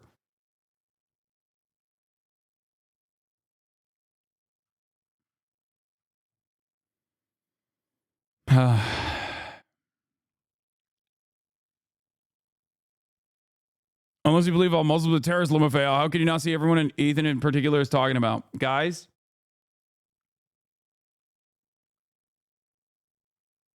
Anyway, let's continue. By defending Ethan in the game and accusing critics of misrepresenting it. But again, there was also a fair share of people echoing what Hasan said, with some also noting that this came after Ethan went on his Instagram stories to call out Hasan and accuse him of only pretending to care about anti-Semitism. And Ethan ended up responding to— which is crazy, by the way. Like, that was also crazy. Only pretending to care about anti-Semitism is wild. Like, I've stood by this man side by side, and we've dunked on fucking anti-Semites together. You know what I mean? And anti-Semitism together. Like, what the fuck is going on? Read his post is psychotic. I haven't even read any of this shit. Myron is an easy dunk. He makes it incredibly easy to virtue signal that you are against anti-Semitism. If Hasan cared about anti-Semitism, he would listen to his Jewish friend when he expressed his genuine concern for anti-Semitism festering in his own community. First of all, friend is wild. That's that's a wild thing to just drop in there after like a month of crash out post after crash out post demanding that an adpocalypse happen on Twitch because Twitch is, housing Klansmen and Nazis, and that I am like a fucking anti-Semite. That's wild to be like, oh, but I'm just your friend, your Jewish friend, which is also additionally crazy considering that I have a shit ton of Jewish friends. None of them agree with Ethan. What the fuck? That's insane.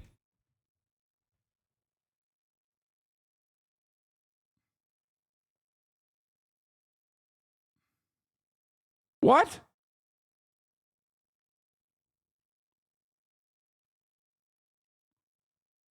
And we literally insta-ban anti-Semitism in this community. Like, I personally do it regularly.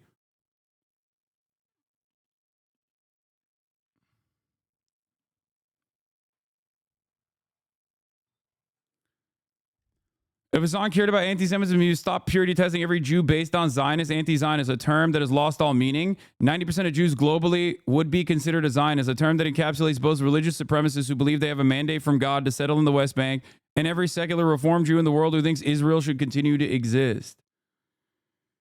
I do not purity test every Jew based on Zionist, anti-Zionist. That is insane. I've not only never done that, I don't know why the fuck he's even saying that I do that. What the fuck?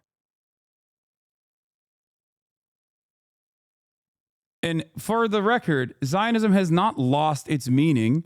If it did, I don't know why you would say that like 90% of Jews globally are considered Zionists, which I also disagree with as well.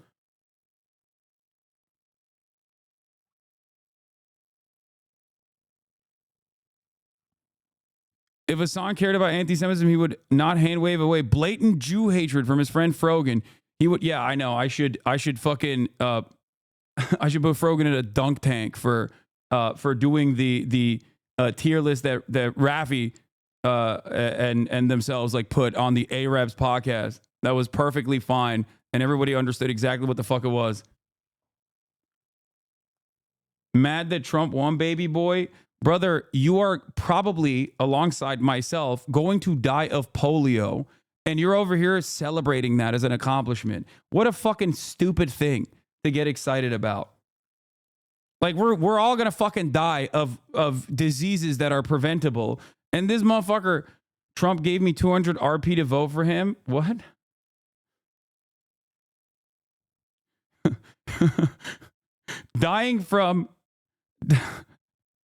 Dying from preventable disease to own the libs. That's it. We're collapsing the goddamn country. Anyway, Hasan cared about blatant Jew hatred from his actual friend Frogan, who would not platform uncritically a terrorist-affiliated militant who flags a curse upon the Jews, nor would he play Houthi propaganda uncritically to his audience who fly the same flag. He would not call... You know what's really funny? I've talked about the Houthis banner multiple times, which is like another part of this process that is, of course, always not repeated.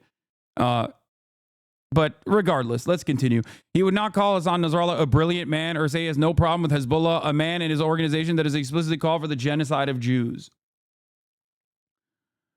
Hasan, if you cared, you would read this instead of laughing about how crazy I am based on a Chatter's brain dead summary of my post. I like that I addressed all of these talking points a million times over, but, you know. Yeah, there it is. I read it, and it still sounds crazy. Okay? Contextualizing and offering analysis to how certain non-government organizations exist is not a de facto carte blanche defense of the way that they exist or the things that they do. Okay? That's it.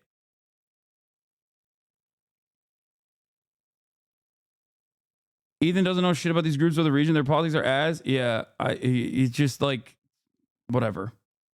Bro, it's not a summary. You look at, it's not even a summary. You look at screenshots. What? What?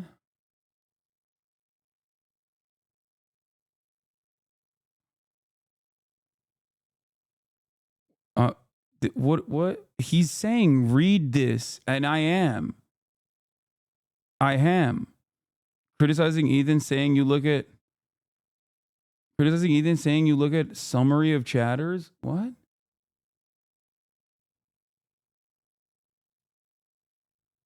I'm confused. Ethan literally looks for clips in the Destiny Reddit. Yeah, I know.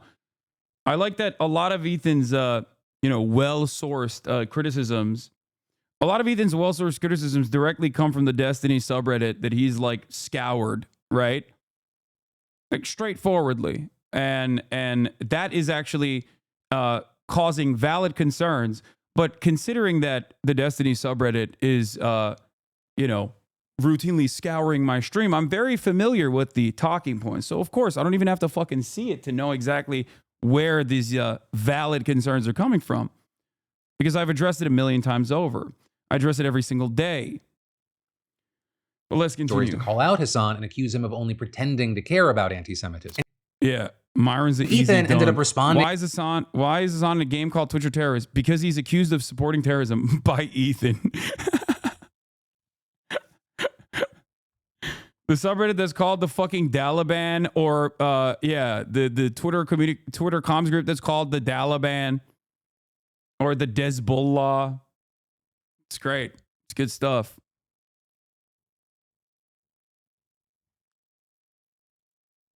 Yeah, you stand accused.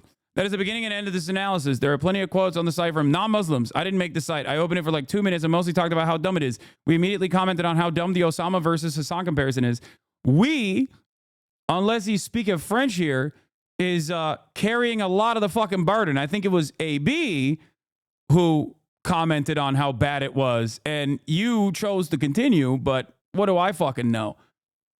And this game, for the record, was Islamophobic from the jump. The idea that like all of these pro-Palestinian content creators are like automatically terrorists, like it's fucking ridiculous, okay? Bundling actual anti-Semites like Myron and Sneeko with people like myself. Also, very weird shit, right? And slapping terrorism as a designation on it. Also very weird. Now, a lot of other content creators on this fucking website, Twitch, the one that is dangerously anti-Semitic, according to Ethan, that a lot of content creators, including Asmongold, have played this game. Why didn't I fucking chirp about it then? Because what the fuck am I supposed to do? I can't do anything about it, okay? Islamophobia is completely permitted. It's permissible. That's just the truth. Both bigotries, anti-Semitism, okay, and Islamophobia are unacceptable. They're unacceptable. That's it. And I will never accept it. And I always combat it. And I always have. And I always will. Okay? But the way that, institutions, organizations, the way they treat Islamophobia versus anti-Semitism is different. Islamophobia is broadly accepted. Now, the reason why it is because in the post 9/11 universe, America had to do a whole bunch of social conditioning to get people primed to go and fucking destroy the Middle East.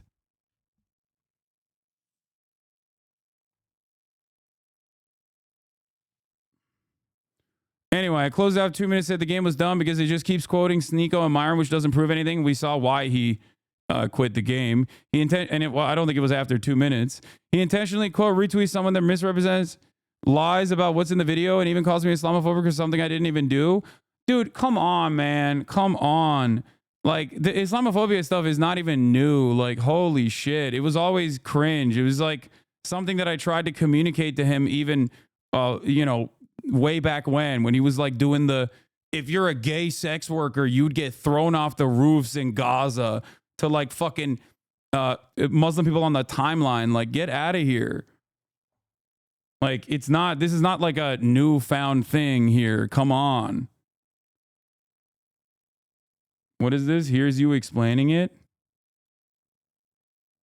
That is outright hostile towards Muslims and outright hostile towards Palestinians from the actual state, right? There's anti-Semitism. This is absolutely true. Anti-Semitism is a gross hate crime. It is completely unacceptable. You and I are in agreement on this. I've combated anti-Semitism nonstop for the past 10 years. There's any people that hear that and they think you know what? That means no, we got to get rid of all the Israelis. Do you think there's anyone that believes that?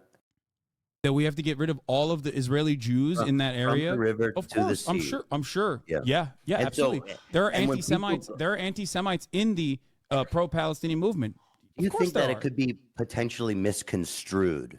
Can it be potentially misconstrued? Absolutely. Anything can be misconstrued. And so Any in slogan can be in misconstrued. consideration of all these things, if it can be misconstrued, if it is believed by people to mean it that way, then I don't think Jews are outside of their right to say, hey, this phraseology.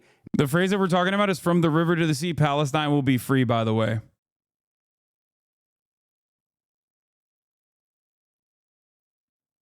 I love HG, but going hard on you for semantics when there are literally Nazis out and about is a bit cooked. I know. And while I call out the literal Nazis that are out and about, he turns around and says, oh, that's not sufficient. You also have to recognize that I'm right and you're wrong and apologize for hurting my feelings, even though there has never been a moment in the past year until recently where I was not unimaginably gracious. Okay? This conversation itself is yet another instance where I am slowly walking him through like a baby, okay? Walking him step by step to understand something by drawing similar analogs to things that he already recognizes. He's pro Black Lives Matter. He knows what people that say all lives matter sound like and look like and what they actually mean. Okay? People misconstrue Black Lives Matter. There's an example I used literally last fucking year. Okay? But he just never, gave up on this for some reason. And it's weird. It's weird because, we've had these conversations. He knows what my position is. We've had them publicly. How the fuck? Anyway. Makes me uncomfortable. The conversation revolves around Palestinians, which, Muslims are a minority group in general, Palestinians an even smaller minority group, against Zionists, specifically Zionists who are maintaining the violent nature of the apartheid state in Israel. So in that structure, there are significantly more Zionists in America than there are Zionist Jews, and then there are anti-Zionist Jews. Zionist and anti-Zionist Jews are marginal because of the number of Jews in general on the planet, right? The much larger conversation is being had between Palestinian activists, which feature anti-Zionist Jews and anti-Zionists alike, some of which are anti-Semitic. I'm not going to say that they're not, okay? Versus the much broader, much larger Zionist community that is comprised almost entirely of Zionist evangelicals, Zionist Christians in general. That's the conversation that's being had about the state of Israel.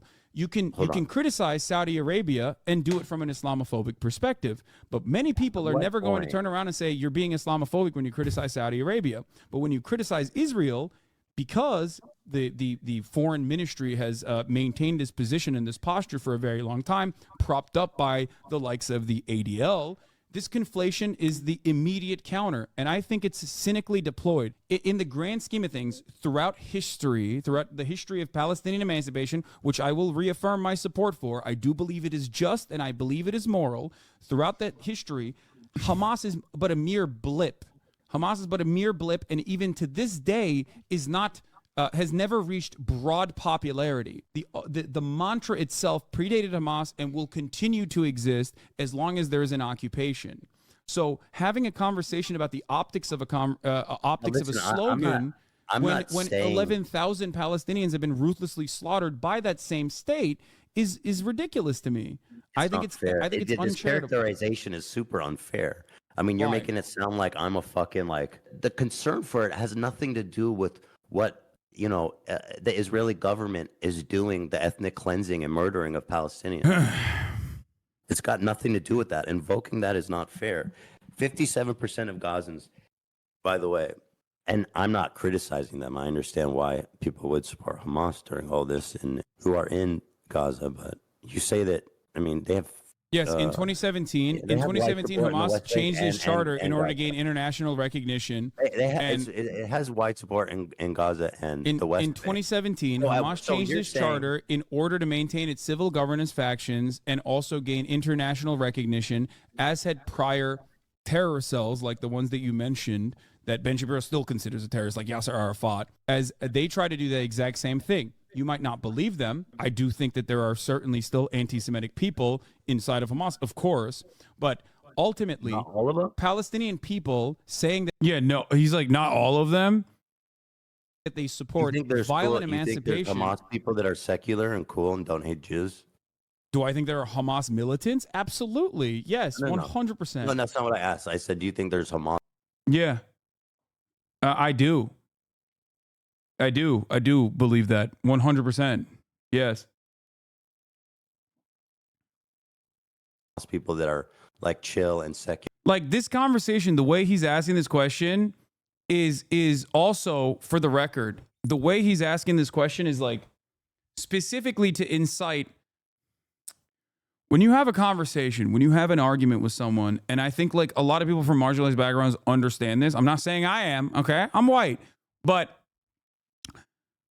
when you have a conversation with someone who is just there to try to fucking maybe not really understand fully your position, but instead hit you with some shit, okay?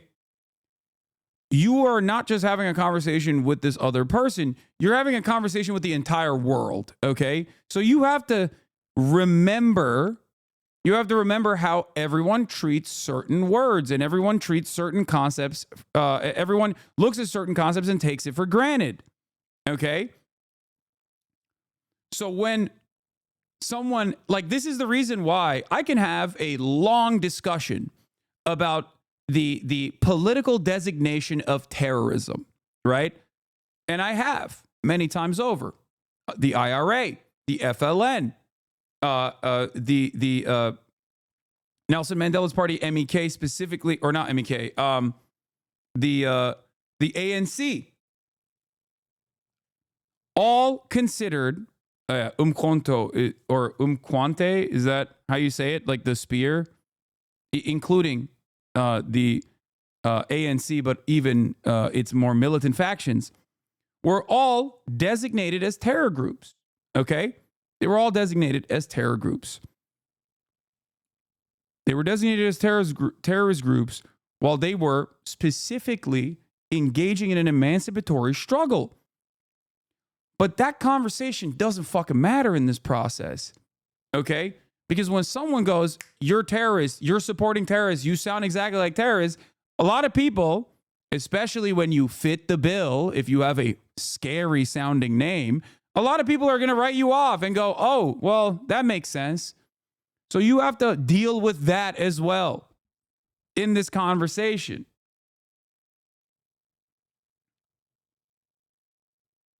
And they don't hate Jews. Oh, 100%.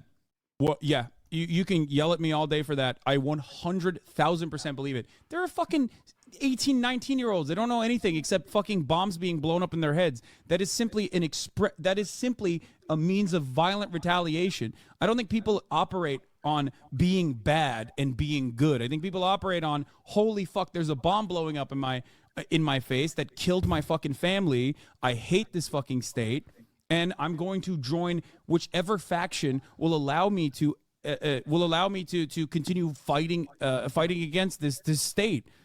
Not every single person is like motivated by like cleansing every Jewish person in Israel.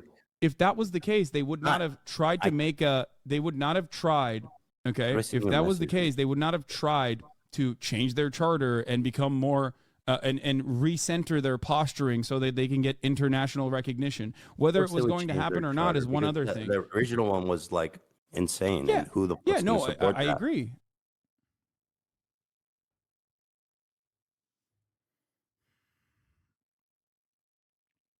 Anyway, yeah, so we had this conversation already. It's so insane to see this jump from basically a civil conversation to Hasan as Osama bin Laden. But yeah, remember all the debate bros that love the spirit of debate, love the spirit of battle? their takeaway from this, which was me being as gentle as possible, talking to a friend who I fear was experiencing some level of cognitive dissonance, was that I made him cry.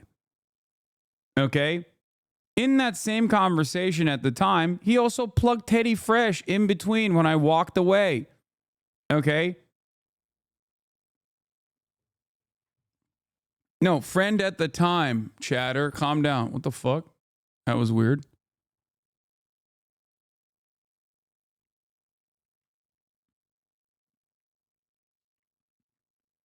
My point is, the people that, the people basically looked at this and went, well, Ethan didn't make a lot of great points here, so we're just going to fucking talk about how Hasan was a big meanie to him.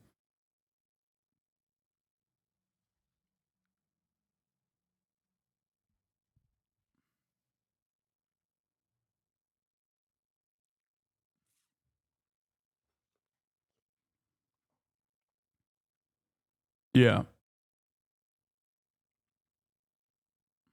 To all this backlash himself, writing, question, why is Hasan in a game called Twitch or Terrorist? Answer, because he is accused of supporting terrorism. That is the beginning and end of this analysis. Arguing that there were plenty of quotes on the site that came from non-Muslims and that he didn't even make the site himself, he only played the game on it for a few minutes. And then also saying Hasan's post about the situation was misleading and saying Hasan was accusing him of being Islamophobic for things he didn't even do. But, with Yeah, that's the funniest part about it is I don't know who Ethan is going to convince that he's not being Islamophobic when I think, this is not a conversation that has taken that much space in this process, but come on, dude.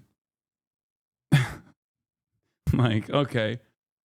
I mean, the community that made that website is Destiny's community, and Destiny is an open Islamophobe. He's proud of it. He says he is. They've moved past that on the Reddit talking point where they openly say that they are. They're they're criticizing a religion. I'm against all religions.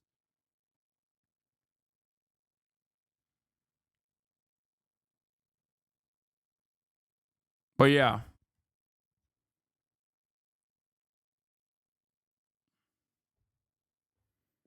It wasn't Dan who made it, but a Destiny Discord, Decuck Discord mod.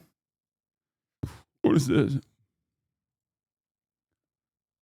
Sticks sick stuff out there. Front page. They need a. What is this?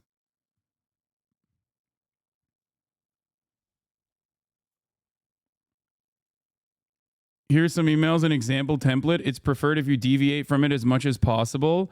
Subject, urgent concern regarding upcoming appearance with HasanPiker, and then a whole bunch of emails. Dear CNN, I'm writing to bring an urgent concern to your attention regarding an upcoming appearance scheduled with HasanPiker. It has come to my attention that HasanPiker is known for promoting anti-Semitic views and expressing support for terrorism-related activities. Oh, bro, please get a job, brother. Get a fucking job, dog. That's crazy. They have brigading email templates, man.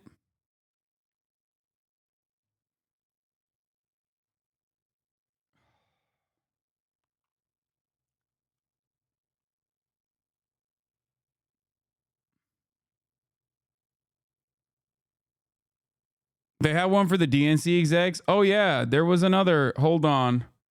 There was another thing. I remember. What was it? There was that JSTLK guy who was literally sending fake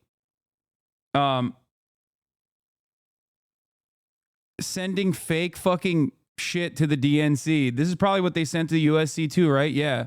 27,000 emails to the USC deans to try to stop me from speaking on campus. The box text is code to spam email. They're using bots. Yeah.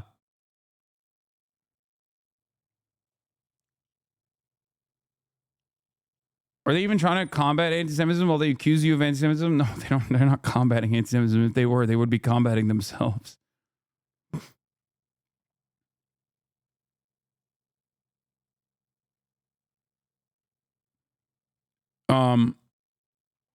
I like that they also, these guys claim they're not obsessed with you. They have an entire Discord server dedicated to this shit. But also, I remember when I was at the DNC, JSTLK, one of Destiny's orbiters, was openly admitting that he was sending fake messages and shit that they concocted specifically to the DNC. And they're like, yeah, I don't give a fuck that it's fake. Who cares? Like, just, you know, cause some commotion.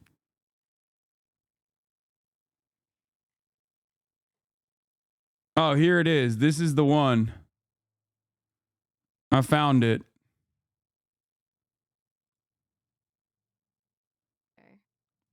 Bro. Okay. Bro. This. Dude, could you imagine? Hold on. Okay. Nobody's watching this, okay?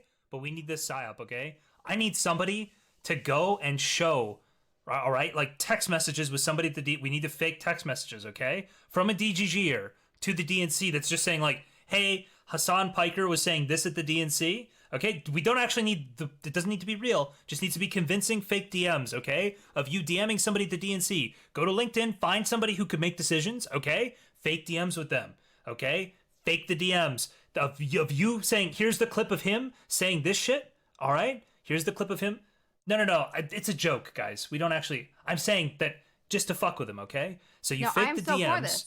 You fake the DMs of you reporting his Israel clip, his rudeness to the hostages, to the DNC, and them saying, oh, maybe it's not appropriate, he's here the next day, okay? And then when he's going to leave, also say, hey, I'm watching his stream, you didn't take his press credentials away, okay?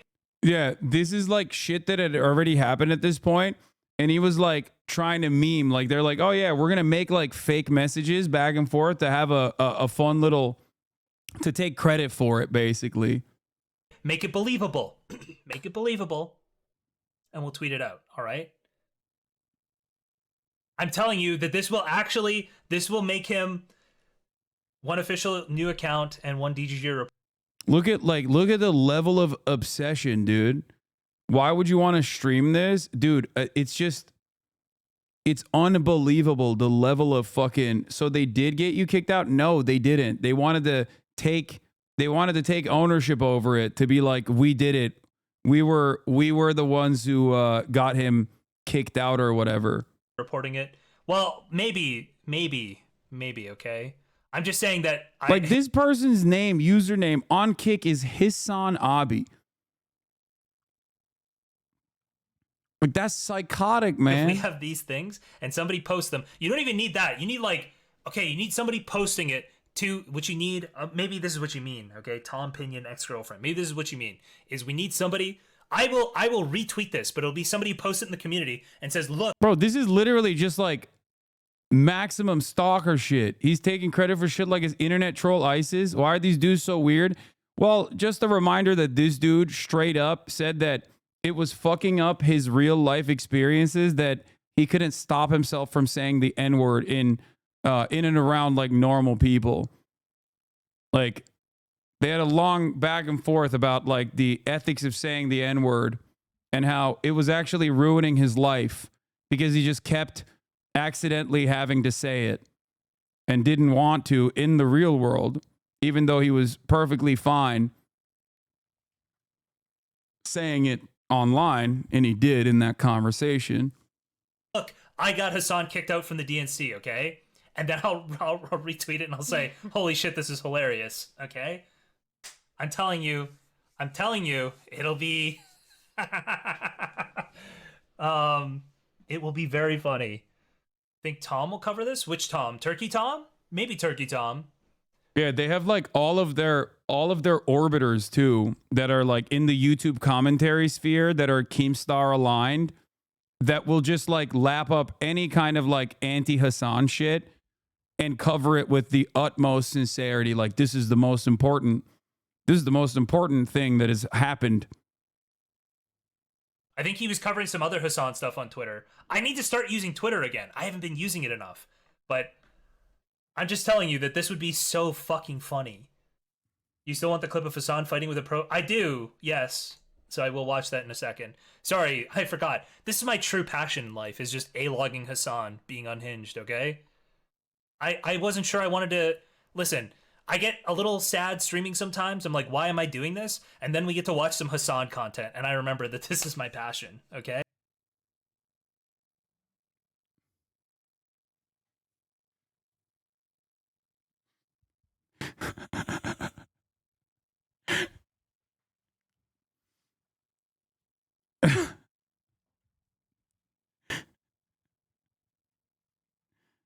Oh, man. I'm telling you right now, brother. When I say this shit is insane, okay? When I say this shit is like legitimately sad, this is what I mean. You still want the clip of Hasan fighting with a pro? I do, yes. So I will watch that in a second. Sorry, I forgot. This is my true passion in life, is just A-logging Hasan being unhinged, okay? What does A-logging mean? I don't even know what that means. Wasn't sure I wanted to... Listen, I get a little sad streaming sometimes. I'm like, why am I doing this? And then we get to watch some Hasan content, and I remember that this is my passion, okay? Is a This is 4chan where I want to term? be. This is everything I want in life, is right here, right now. All right? Okay. Bro. This...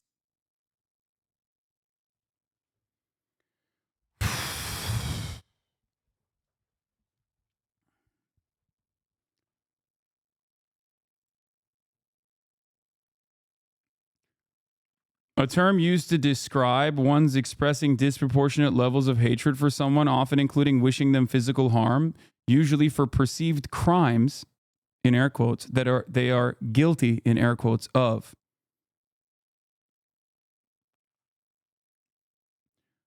The question I have always is like, why would you reveal that? You know what I mean? If like that is your legitimate point of view, why would you ever reveal that? Like, how hugboxed are you? How echo chambered are you into thinking that like, nah, this is fire. Like I'm going to admit to every single person that's watching right now that I would probably kill myself if it wasn't for the fact that I have a hyperfixation on a content creator who didn't even know I existed until this fucking very moment.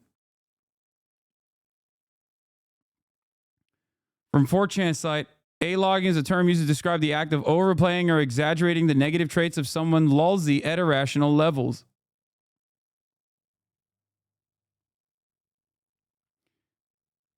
What's so shocking about this incredibly pathetic display of someone voluntarily revealing that they are basically not fully human. You know, they've just lost their humanity in this process. And they're simply an instrument of another content creator's will. Okay. What's so crazy about it is that it has not worked. So I think like in that process, they just get even more angry. You know? That's what's so crazy about it.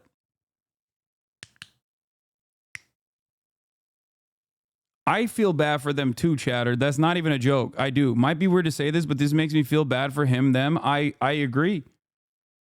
I do too. They'll never believe me when I say this, but yeah, I do. Like doing this stuff is crazy.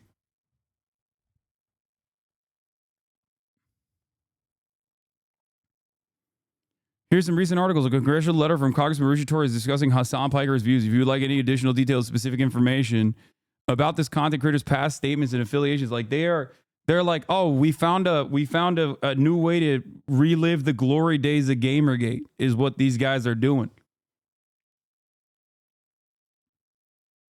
To be continued. What is this? Okay, within minutes, folks. I need someone to find clips of Hasan discouraging people from voting.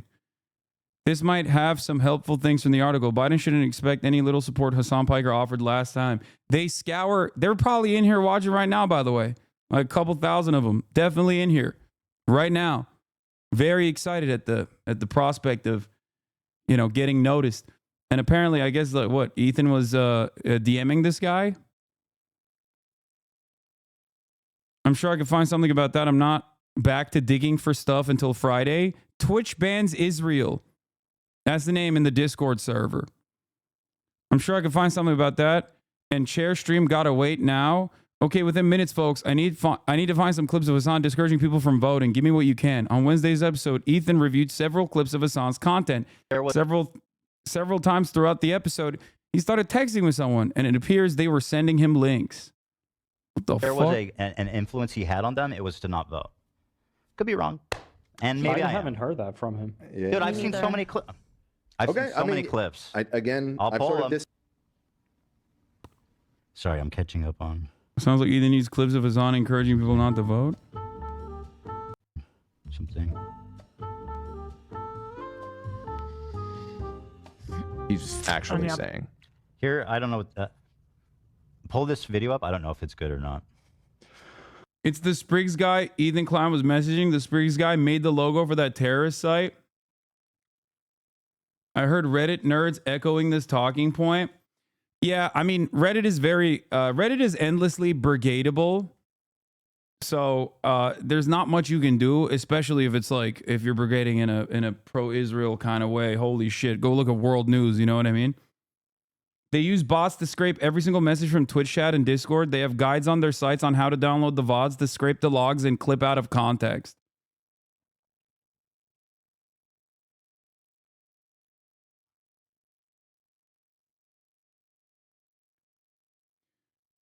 That is the reason why I originally made the VODs.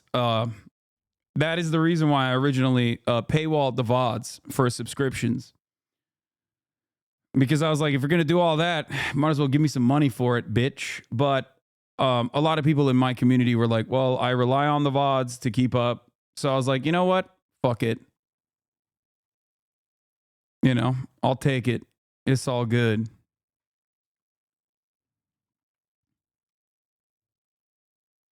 Maybe it's time to get some restraining orders. There is nothing you can do to cyber harassment. There's nothing you can do about it. There is no apt legislation to stop something like this from happening. Just so you understand, it does not exist. Okay? Yeah, they have a Hustler U for basically slandering me. I think it's time for their Discord to get nuked. Yeah, I don't know why Discord allows them to do this kind of insane brigading and harassment campaigns. I think Ethan realizes that the hate D community has for you is so unhinged, so he's afraid to admit using them to further his own campaign. It seems like even Ethan wants to not hurt his credible attacks on you and admit he's using that community to find avenues to attack you. Yeah, well, you know.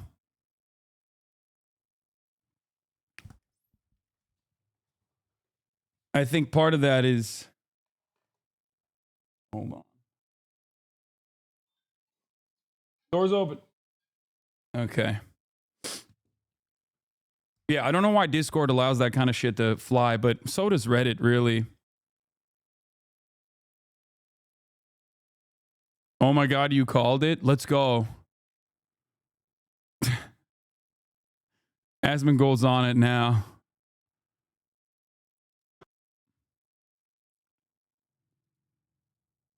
Give me what you got if you can.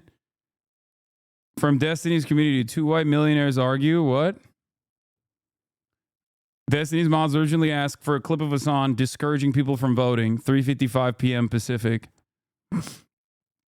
Someone sends the Destiny mod this post.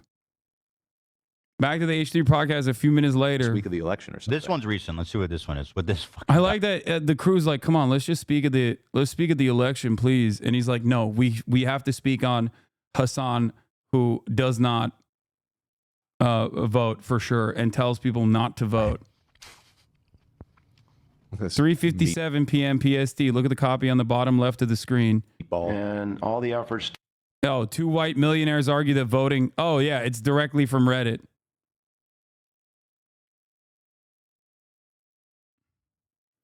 Wow, what a crazy coincidence. Surely that didn't happen again, right? No stone unturned here. The answer is here. The proof is right here in the pudding, and we're about to taste the pudding. Can you send? I just need another clip.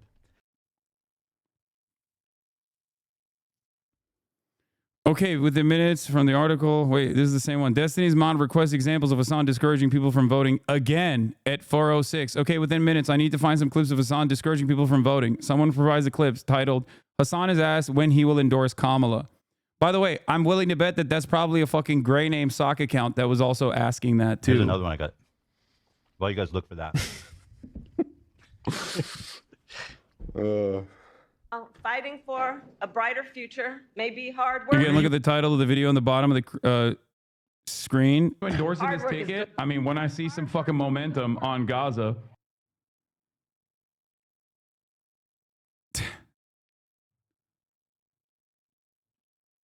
By the way, in that clip, you want to know what's funny? I think in that clip, I literally talk about how if Kamala Harris actually changes trajectory on Gaza, I would start my door knocking operation tomorrow. That very same clip that they're using. Ethan is in direct contact with people who are creating these websites, doxing, and sending mass emails.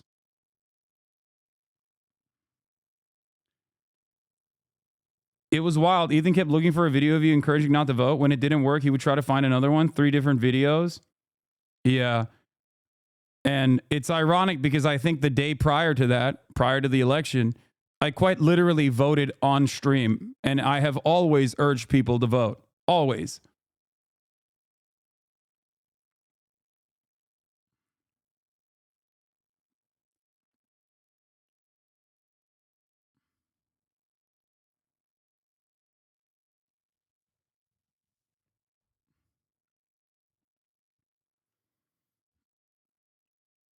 Ethan is the kind of guy that if he hates you, he really hates you, and given enough time, he can convince himself to hate anyone and anything.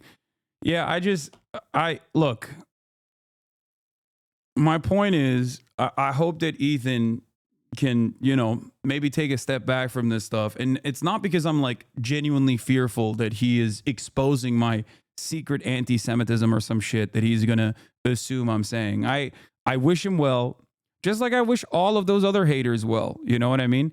Including that one guy who's like, my entire life's purpose is to basically fucking, what is it? A-logging Hasan? I want everyone to be healthy. I want everyone to have a good life, okay? Regardless. I guess that's the difference. This even includes Destiny, by the way.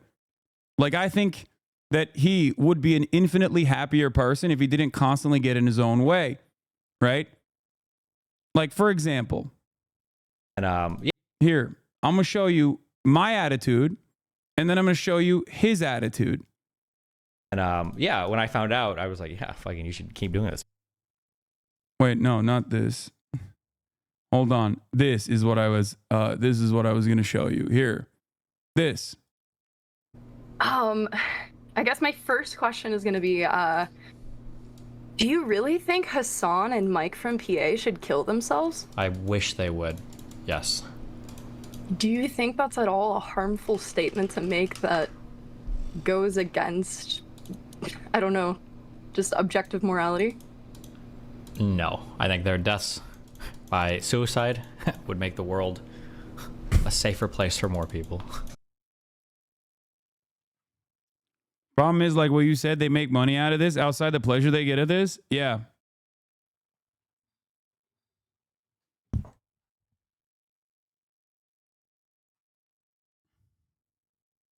But you...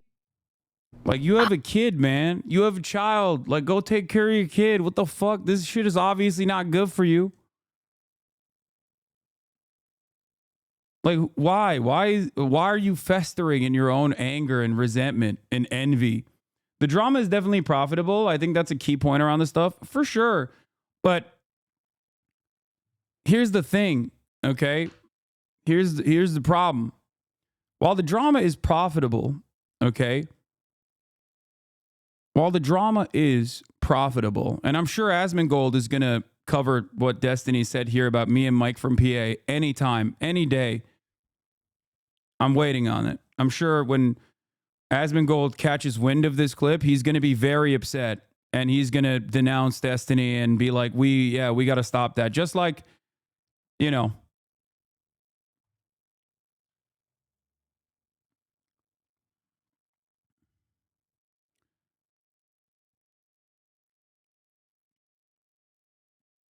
the thing I was trying to say is that while this, okay, while this right here, okay, is I mean, and I don't give a shit for the record. While this right here might be profitable, okay,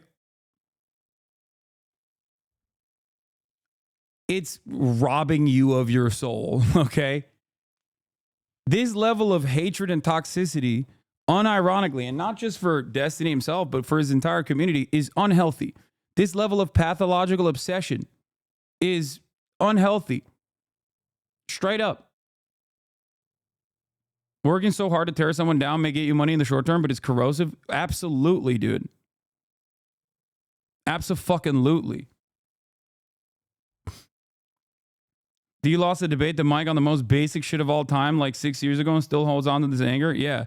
The technique is common, okay? If he feels embarrassed or slighted by you, and it hurts his like narcissistic ego, he will never let you forgive it, or he will never let you forget it, and he will make your life living hell permanently. He will always try to lolcow you and bully you and attack you and use his community, who is willing participants in this process, forever.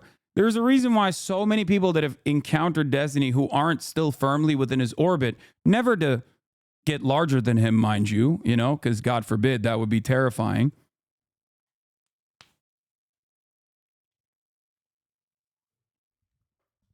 Are always victim to the same kind of cyber stalking and cyber harassment campaigns.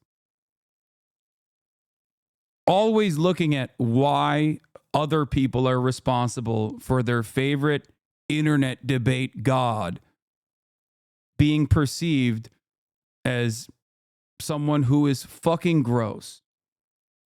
Okay? It's this kind of shit, man. That's it. It's literally the burning bridge joke for them. They wait for it and hope for it so they can go off and start harassing people. Yeah, it's a community that is entirely built around just like tackling his fucking enemies for him. And it's ironic that like most people don't even touch it. Like most people don't even bother to turn Destiny into a lolcow when he is a fucking target-rich environment for such an activity. Two-time divorce champion, constantly having a hard time like keeping up relationships with people because he's so fucking gross, rapacious little nerd, you know?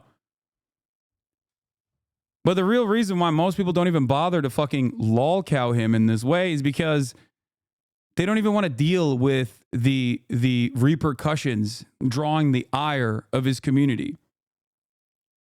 That's it. Why are you projecting so much? Yes, brother, I'm projecting. There's not much else you can do in this process. Like a lot of these dudes, and many of them are in here right now, are straight up like they're straight up delusional. Like they will genuinely repeat the most delusional shit. Like they'll be like, "Oh, you're obsessed.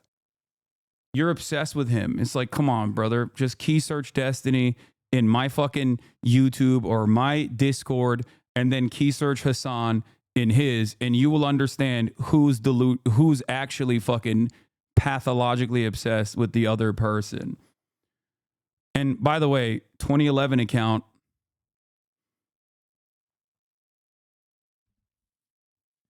I know your ass is not 14 years old. You're fighting as a grown-ass man, another grown-ass man's battles, okay?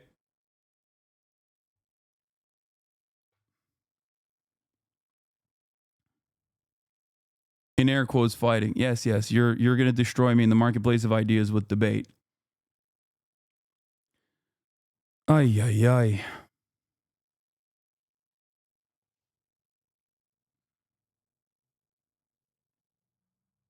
Lol, just did the key search and it's fucking wild how many Hasan vids he has. Yes.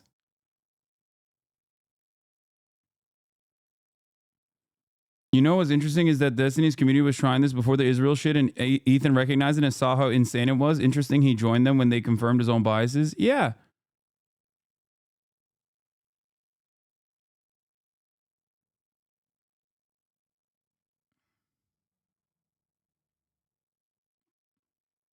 Like him on Dr. K basically explains why in his communities like that is so sad.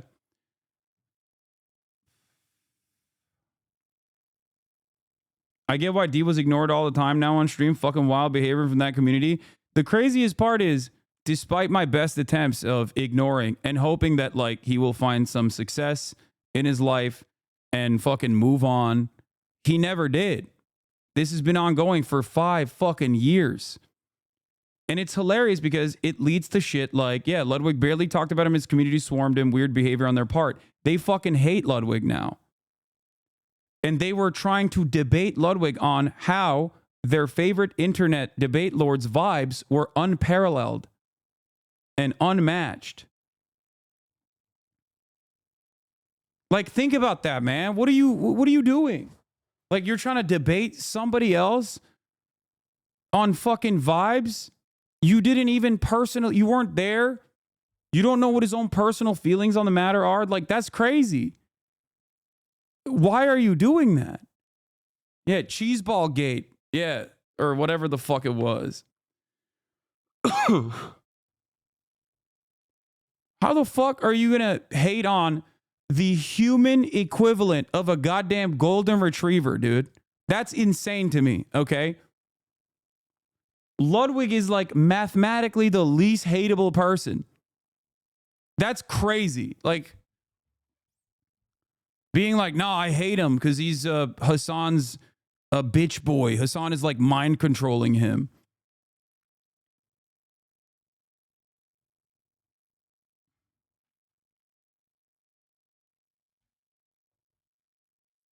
Yeah, not to mention how we talked about cutie or slime.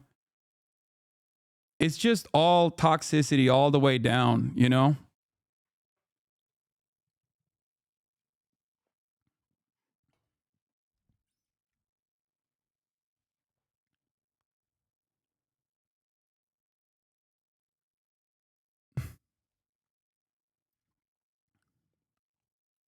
With all that said, I do have to pass the question off to you, though. I do want to segment this. Like, for the more general audience, I'd love to know your thoughts here specifically, right? Because this is just one chapter in a much larger saga of a fallout. But then also separately, for people that are a part of either of these communities, right? The H3 community. D has decided that his entire existence is a calculated facade and that outrages him because he can't believe he exists sincerely. Huh? The HasanPiker community.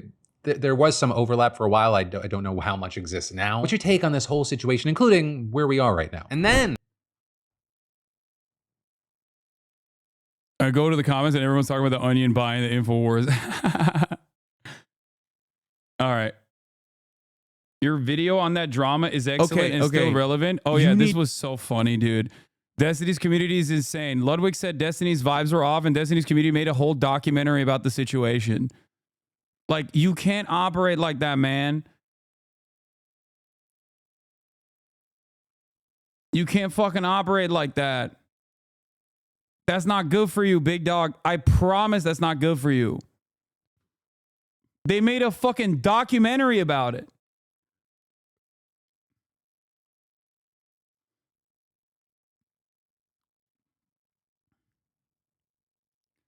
Anyway.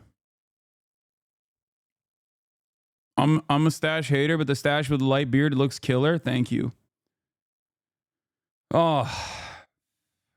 Ben Shapiro, Trump's 2 controversial picks for today.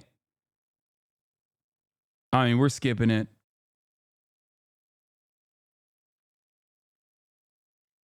I'm going to skip that. Let's talk about The View. But one show View we've been host admits Kamala Harris flubbed layup question. It wasn't a gotcha question. And I'm going to go pee and I'm going to grab my food. talking about for years is The View.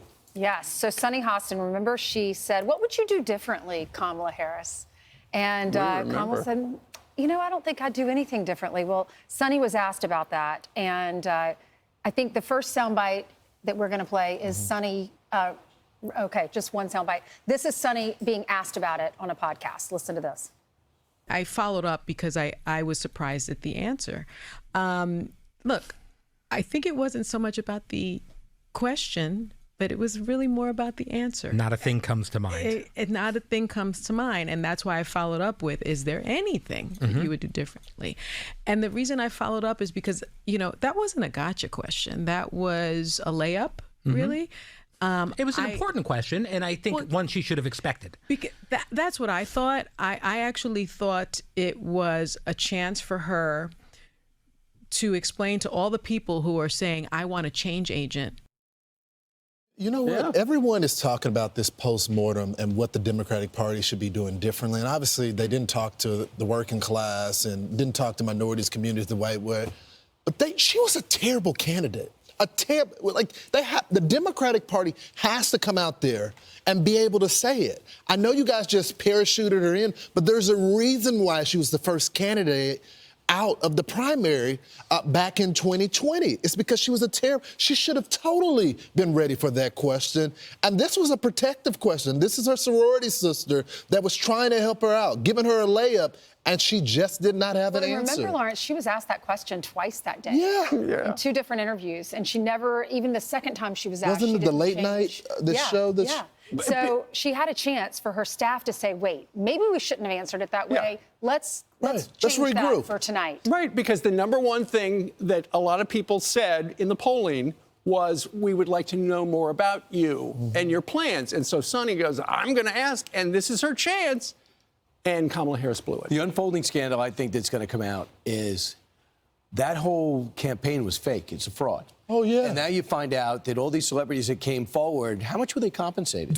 And whether it's to a foundation I will never forgive nor ever forget how insane it is that American celebrities who are just outright mercenaries were charging unimaginable fees to go and stand by a fucking candidate and do performances. Oprah Winfrey getting $1 million is so nutty. It's like, bro, you are a multi-billionaire. What the fuck were you going to do with a $1 million, dude? Pay for it out of pocket for the production cost. Like, the fuck? It is truly, truly insane. Biggest crybaby on this website? What? Me? Oprah said it's not true.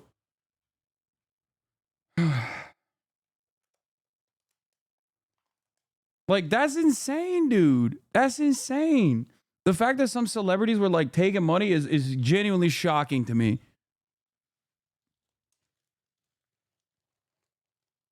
She'd probably say times are tough.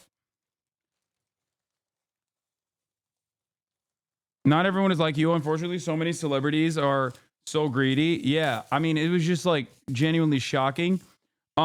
Speaking of getting paid for things, okay? Like yesterday's thing that I did was paid for originally, or was supposed to be a paid media placement. Okay? Yesterday's pack. I didn't want payment for it.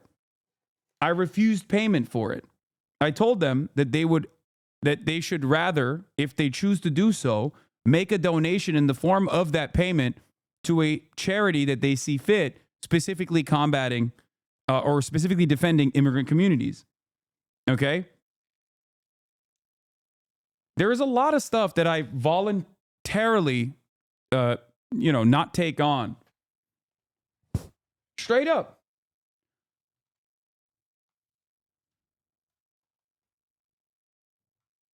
Just like and this is a fun time to reveal this, and I talked about this last night. One of those gambling sites, I forget which one it was, offered me $1 million. Starting. Like they were like, let's start the conversation at $1 million, apparently. Yeah. So that they could sponsor my election day coverage. I was like, fuck off. Obviously, we're not going to do that. That's insane. No, not like stake. I'm talking like the gambling prediction betting websites.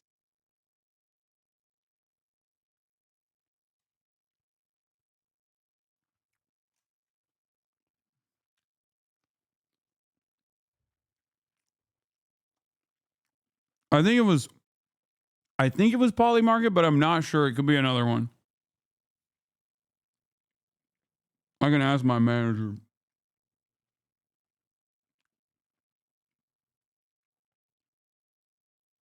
Which I think is, bro, take that, we would understand. No, dude, why the fuck would I take that? What do you mean? Brother. One, they literally got raided by the FBI. And two,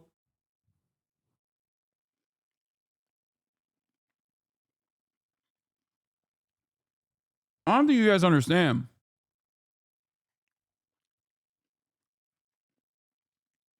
There are people who approach me all the time. And they give me a shit ton of money. Or want to give me a shit ton of money. And I say no. The reason why I say no is not even because like my haters would make jokes about it or whatever. Who gives a fuck, dude? I would fan myself with the $100 bills in the form of $1 million fucking dollars to all the heat I'm getting from my haters if I gave a shit. Are you kidding me? That's insane money. That's like life-changing money. But the reason why I don't do it is because it's against my fucking principles. That's the whole point. I'm incredibly fortunate to have as large a community as I do with like-minded individuals who subscribe, not at the top of the hour any longer because I'm not running ads as well any longer now that I don't have a contract, for $6 or for free with a Twitch Prime. That's right, baby. Editorial independence. It's a wonderful thing.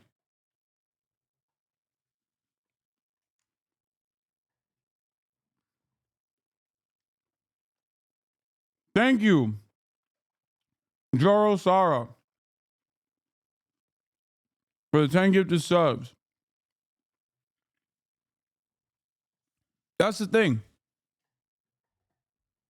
I'm so fortunate that I don't even have to fucking think about it. What principle would it violate? Well, I don't think that it's appropriate to do a fucking gambling ad, especially for politics. What are you, crazy?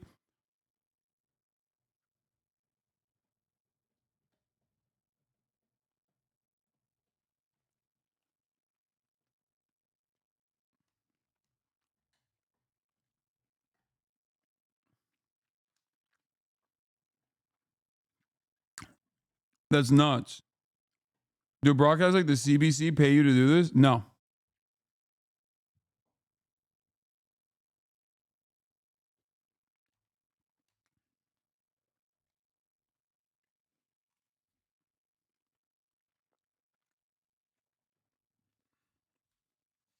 I got 38,000 micromanagers in here.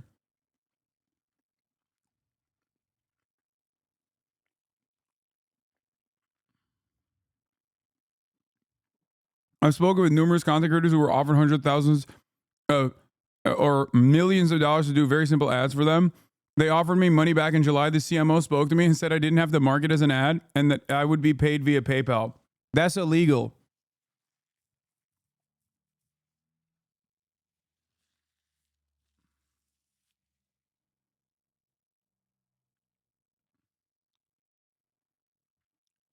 For the record. Can I ask, does Phil warn you when he was going to mention you in a video? Nope. Listen, man, there's some journalistic integrity here. It would be unkind if he warned me ahead of time. A juicy little morsel for you that I'm not seeing from any of these fucking influencers about Polymarket. Polymarket is a gambling website. That's not, I don't know if that's how they market themselves, but that's what it is. But, you know, one of the things that you could bet on for example, is like the outcome of the election. They're not the only type of people to do this kind of thing. Also, just to give you additional context in the situation, this just happened a few hours ago, okay? They approached me about 6 months ago to start doing some paid stuff for them, and they had a lot of fucking money that they were throwing around. They are paying people hundreds, if not thousands of dollars just for tweets. Probably 5 to 10x that for video format stuff. What's funny is now learning that Peter Thiel and Elon Musk had a relationship with Polymarket is funny to me, because the guy who spoke to me on the phone, who clearly was completely full of shit, was saying like how progressive they are in their values. They were trying to get a spot at the DNC, like they were going to get a space there because they were going to donate so much. What's funny is I think this might actually be a story that I'm accidentally breaking right now. But basically, they sent me a folder, and I don't have access to the folder anymore. But they sent me a folder, and they said, here are the campaigns that we've done. And those campaigns included, like, B-list celebrities like Billy Baldwin, but also people like Lindy Lee, who's literally a campaign strategist for Kamala Harris. Yep. And they were like, these are examples of things that you can tweet. They weren't marked as ads, and a lot of them happened within 60 days of the fucking election, which means that it's probably an FCC violation, but also a fucking FEC violation. And like they sent me the folder. Dude, I remember when Lindy Lee tweeted it. Lock her up.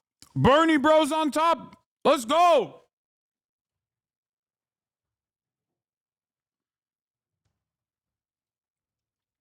Lindy Lee straight up got paid by them and never fucking said it was a goddamn ad and quote tweeted their like tweets. She was working in the DNC. Guys, Lindy Lee is not a random influencer. She is a Democratic Party operative. Do you understand how fucking insane that is?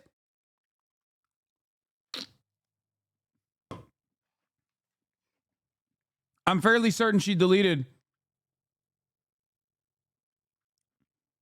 No, this isn't even it. Or this could be one of them. But there were direct, yep, there it is. CEO of Polymarket, Ethereum since 14. I love music and collect art. Good explainer on the power of betting markets. Polymarket odds may heavily tilt towards Trump because of some pro-Trump individuals are placing massive bets in his favor. Maybe not. That said, his allies are also funding pro-Trump polls. Yet no one can deny the power of Polymarket. Oh, here's another Lindy Lee tweet. Vice President Kamala Harris gave the most gracious and classiest concession speech in recent history. She was dignified and poised. Her emphasis on the peaceful transfer of power was so deeply important. Madam Vice President showed the world the best of America today. Quote tweeting Polymarket. But this is the funniest one. Lolo, back in January 27, 2020, obviously put forward a meme. Wow, this is terrible. Directly from the campaign too, shaking my head. Bernie Sanders 2020. I will be direct here, Alex. We need you to keep bullying people online. The strategy is working. Keep going, comrade. And then he got a fucking DM from Lindy Lee, who at the time was a political strategist, still working within the ranks of the, it was working in the Democratic Party, but hadn't started working for Kamala Harris yet. Hi, is the screenshot of the Bernie email real? Once again, remember, going to Princeton does not automatically mean you are intelligent. Once again, a lot of the people that work at these places that you think because they dress a certain way, they speak a certain way, they have certain credentials, you automatically assume that they're intelligent. This is not the case, as demonstrated once again by the likes of Lindy Lee. I'm going to try to have to look for the folder, but they sent me a folder with like a shitload of these. Like when you see a big account tweeting and they're doing Polymarket and they're like, wow, what do you think is going to happen here, guys? They're getting fucking paid to do that. I almost did it. And the reason I didn't is because the tiny little lawyer that lives in my brain was like, this I don't know about this. And look, I'm not saying it is illegal.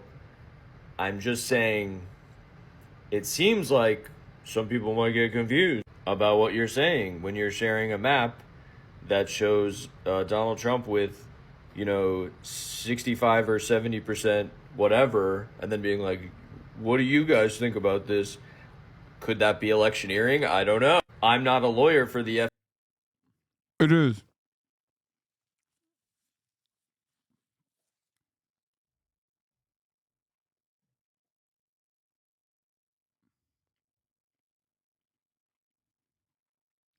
Yeah. By the way, Lindy Lee still went on and talked about how Tim Walz was a bad choice. Like, her first thing was to go on Fox News and shit on the Democratic Party. Not Kamala Harris, mind you, but the progressive base of the Democratic Party.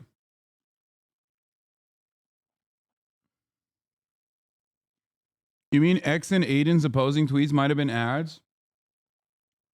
I don't know what X or Aiden, XUC or Aiden posted, but there is a very high likelihood that they could have been. FEC. But if I were a lawyer for the FEC, I'd be fucking interested. Yes. Lock her up. Also, that wouldn't be the first time that Aiden Ross in this election cycle engaged in an FEC violation, which makes it even funnier.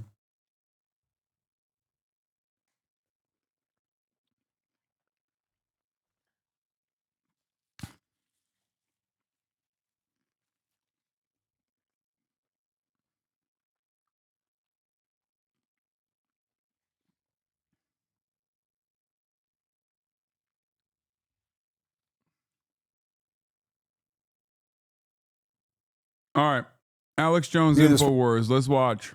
Morning, the satirical news site The Onion has just won an auction to acquire the media outlet InfoWars. Right-wing conspiracy theorist Alex. Before we get started, I must also disclose that I'm a big fan of The Onion and the new / kind of older direction that they're going towards right now. I'm friends with some of the people. Some of them are my moots, okay? So, full disclosure there. And that, I look forward to seeing what they cook up. Jones. The Onion's bid was backed by the families of 8 victims of the Sandy Hook school shooting, the very people that Jones defamed. And now Alex Jones is responding on social media. The Connecticut Democrats with the Onion newspaper bought us. They asked, did they outbid? They said, well, it was competitive. So they changed all the bidding rules, made it secret 2 days ago. I had a bad feeling. I told you that. And just like they tried to shut us down back in late May without a court order, they're supposed to have a court order. There's going to be injunctions filed. I'm about to go live out of Harrison's American Journal studio. I don't know what's going to happen, but I'm going to be here until they come in here and turn the lights off. Joining us now, CNN Chief Media Analyst Brian Stelter. Brian, how did this go down? This is a pretty stunning development. It's both hilarious and also very serious, Jim. For those who don't know The Onion, this is the print newspaper of The Onion. The Onion's a longtime comedy brand, a satire brand, making fun of real news. The Onion was fake news before that slogan ever erupted in our politics. Here's an example from The Onion paper, Jim. Trump launches his own brand of voting machines. Like, that's the kind of humor The Onion is known for. But they're doing something very serious here. They were able to bid for the InfoWars media empire. InfoWars, of course, a very different kind of fake news. InfoWars and Alex Jones, he's all about fear of immigrants, fear of Democrats, fear of government. He is a disinformation artist, and it was his defaming of the Sandy Hook families that caused all of this to happen. It was that lawsuit. It was that $1.5 billion judgment against Jones that sent this to auction. And as of today, a judge has ruled that The Onion, a satirical news website, gets to own all of the InfoWars assets. So as we speak, Jim, Infowars.com, the website's already been taken down. And now the new owners, whether they use it for comedy or they use it for advocacy, we're going to find out in the months to come. Fascinating, especially after Alex Jones caused so much pain for the families of the Sandy Hook victims, defaming them, just putting them through hell. A lot of people are seeing. And that's why. Yeah. some justice here. This is another example Yeah. of the courts bringing real punishment for defamation. Jim, you and I have been covering this for a few years now. We've seen how it's really only the courts that are able to bring justice to the big liars out there promoting big lies. And Alex Jones, in some ways, was the biggest one of them all. Look, he's going to set up shop somewhere else. He's vowing to fight on. He has allies like Steve Bannon. They're going to help him do it. But The Onion was able to partner with the Sandy Hook families, and they've actually struck an advertising deal with the gun control group, Every Town for Gun Safety. So they're trying to do some good, taking out all the damage that Alex Jones caused, Jim. Well, hats off to them all. Brian Stelter, thank you very much. The satirical news website, The Onion, has won the bankruptcy. Is this real? Okay. Site. It manages to persuade people to believe itself as the, quote, world's leading news publication, offering highly acclaimed, universally revered coverage of breaking international and local news events. It has 4.3 trillion daily readers. Jones has been saying on his show that if his detractors bought InfoWars, he would move his daily broadcasts and product sales to a new studio websites and social media accounts. You have to read the Onion's fake parent company CEO's message. Yeah. Global Tetrahedron CEO, chairman, media proprietor, entrepreneur, human trafficker, thought leader, and venture capitalist. This is, once again, for those of you who don't know, because there's, plenty of neurodivergence in this community, satire. Okay? Like they're saying that they're going to continue the brand of InfoWars, but in a satirical fashion. Having said that, however, people literally thought this was real and got mad at them.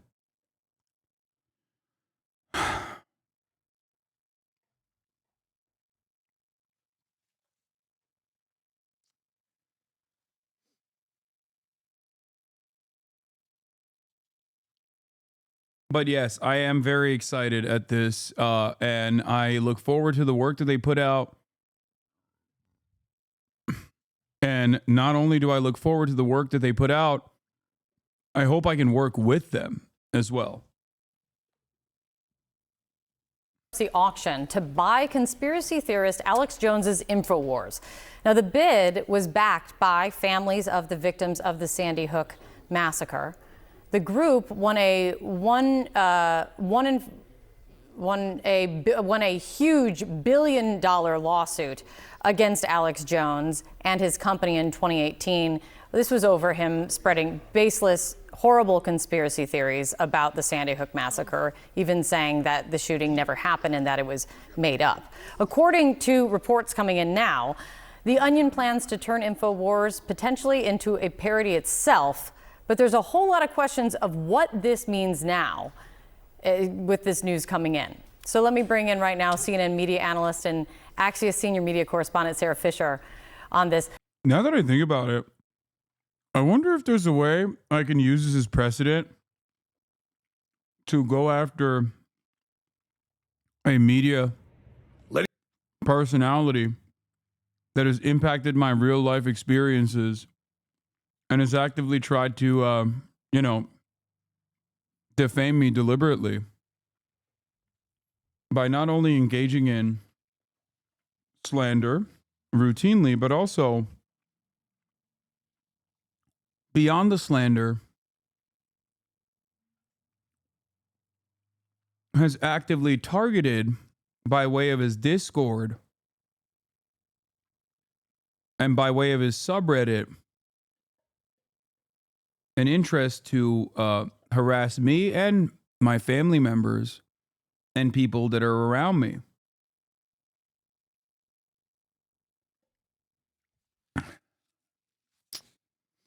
Interesting. I know just the lawyer for the job. Brother, I know the lawyer that successfully sued Alex Jones at the behest of the Sandy Hook victim families. You guys are talking about Lolo, but I also know the lawyer who personally successfully sued Alex Jones. Just something to think about. Yeah, maybe others should think about that as well.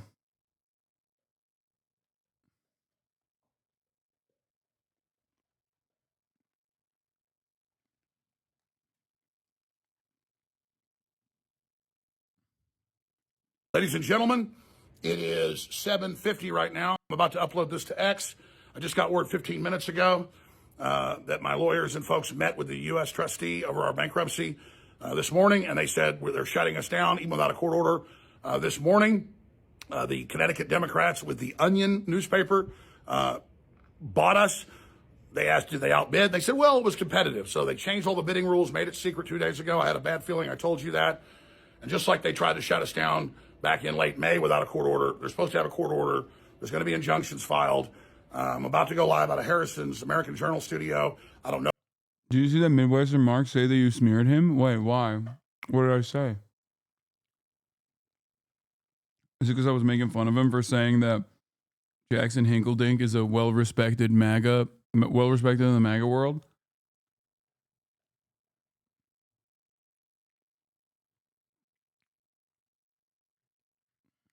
How's that slander? Isn't that what he said?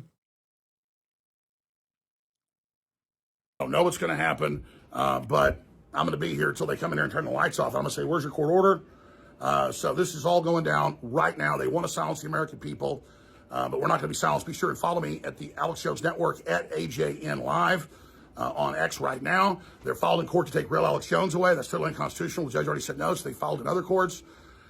So the live feed going up by the time you see this at AJN Live and at Real Alex Jones right now. Share this everywhere. This is a total attack on free speech. The deep state is completely out of control. The private security hasn't even been told. They cut him out. They cut this part out on CNN because they were too afraid of the truth about the deep state pedophiles coming after him.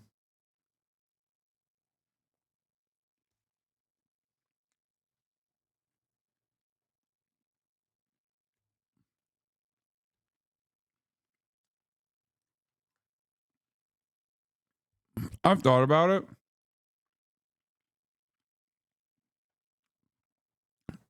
And I've gone back and forth on this. I wonder if it would be good for Alex Jones to be the press secretary. Because, like, on the one hand, obviously, it's really damaging for American public consciousness.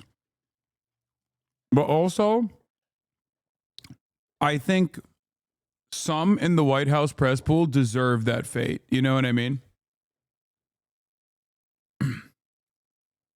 Like, having to deal with Alex Jones, I mean, that's unimaginable. I would watch that every day.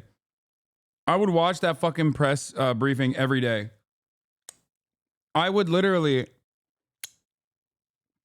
I would sit there tuned in every single damn day. I would never miss a second of it.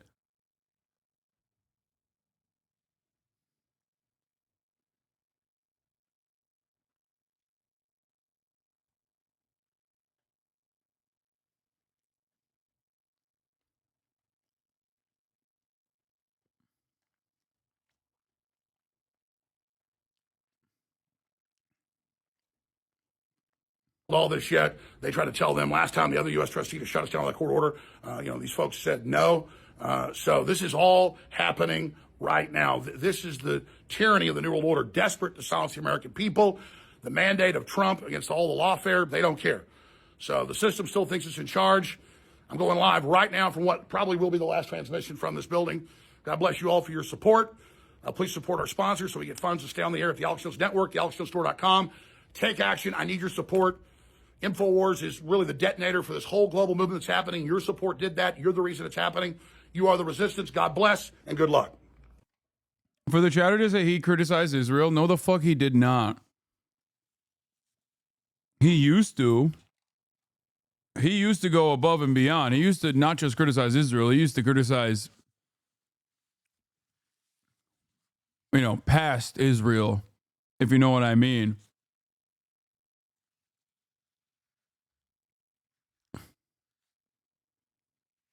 But what's really interesting, I think, about Alex Jones's transition was the worst thing that possibly could have happened to him, that made him, like, objectively more popular too, was when he, like, hugged and kissed not the Obama administration. I can't believe I said that. I slandered him. Sorry. When he hugged and kissed the Trump administration. Like, he used to be a massive critic of Bush. Massive. He was like, Bush did 9/11. Bush did 9/11 for Israel. You know, Bush and the Jews did 9/11, that type of shit, right? Like all the craziest and some not so crazy conspiracy theories. Like for every insane shit that he would say, there would be like one truthful thing, like the surveillance state. Like in the 90s, he kept talking about the surveillance state and it was just completely correct. And that's part of the reason why I've always found him to be like potentially a federal agent until recently when this stuff happened to him, because he seemingly was untouchable, right? Because if you're the feds and you want to discredit like a lot of the crazy shit that you're doing that people would look at and go, what the fuck? That's crazy. You want a guy like Alex Jones to be saying some of the truthful things and then simultaneously say like insane stuff as though there are interdimensional space vampires who are pedophiles who are, existing amongst us. So like, I think that was in order to discredit like the real things he talks about, right? So I've always been this Alex Jones fan, as you guys know, who maintained the position that he might be a federal agent. But the worst possible thing that, in my mind, ruined Alex Jones, which simultaneously made him like so much more popular, was when he became a government stooge. Like when Trump went to his show before he got elected in 2016, he realized like, oh, it's happening. Like I am a part of the government now. And basically, most of his commentary after that point was no longer about having almost this like bipartisan anger towards the globalist elite that are pedophiles, right? But instead it was like just purposely directed in the direction of the Democratic Party. I guess my point is my goat was washed, and my goat was made docile.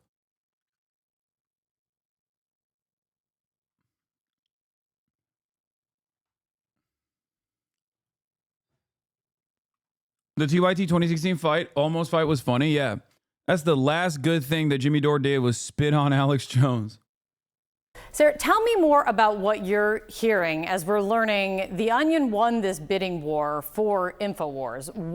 For those of you who don't know, I've been a massive fan of Alex Jones for many years. I've actually openly stated that I think we don't deserve him as a society, that like he is in many respects, like me and Linklater had the exact same bead on Alex Jones where I think that he was like, if you could experience him in the way that I experience him and many in this community have, then he's one of the greatest performance artists of all time, right? But the issue is, especially with like our level of educational attainment in America, people were not entertained by him. They believed him. Like the point is that you're supposed to be entertained by him. You're not supposed to believe him, right? And as a broadcaster, I am agnostic in my analysis when I talk about like the content that media personalities provide.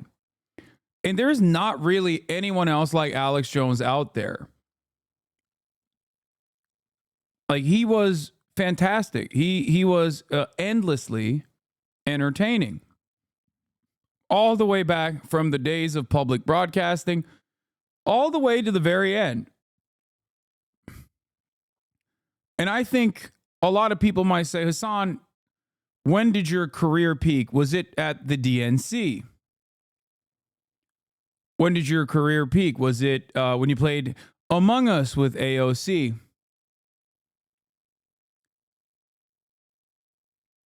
And it was none of those things. My career peaked when Alex Jones noticed me and did a segment on me. This is from July 25th, my birthday, 2020, where Alex Jones did an entire story on, I believe this was after the 9/11 comments. Hosuni. His name is Hasan. He's funded by Gulf dictators, hundreds of millions. George Soros and Google. He wears jackets that say bash fascist. Wait, is this real? What the fuck? When is this from, dude? How did you find this, dude? And has a club in his hand. He's a young Turk. They tasted the blood of 1.5 million Christian Armenians, and they'll taste man flesh again. If they have their way. Bow, submit, turn your weapons in. 2. The nephew of Turd Breath, Sink Turd Breath, Hasan. Oh my God. This is so cool. Oh my God. Oh, this is the best birthday gift ever, dude. Alex Jones. HasanPiker. You can't make up that name. That's his name, HasanPiker. And if you're a radio listener, you can't see it. He's got his red stars, his Antifa flags, his communist flags, and he's got his baseball bat, and he's going to call you a fascist, even though he's funded by the Nazi collaborator George Soros, and he's going to attack your daughter like they did out in Oregon. Oh, I'm dying. This is literally this is the dream. He's talking about how I'm going to have sex with your daughter, dude. Oh, that's so cool. He even said that. He's going to... Like, this is like a cameo, okay? This is like if you paid Alex Jones $1,000 to do a cameo, this is the best cameo that he could ever make. Chase women down. That's what he's pushing. And uninterrupted for the Young Turks members. And this is the sexy death porn. The sexy terror porn. Destroy the child. Corrupt them all. And their desperation as America's pulse comes back and as we stand up against the Chi-Coms and defend the Second Amendment and rediscover God and family. HasanPiker of the Young Turks declares that America deserved 9/11, close quote, praises brave soldier who took Representative Crenshaw's eye. Isn't that just darling? Oh, when you go to a Young Turds event, they always go where there's a big crowd because they don't have any viewers, but it's the Google set. It'll be the Google event. So let's hear from Mr. Piker. This is so insane. Oh, hit pause, back it up. I forgot, he's real jealous that Joe Rogan, who, by the way, is a super libertarian right-winger, he just knows how to, survive in LA, I guess. Really smart guy. That's why I get mad at Joe, because he's as smart as I am or smarter. He knows all this stuff, obsessed with it. He knows more than I do in some cases. And he plays dumb, and I've told him to his face. But anyways, he has the congressman on, and Piker is mad that he has this tiny audience, so he thinks, well, I'll attack him and say something really scandalous. Wait. Oh, that's so sad, dude. That's so sad in comparison to what my audience looks like now in comparison to Alex Jones's audience. Oh, no. Oh, Alex, I wish. What could have been. And then all the meth heads and child molesters that watch my show, literally, they'll think I'm powerful. Oh, you're such a big man, Hasan. You guys are all meth heads and child molesters. Alex Jones called you guys meth heads and child molesters. Oh my God, I'm fangirling super hard right now. Oh man, that's great. I can't believe you guys found this. I had no idea this existed. This is so good. Flabby arms. I bet he's got some big old giant bitch tits. I'm sorry, it's a family show. Just go ahead and roll this. This is awesome. America deserved 9/11, dude. F it. I'm saying it. We're there to partner with them. We're not there doing our own thing. We're there partnering and training in a video and game, equipping and enhancing their capabilities. We totally brought it on ourselves, dude. Holy shit. We did. We did in a video game, whatever, hypothetically, politically. Hit pause again. Did, man. Back it up 10 seconds. Oh, like the Armenians deserved because they were there before the Muslims took over Constantinople and then you drove them into the mountains but because they were Christian, they became still super wealthy because they were such good people. Wait, what? Wait, did he just say that they were good people automatically because they're Christian, and they are wealthy because Christian people are good people and wealthy, and Muslims are bad? Wait, what? That's so weird. Oh, this is awesome. And so you're named after the group that murdered them. And you've got a club and you say you're coming for us. Let's continue with this psychopathic worm. He's saying that, like, I'm going to do the Armenian genocide on white Christian men in this country. Sure, he gains the Alex to mog his losses. It is kind of sad that we're, like, revisiting this right now in the eve of his destruction. But yeah, flabby arms, dude. Are you fucking joking? Flabby arms, dude? The fuck out of here, bro. Is this why people always claim you're Armenian genocide denier? Well, it's because I'm Turkish. That's the other reason. And people just lie all the time.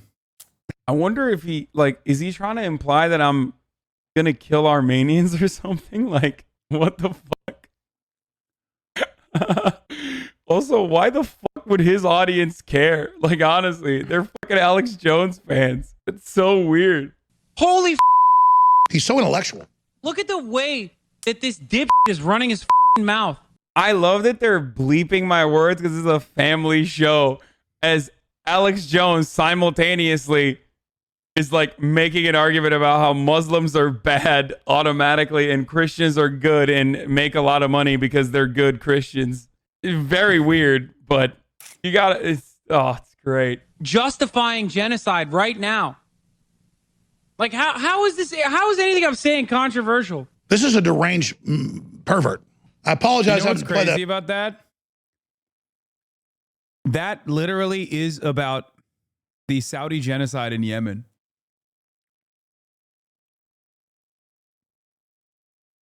Which, at the time, I was very upset about because Bernie Sanders had demanded to stop selling arms to Saudi Arabia. Okay? And Dan Crenshaw was talking about why we have to keep giving Saudi Arabia arms while simultaneously talking about how they hate us because they ain't us, these Muslims, they all just want to fucking destroy the United States of America. Full fucking circle, dude. For everybody, but that's why I was so. It is also kind of interesting to think that, like, a lot of the people that became my friend or became my fans after this very moment are now using similar language against me to be like, you know, they're coming across like Alex Jones in the defense of America's imperial ambitions. So angry this morning. He had to pull a trigger warning on his audience, dude. He was so flustered and frustrated because his virgin ears had to hear those disgusting words, man. Alex Jones, who combats psychic pedophile vampires. Folks, listen. You already know it's AlexJones.com, Infowars.com. I'm locked away in a FEMA camp right now because President Obabe, the Muslim Kenyan, has locked me away, folks. But I will prevail. I am the demon of truth. I came in within earshot of Barack Obama. He smells like sulfur, folks. It's the truth. I got the documents. But then he's like triggered by a guy who says shit like that is triggered by what? Like something I said? That's awesome. Oh, that's so good. He's a deranged pervert. He's got meth heads and pedophiles in his audience. Oh, he said I got bitch tits. Alex Jones saying I got bitch tits is hilarious too. Wait, hold on. Oh, this is the perfect meme. I wish he fucking ripped into me a little bit further. Look at this.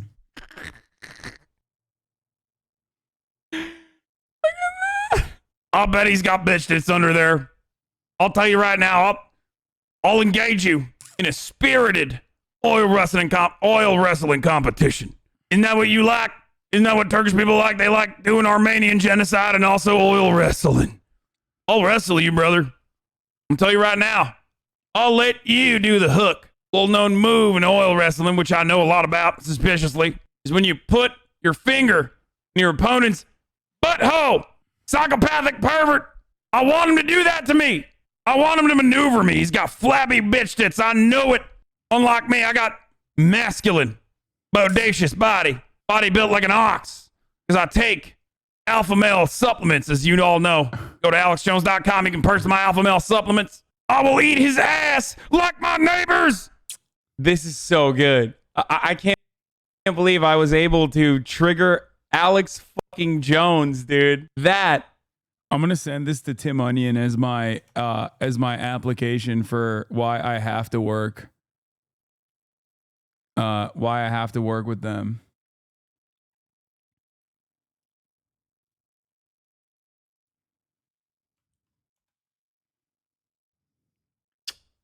That made it worth it. Any number of brand deals in the future that I will not be able to get as a consequence of my words on this platform at some point, I don't care. This video alone, worth it. Okay? Oh, will I not be able to attend the speech circuit alongside the likes of Charlie Kirk and whatnot if coronavirus ever goes away? Fine. This video, worth it. Come on over here. Come on over here. No, you flipped me off. Come on, coward. No. Come on. You're not an intellectual. You're a fake and a fraud. On that note, ladies and gentlemen, I got to go because I have to fly out later tonight. Okay. And I have to get ready to do such a thing. I am going to Texas. Suspiciously, right after AlexJonesInfowars.com was stolen by goddamn Antifa, ladies and gentlemen. AlexJones.com, Infowars.com, it was stolen by the likes of George Soros-backed elements called The Onion. And in the process, I'm going to go and retrieve the studio. But I'll leave you out. I'll leave you with the oldie but goldie here. Okay, tomorrow I'm probably going to be live very early. I'm probably going to be live very early, by the way, because I have the OTK game day. And I might be live super early before then to cover any sort of like updates in like a very short stream if I do that. If not, you can catch me on OTK game day. I'm going to be playing basketball tomorrow. And then the next day, I'm probably going to do a collab with Nick Pollum and maybe Alveus as well. I'm trying to figure all that out right now. So anyway, on that note, love you guys, and I will see you. What the fuck? What happened? I'll see you. What a fucking liar, tomorrow, dude. ladies and gentlemen. Fucking Weasley little liar, dude. Alex shows out. Real Patriots rise up. Weasley little liar, dude. Holy shit, dude. Holy fucking shit, dude. Literally lying. Fuck it. I'm saying it. America deserves love. Fuck it. I'm saying it. America deserves happiness. Fuck it. I'm saying it. America deserves love. Fuck it. I'm saying it. America deserves happiness. Oh, you're such a big man, Hasan. Man, Hasan. This is a deranged pervert. This is a deranged pervert. Oh, you're such a big man, Hasan. Man, Hasan. This is a deranged pervert. This is a deranged pervert. I bet he's got some big old giant bitch tits. I bet he's got some big old giant bitch tits. I bet he's got some big old giant bitch tits. I bet he's got some big old giant bitch tits. HasanPiker. Can't make up that name. That's his name. That's his name. HasanPiker. Can't make up that name. That's his name. That's his name. Fuck it. I'm saying it. America deserves love. Fuck it. I'm saying it. America deserves happiness. Fuck it. I'm saying it. America deserves love. Fuck it. I'm saying it. America deserves happiness. Fucking liar, dude. What a fucking Weasley little liar, dude. What a fucking Weasley little liar, dude. Holy shit, dude. Holy fucking